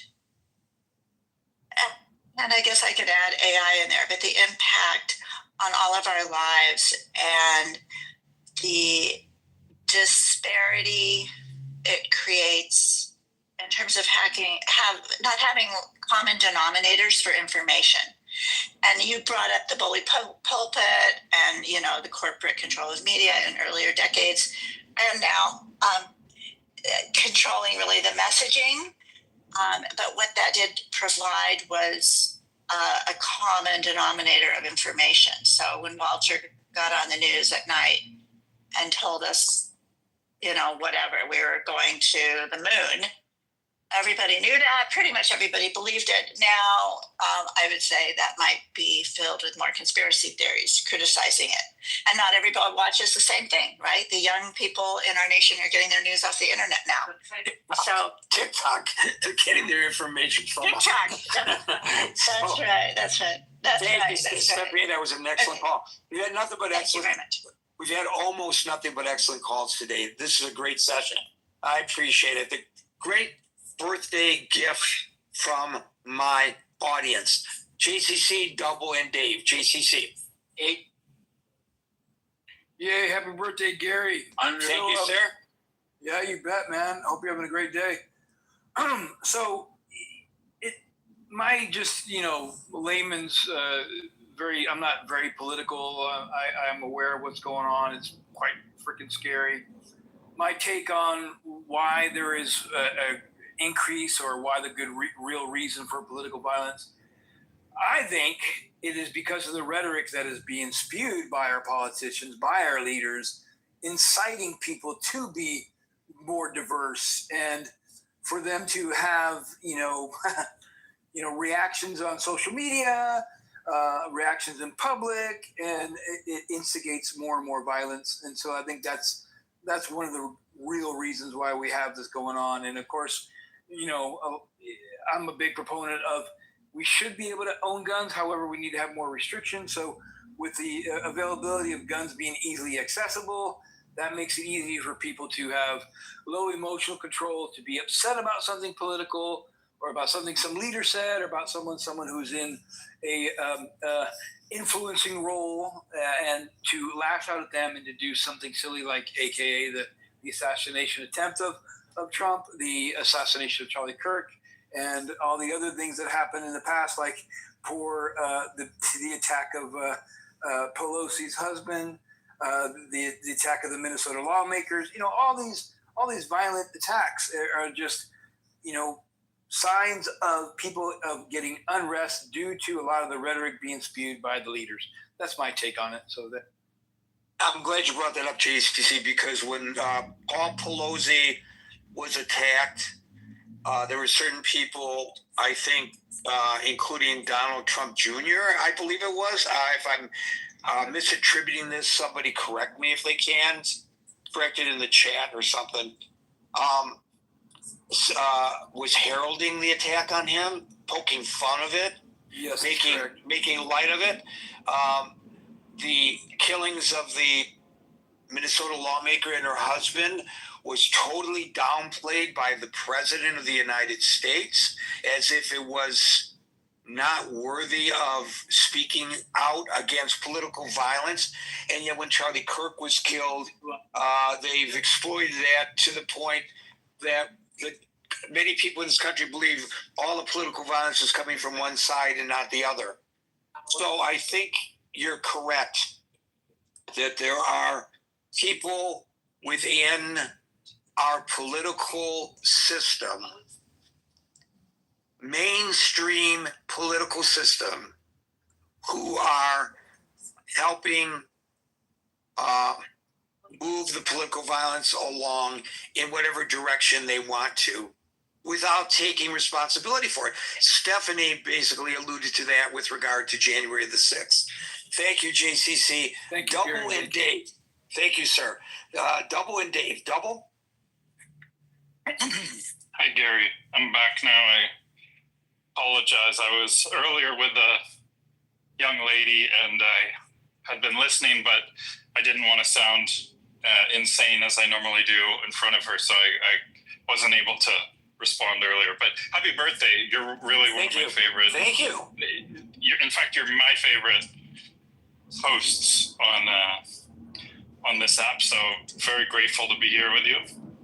And what would I say? The political violence. I think there's a good book called The Sovereign Individual, is published. We're getting close to 30 years ago, maybe over 25 years ago. But it predicted a lot of things about our modern world. And, one of the frameworks it uses is the returns to violence. That basically, how effective is violence, the nation state. And I'm not familiar with the book, but I want to ask you, Double, was the book making the argument that violence in the political realm is cyclical, or was it like a Nostradamus kind of prediction? I think it was more, it was future looking, but I think based on trends and based on predictable factors, and based on reason, not on some magical thinking about cycles or, prophecy. But I think, it's more about what technology, what political landscape there is, and what tools are available. So, he made the point that the returns to violence had decreased through the 20th century for the most part, and that they were going to, basically that we were going to see a period of increased nationalism, and this would cause at least a rise of terror, so less returns to state level violence, but more returns to terrorist type violence. I think we saw this also in the 70s.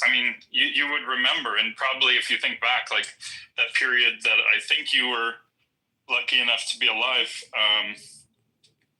there was just much greater violence. There was the especially leftist violence, right? There was the Weathermen, the Vietnam War days, Vietnam, all that kind of stuff. Yes, there was. So political, one of the things that in this conversation was happening was people kind of conflating, equating state violence versus grassroots or terrorist kind of violence. And I don't know, it's like, yeah, you could look at things through that lens. I would say if you look at the world in that lens, probably we're at a low point, I hope, even if you include the Ukraine war. I mean, look at even how targeted the violence is in the Ukraine war, for instance, or even the Gaza, operation, whatever you call that. It's like a lot of people died, but like, they're precisely targeting munitions. They're not just carpet bombing places. And then the overall numbers end up being, when you compare to other periods. But yeah, I think, I agree with what a lot of other people have said. I mean, there's stuff about the unity, the no shared narrative, so I think we've seen an increase from, let's say, the Obama years, at least domestically in the US. And what I do think is we've seen partly, you get a hint of it with the shift of language. This whole, I don't know if anyone's mentioned, words are violent. This is now a belief now for the woke religion for leftists is words are violent. Well, as soon as you open the door for words are violence, which you could make some kind of very circuitous argument for, but if you make that equivalency, then it's like, well, what's the proper?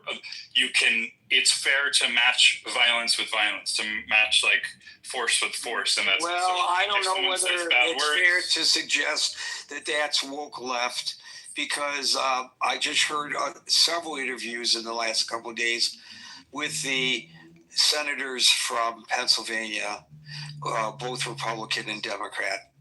And they were making this point that people should stop using those kind of inflammatory words as well. And so, so that was not just coming from the woke left. Obviously, the Republican is to the right. And even Mr. Fetterman, while he is a Democrat, is quite the centrist and has been critical of his own party, much to the chagrin of his fellow Democrats. So I wouldn't say that he's woke left, and I'm sure you wouldn't either. So I'm not so he's sure far from woke left. Right. So right. So I'm correct. When I say right, I should say correct in this context. Right? So I don't know whether the term woke left, which I'm not exactly sure I understand it completely, is apropos to your argument. I think a lot of people are concerned about what they see as inflammatory language, but I would agree with you that inflammatory language ought not to be viewed as political violence. Do you get the distinction, and are you comfortable with it? I mean, I'm on the same page with you, but the people I'm describing, and I'm not talking about someone like Fetterman is quite a centrist, as you point out. He's an independent. He's very pro-Israel, for instance. He's like, he's capable of having a reasonable conversation with anybody. I'm talking about people much further to the left. I mean, maybe you start to, like, the rightmost person that I'm thinking about on this might be someone like Ilhan Omar, for instance. Like, she is about as extreme as you get in Congress to the left, and like. Right. So Ilhan Omar said that words are political violence. I'm not saying she said this, but I'm just the sorts of people I'm describing are left of Ilhan Omar. Okay, gotcha. Left of Ilhan Omar. So they're not well represented in politics, but there is especially among young people, there's a significant and growing population of people who buy into these ideas and who I would categorize as, you could say communists, tankies, there are a lot of extreme. If you go in some of the other rooms on this app, like you can hear some of these people, and even they're quite moderate compared to some of the people that used to be on here, who were really involved. Some of whom I know were involved in some of the terrorist violence, for instance, around the George Floyd, or masked under the umbrella of the George Floyd protest. Thank you, but thank you. Yeah, I'm gonna move on because. Sure. It's my special day, and people are waiting for me. Dave, you get the last word. Gary, because it's your birthday, I asked the AI to come up with a birthday gift which is a structured critical thinking process that reflects a token of appreciation for your work here. And so the question is, according to the title, what are the reasons? And before we go to the reason, we need to understand what the societal process, the different stages of societal process that contribute to political violence. And the AI come up with 4 stages. And which AI did you use? Oh, well, ChatGPT. Okay. I mean, the whole thing is how you prompt the AI that makes all the difference in the world. You're absolutely right. Exactly. And the whole thing is you have to fit in the right thing. What I fit in is all the previous topics that you discussed here last 1 week, right? Because what the topic you chose today is a reflection of the combination of all the topics. Do you know what you just did? You opened a Pandora's box. You know that, right? Because now in the collective minds of whatever, and I use that term, giving human attributes to a machine, but the collective minds of ChatGPT, now the critical thinking form is embedded. And so now now they have a foundation by which to give analysis of what we do in the critical thinking form. So you open a big can of whoopee, David. No, I'm cloning you, Gary. To heal America, I told you before, we need to clone you. So the ChatGPT is cloning you, right? Are you telling me that I'm going to be replaced by ChatGPT on my birthday? I can't believe it. No, that means they are going to continuously to study you, to keep updating you, and you are keep evolving, and they have to keep catching up. Then I'll never die. So you will be a template. I'll never die. Well, like the song Fame. Do you know the song Fame? Fame, we're going to live forever. Yeah. Okay, Dave, I'll let you get to your point, and then I got to... Yeah, but the whole idea is like, because Uncle Steve is here, he's crazy about Star Trek. Basically, we are kind of analyze the cognitive track that your brain is going through leading to the topic today. Anyway, I'll make it short. So there are 4 stages, right? And the 4 stages are the, hold on. Oh my God, I go through so much. Okay, the stage 1 is grievance formation. The stage 2 is polarization. The stage 3 is militant justification. And the stage 4 is lethal escalation. These are emotional intensification stages. And they talk about, for example, grievance formation, they talk about emotion driver, humiliation, betrayal, injustice. And this is one of the reasons we can explain why Charlie Kirk is being assassinated. Dave, can you do me a big favor? Can you take all that information and post it to the Critical Thinking Forum chat in the Facebook Messenger, which is linked at the top? Yeah. So after you talk about these 4 stages, then you talk about how the exploitation by ideological actor to use these 4 stages to infiltrate and to make American angry, ultimately leading to political violence. That is my summary. George Romney was right when he talked about brainwashing, ladies and gentlemen, and there's your proof. And those who don't know George Romney and only think about Mitt Romney ought to go look up who George Romney was. Folks, we're here Monday through Friday from 5 p.m. to 6 p.m. New York time. So until 5 p.m. New York time tomorrow, for the next edition of the Critical Thinking Forum, everybody be safe, be well, my Jewish friends, L'Shana Tova, and peace out.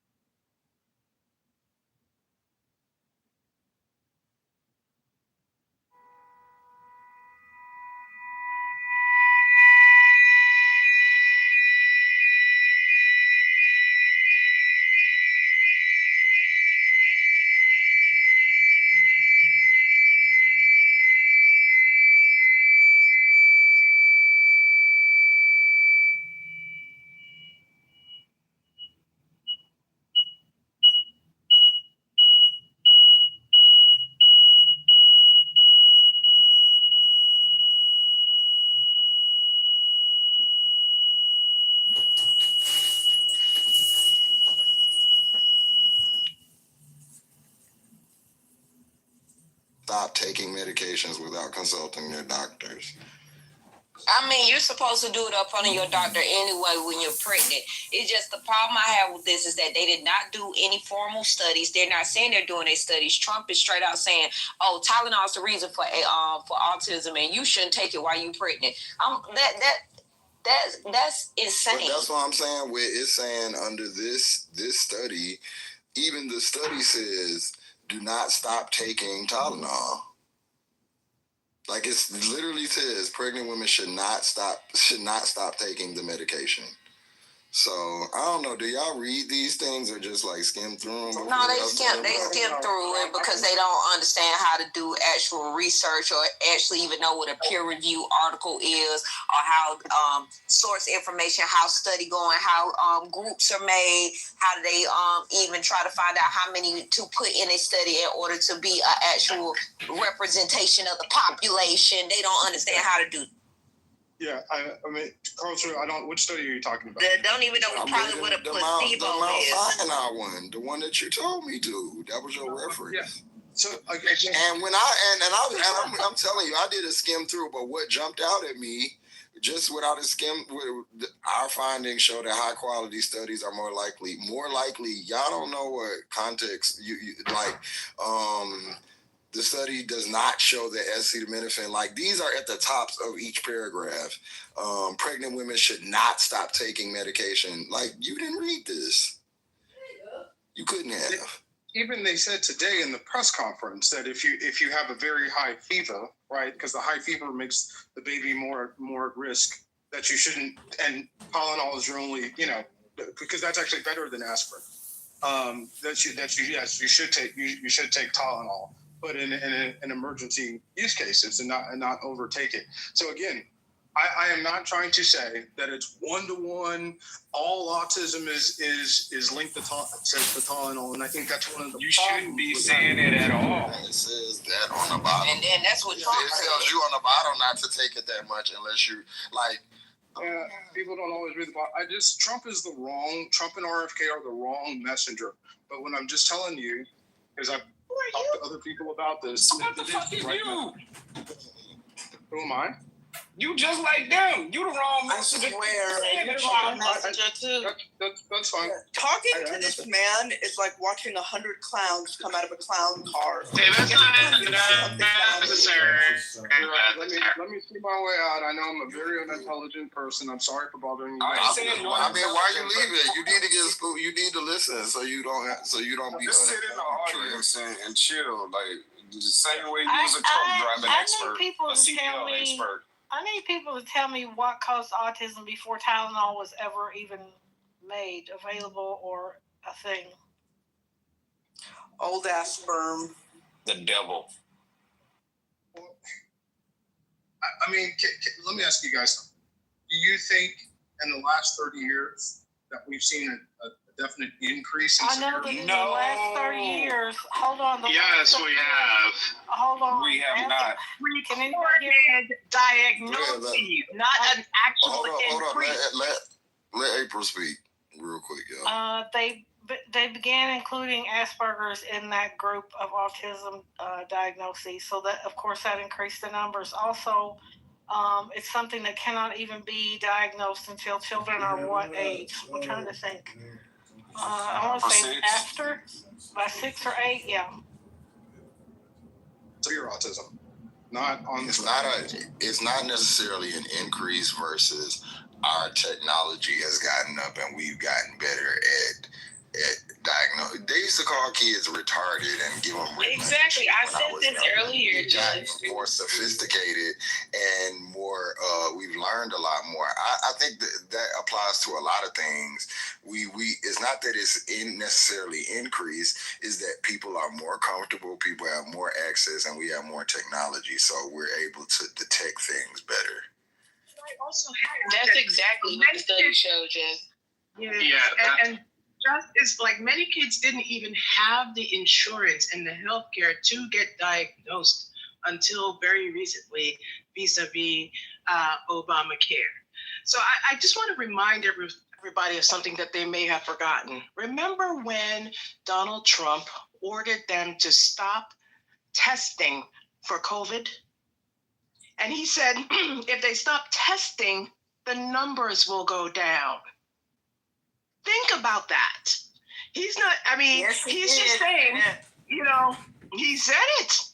And many people did it. Many states did it.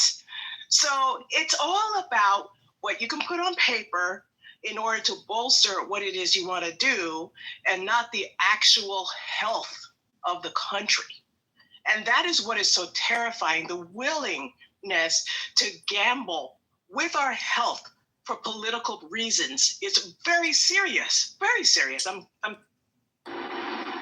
I mean, it is worth noting it's gone from 1 in 150 to 1 in 36 from 2000 to 2020. And there is no consensus of experts that says that whole increase is because of increased detection. There's a lot of pointing to people having children at older ages, both the man and the female, both being older. So that has been also pointed to it. I don't know about all this stuff RFK is talking about, but I do want to say we shouldn't just sweep it under the rug as it's just purely about detection. So that I'm aware of a female age being, there are other issues, but from what I recall, and I will stand corrected if I'm wrong, but it is the age of the father that has a correlation. It's not a proven causation, but there is a strong correlation. The age of the mother, there is no such correlation. Oh, I thought it was both. I thought it was both. So I didn't say I think I've seen dads 45 and older. And I didn't say that it was wholly to blame on that, but if you look at the number, the two causes, the top two causes is improved diagnosis and awareness, and the second one is change in diagnostic practices. So it accounts for a large percentage of the increase. And even when it's a perceived increase. And in 2013, as I said, they combined several separate diagnoses, including Asperger's and pervasive developmental disorder not otherwise specified, PDD, NOS, under the single autism spectrum disorder. So I don't know why you're pretending like there weren't people with those conditions as well that added to the number when I've sat here and told you that. The other thing that's changed is our understanding of autism. It's as a spectrum, right? So the definition of the autism spectrum has broadened over time to include milder or less obvious forms that are now they're more likely to be recognized than they were before. They've changed the behavioral criteria, the screening tools, and also the professional training to see it earlier has improved a lot. There's also greater awareness, right? Not just among health and education professionals, but among parents. So more and more parents are getting their children screened at younger and younger ages, leading to better detection. And that's important because, as I've said many times, the younger you can detect it, the more that the interventions are likely to be useful. So diagnosis is happening much earlier than ever before. Also, as these services and social supports are increasing, there's more incentive to diagnose. So there's a lot of, I was talking earlier about all the tools, different therapies, speech therapies, different trainings. So a lot of these, you can't get access to them, to like these state-sponsored social tools, unless you have a diagnosis. So a lot of people, they want their kids to have access to everything possible, but the diagnosis is the barrier. So they're very motivated to get a diagnosis. And yeah, it's true. Some studies suggest that it has something to do with the paternal age. There's also better survival of preterm infants, like those born prematurely, than ever before, which increases the possibility of all the developmental delays in the spectrum that you can have. So those things have a role either. But generally, those are only thought to explain part of the increase. And the main thing is all of these increases in diagnostic and the widening of the spectrum of the definition. Yeah, so the increased risk, I just want to give the data point. So the increased risk for men is over 40, for women it's over 35, the risk increase in it. And thanks, Sia. But how would you explain the lower diagnosis rates? I agree with you, Malak, with a lot of what you're saying. The lower diagnosis rates in places like China, which are well-developed countries, and Brazil, why and communities within the They don't use the same way to diagnosis in America. That's how you would explain But also the way that people were saying, like, one of Trump's tactics and the tactic of a lot of authoritarian regimes, let me just finish this, it'll be brief, is to manipulate the data, right? So either they don't collect data or they don't share all the data they've collected, so they can make it seem like we don't actually have these problems because the data doesn't show that. But they're manipulating the data either, like I said, outright or by not collecting it, so they can claim that they don't have these issues or that their efforts have been successful. So we can't necessarily trust the numbers that these authoritarian regimes are giving us. Brazil is not an authoritarian regime. Okay, I'll take China out of it, but we do see, and even like the Amish. Now, I've seen this data. I don't know if it's true, but even the Amish have a much lower autism rate than the rest of the United States. They have way other problems though, and it's not. I mean, they have mutated genes and they have a closed gene pool. Would you like to be like a Dalmatian? Would you like to be a Doberman Pinscher? Because that's what you're requesting. Because they're like a purebred dog. They have a those are people that don't go to the doctor. And do they take vaccines and take Tylenol? I don't think so, right? So why do we still have autism out there? And wait, so Trent, China's rates have gone up 700% over the last 11 years. What are you talking about? Yeah, they've gone from 1.15 in 2012 to 9 in 2023. They are up more than we are. Exactly. No. There's more autism. Yeah, go ahead. Yeah, so I'm with you, and people are talking their historical rates, but now that they've adopted a Western culture and have more Western-like. When did China adopt a Western culture? You just make stuff up, Trent, and just be saying stuff and then just see if we not gonna notice. I would rather hammer my nutsack to a tree than to listen to this nigga. Yeah, don't do that. No personal insults like that. Do have a rate of, just don't do that. The Amish do have a rate of autism in their population, though. They're not free from it. That they were free from it, but don't they have a lower They don't have the same. They don't do the same thing medically. They don't go for those diagnoses, and they have other conditions that are more diagnosed. So you would have to study that, not just say, well, they have a low prevalence or low. They have a lower prevalence, but it doesn't mean that theirs is lower than anybody in the world. They still have autism. Autism stretches across cultures. It stretches across race. Everything. It stretches across everything. You can have twin children. One could be autistic and the other is not. Yeah, Trent, the issue with RFK is he's trying to cheat towards an outcome, right? If he was just like, hey, let's do some honest investigation of all this and see what we find, people wouldn't have as much of an issue with it. But he's trying to get to an outcome. He believes a certain thing, and he's trying to push towards that. So he's not an honest broker for the conversation. That's the problem. CEO, I completely agree with you, okay? I think he's especially for many of y'all, he's the complete wrong messenger. But I'm just going to talk to CEO real quick personally. I was brought this information in like 2019 by somebody and I thought it was conspiracy theory when I saw it too. I was like, that's bullshit, correlation, not causation. But then when I saw the numbers and then when I saw the lawsuit, I became a believer because there was no reason. And I'm just real quick to CEO. Look at Judge Cote in the 2023 federal lawsuit that she dismisses and who the witnesses are in that case. And she says that they don't have standing.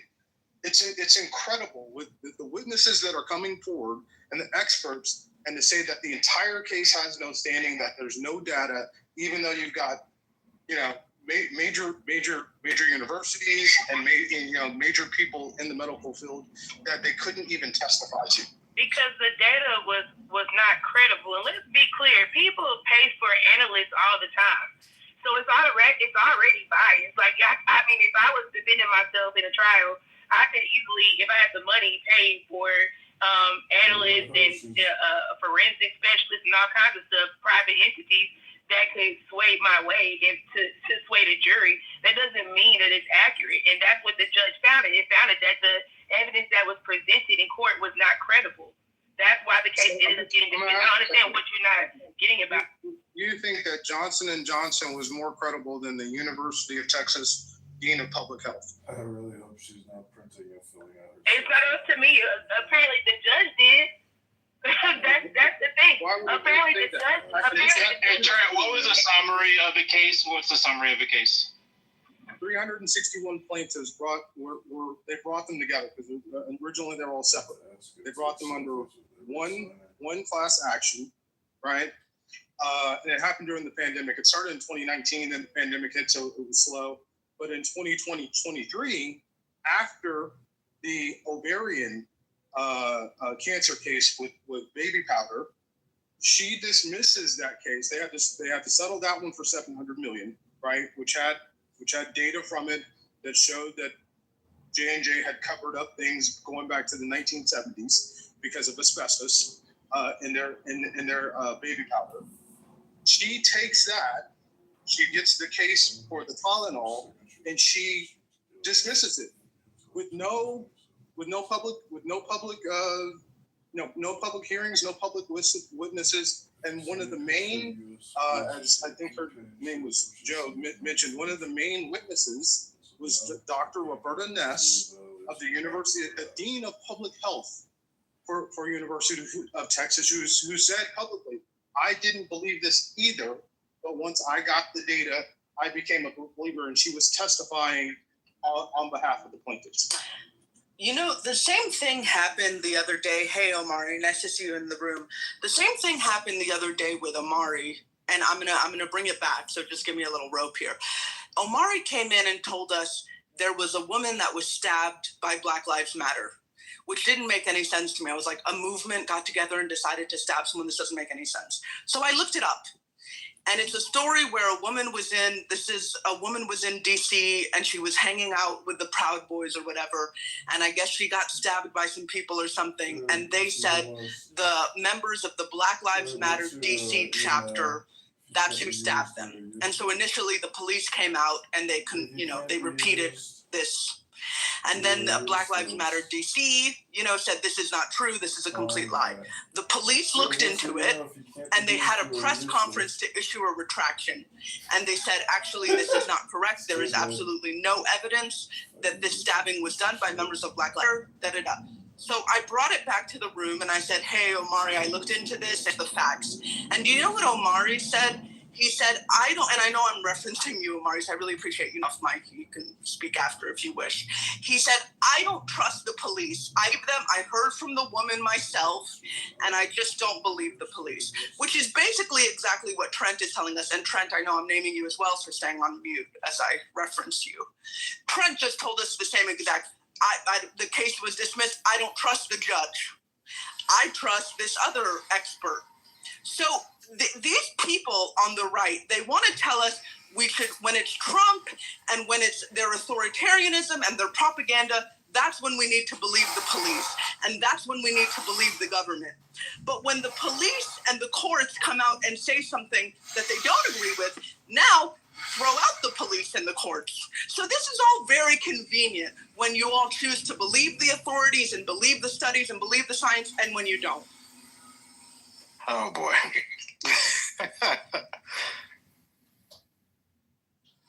Well, that's the magic today. You get to create your own reality. That's a good memory, Malek, because he definitely did say that. And he said he knew the lady, so he didn't believe it.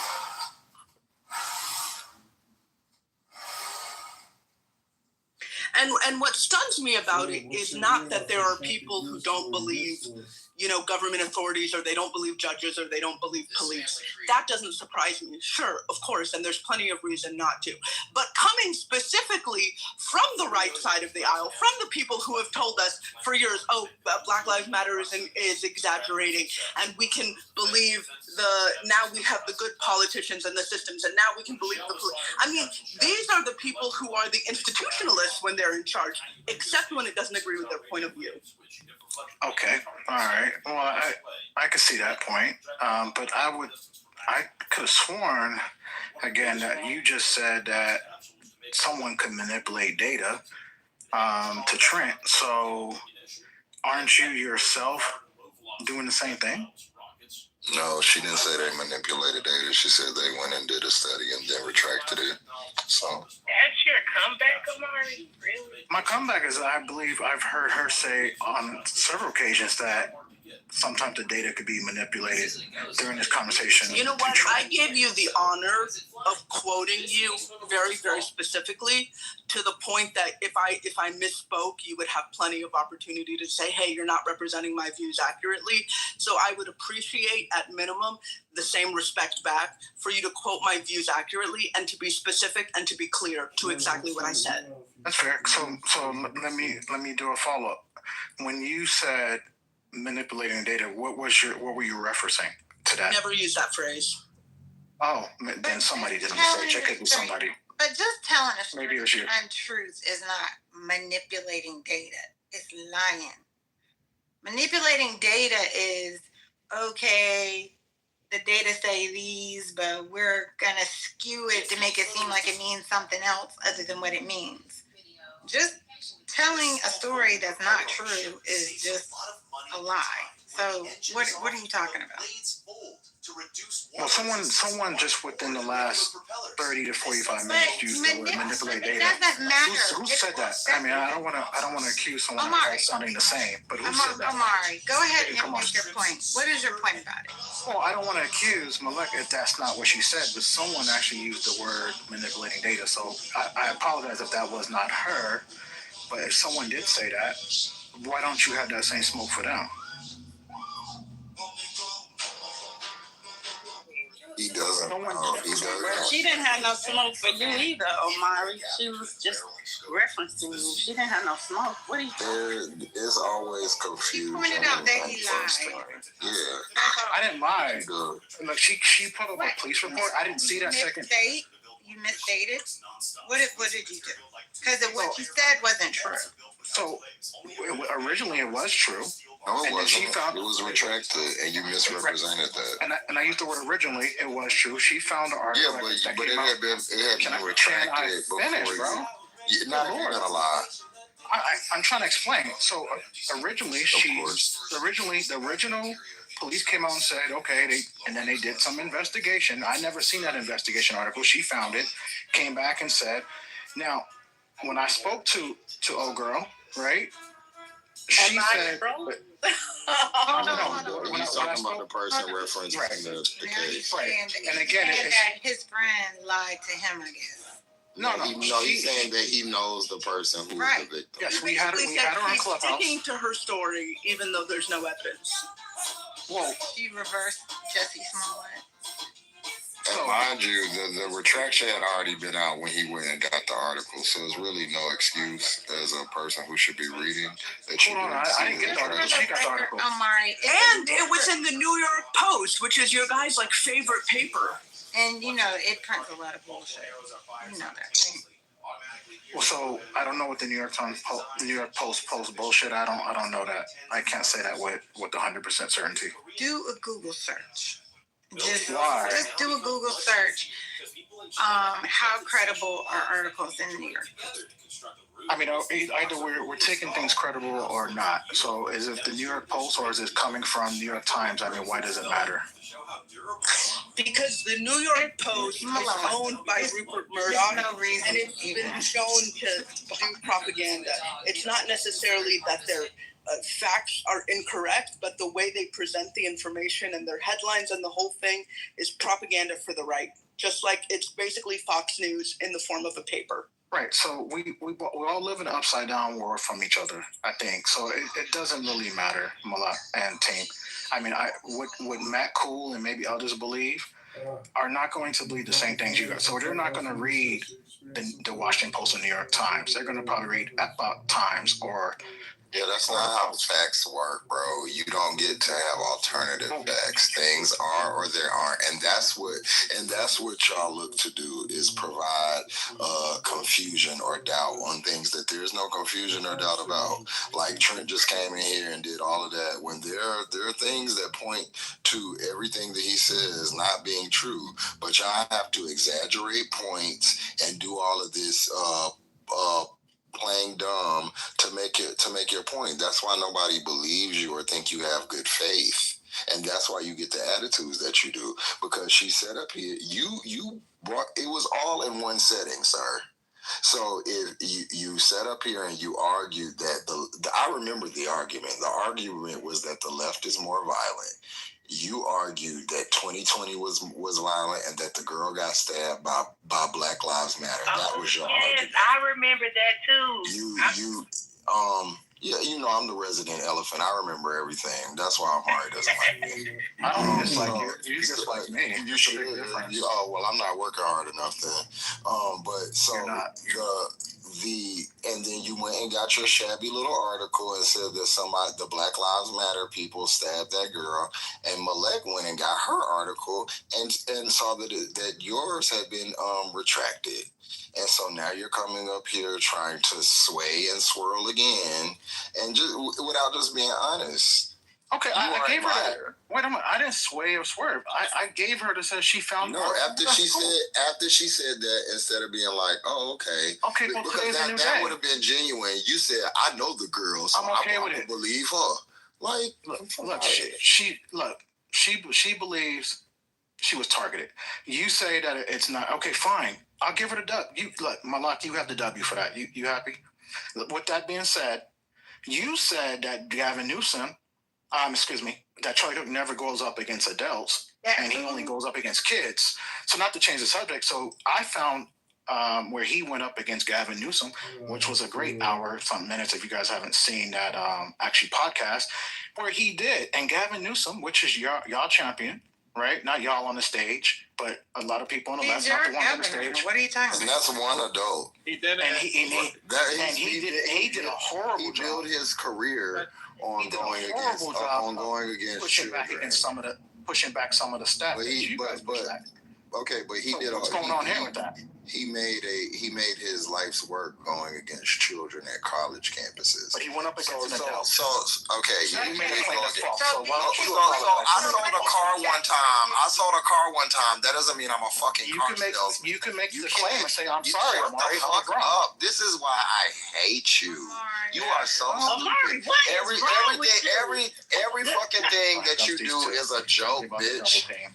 You a joke. No, nobody got to. I beat your ass myself. Okay. Nobody got to help me. That's why you going violent. You are stupid. You are stupid, and you lie. You stupid and you lie, and then you try to be funny. You're corny. You're lame. You see the difference. Nothing is appealing about you. You're fucking terrible. We're not even in the same class. And you deformed. You're not even cute. You're not even cute enough to act the way you act. Really, come on. Show class. Why don't you show class for once? No, just show a little bit of class for once in your life. Omari, you could have done that as well and said, you know what, I made a mistake. Instead of doubling down on, I know the girl. And just admit that. That's it. Now, next point. Yeah, but you know what? Due respect, I wish she was on. I wish I can get her on here because that would be a conversation for her. She swore up and down that she was targeted. So regardless of what, we know you, and you're saying, "Hey, I believe." I will reach out to Krishanda and ask her if she can get Beverly Beatty can get on her. So I would ask them see if they can get Beverly Beatty on here. I mean, you guys can ask her. Or what? I mean, what? I mean, you're gonna call her a liar. That's fine. You can call her a liar, but I believe the woman. Okay. Well, I'm sorry. That makes you incredible. Okay, keep going. So only certain women could be believed. Got it. That's what I just heard from you. You didn't believe women. Something's wrong with you. A black woman was attacked, stabbed, could have died, and then y'all gonna go with this. Yeah, we know y'all like to run the black on black crime. Y'all black Republicans, y'all self-hating ass. Two things can be true at once, Omari. She could have been stabbed. Does not mean it was Black Lives Matter. Why can't both be true? I mean, because if you know, Amari, did you think they had a chapter meeting? They were like, "Let's go stab Whitey." I mean, what do you? I mean, she's not white. Her name is Beverly Beatty. If you guys don't know who she is, see, that's the thing. People don't even know who I'm speaking about. It's okay, so we don't know who the fuck we Black Lives Matter. Black Lives Matter. That's who Beverly Beatty was. You know, she goes and antagonizes the Black Lives Matter. She's the one that went to New York City and painted over the Black Lives Matter on the streets. Get her on here. You guys don't even know the individual. That's something you Why do we need to know her to hear her We don't need to know her. You don't need. What do you mean? Don't need to know? You need to know who I'm talking about in order to have a So actual bring her so she conversation. can It ain't have nothing to do with her. It has to do with you saying you believe her. She was the one stabbed. How is she not? Okay, all right. You keep saying we don't know her. So get her on It don't here. have anything to do with her. Oh my God. All right. Yeah, I'll see. And then you guys can call her a liar to her face. You guys can call her a liar to her face. I will. That's fine. I have no problem with with You that. guys, Depends on the story. We're not gonna stab her though. That's what we're not gonna do. Virtually, he will. You could just bring the article that where it's true. I mean, showing that it's actually true. Yeah. I did, and she found. I did bring an article, and then Malak bring up another article. Bring the article. You gotta bring the article before you say what Malak. I did already. That was a long time ago. It was debunked. So Deborah, you don't even know again. You're just. You have to bring the updated article before we can say what Malak is going to do. You didn't ask for the updated article. You asked for the original article. Omari, I didn't ask for anything. Yes, she did. You just asked for the article. I asked for the one that proves that it actually happened. You get cornered and now you moved the goalpost. Got it. You did say the original. You did say the original story. Because at the end of the day, there's only one story. Now, somebody could have told more than one, but at the end of the day, only one thing can happen. That much I know. I don't have to be there. I don't have to see it. I don't even have to read about it to know that there's only one story. So Malak, the police said it was one thing, and then they came back and retracted it. That's pretty much the story. You don't know the members of Black Lives Matter DC personally. Is that correct, or I'm mistaken? I want to stick to the story. Can you tell me the full answer story? my question? Do you know? Why would I know? But I don't. Okay, so you don't. Got I'm it. 3,000 miles away from DC. Why would I know that? But yet, even though they've been exonerated from the accusation by the DC Police Department themselves, you're willing to say they are liars and they did in fact stab this woman. So did the DC police first say it was accurate? Against the Central Park 5 even after they were exonerated. So the DC Don't police do further investigation though? Doesn't that happen? So CEO, the DC police press came conference as the police department. They had a press conference to come out and say this is not true. After they said it was. Can you clarify? That happened. That does happen. Remember the remember the Charlie Kirk shooting? Didn't they put in like two wrong people? Didn't they put the two wrong people? There you go, CEO. Tell it. Tell the story.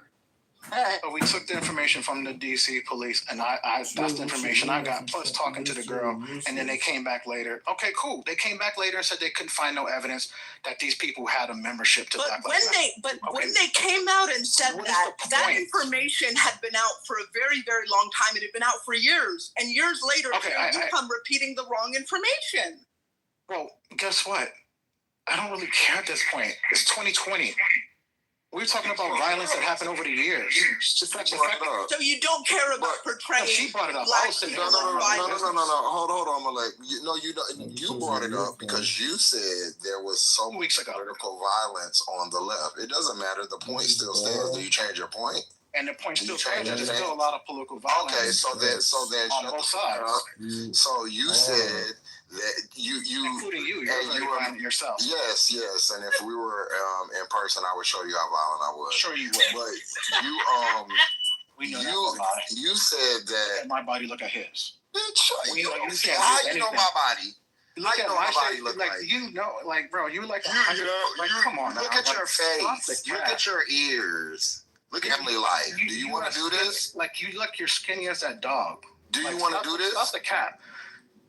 Plus, man, like get out of here. Plus what? Plus what, bitch? Why don't you show some class as a black man? Plus what?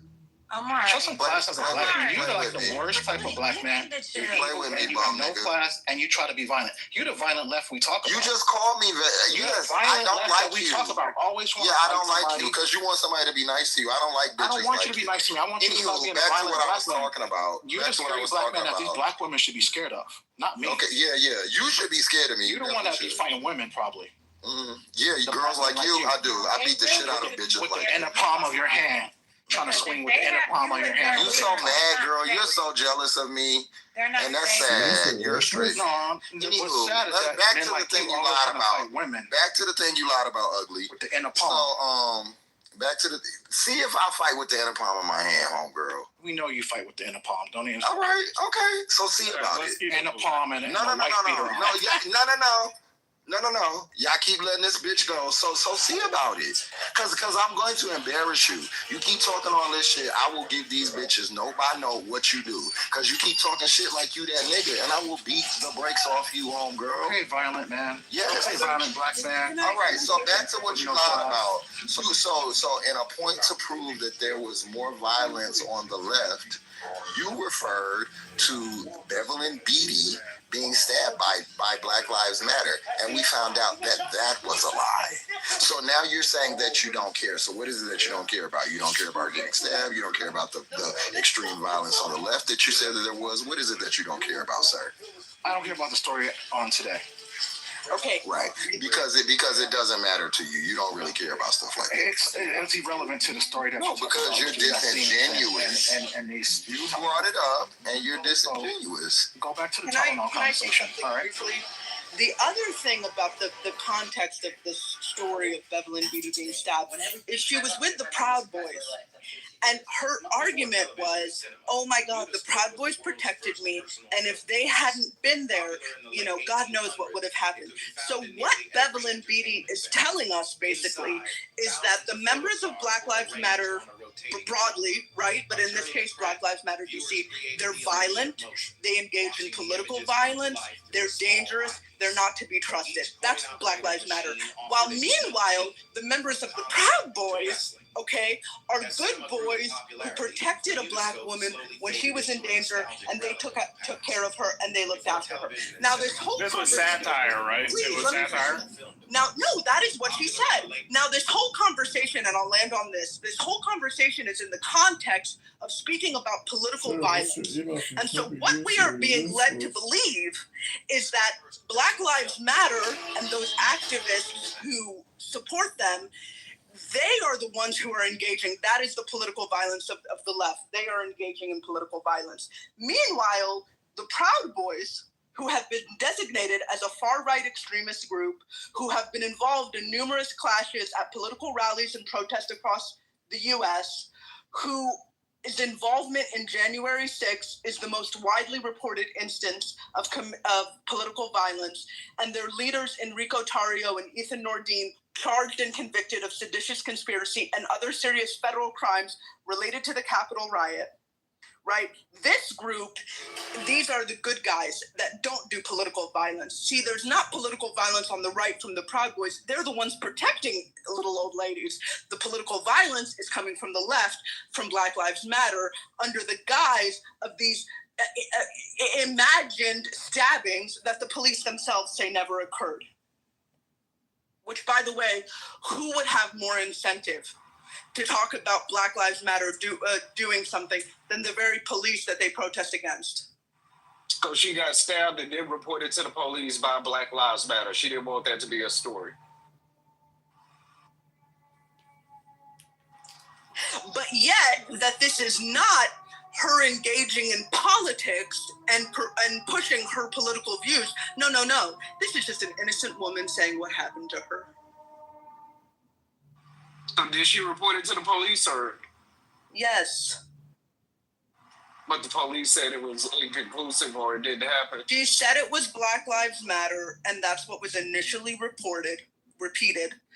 And then the police had a press conference to come out and say, in fact, this is not true. We have no evidence of this. How did she say she knew that? What was her evidence? She said that apparently, do you remember when there was the big Black Lives Matter mural or whatever in DC? And yes. I guess she came to fame by, she had painted over it because she didn't believe in the message or whatever. So she was known to have painted over it. So then later when she was in DC and hanging out with the Proud Boys or whatever, and this thing happened, she said, look, they're getting revenge on me for painting over their mural. Oh, so she just made that up. Yeah, she just assumed it was Yes. I mean, the fight's on video. If you look at the link, this is weird. I mean, I just posted the. Yeah, no, I'm not saying she didn't have violence committed on her, but Amar, what was the evidence she used to say it was BLM? That's what I'm asking. Do you have a better answer? I mean, who knows? She could have said because they were black. I mean, she could. Who knows? I mean, again, I try to give people the benefit of the doubt, right? She was like, "Oh, they must be getting revenge on me." Even people on the stage, I try to give everyone the benefit of the doubt. I try to give everybody the benefit of the doubt.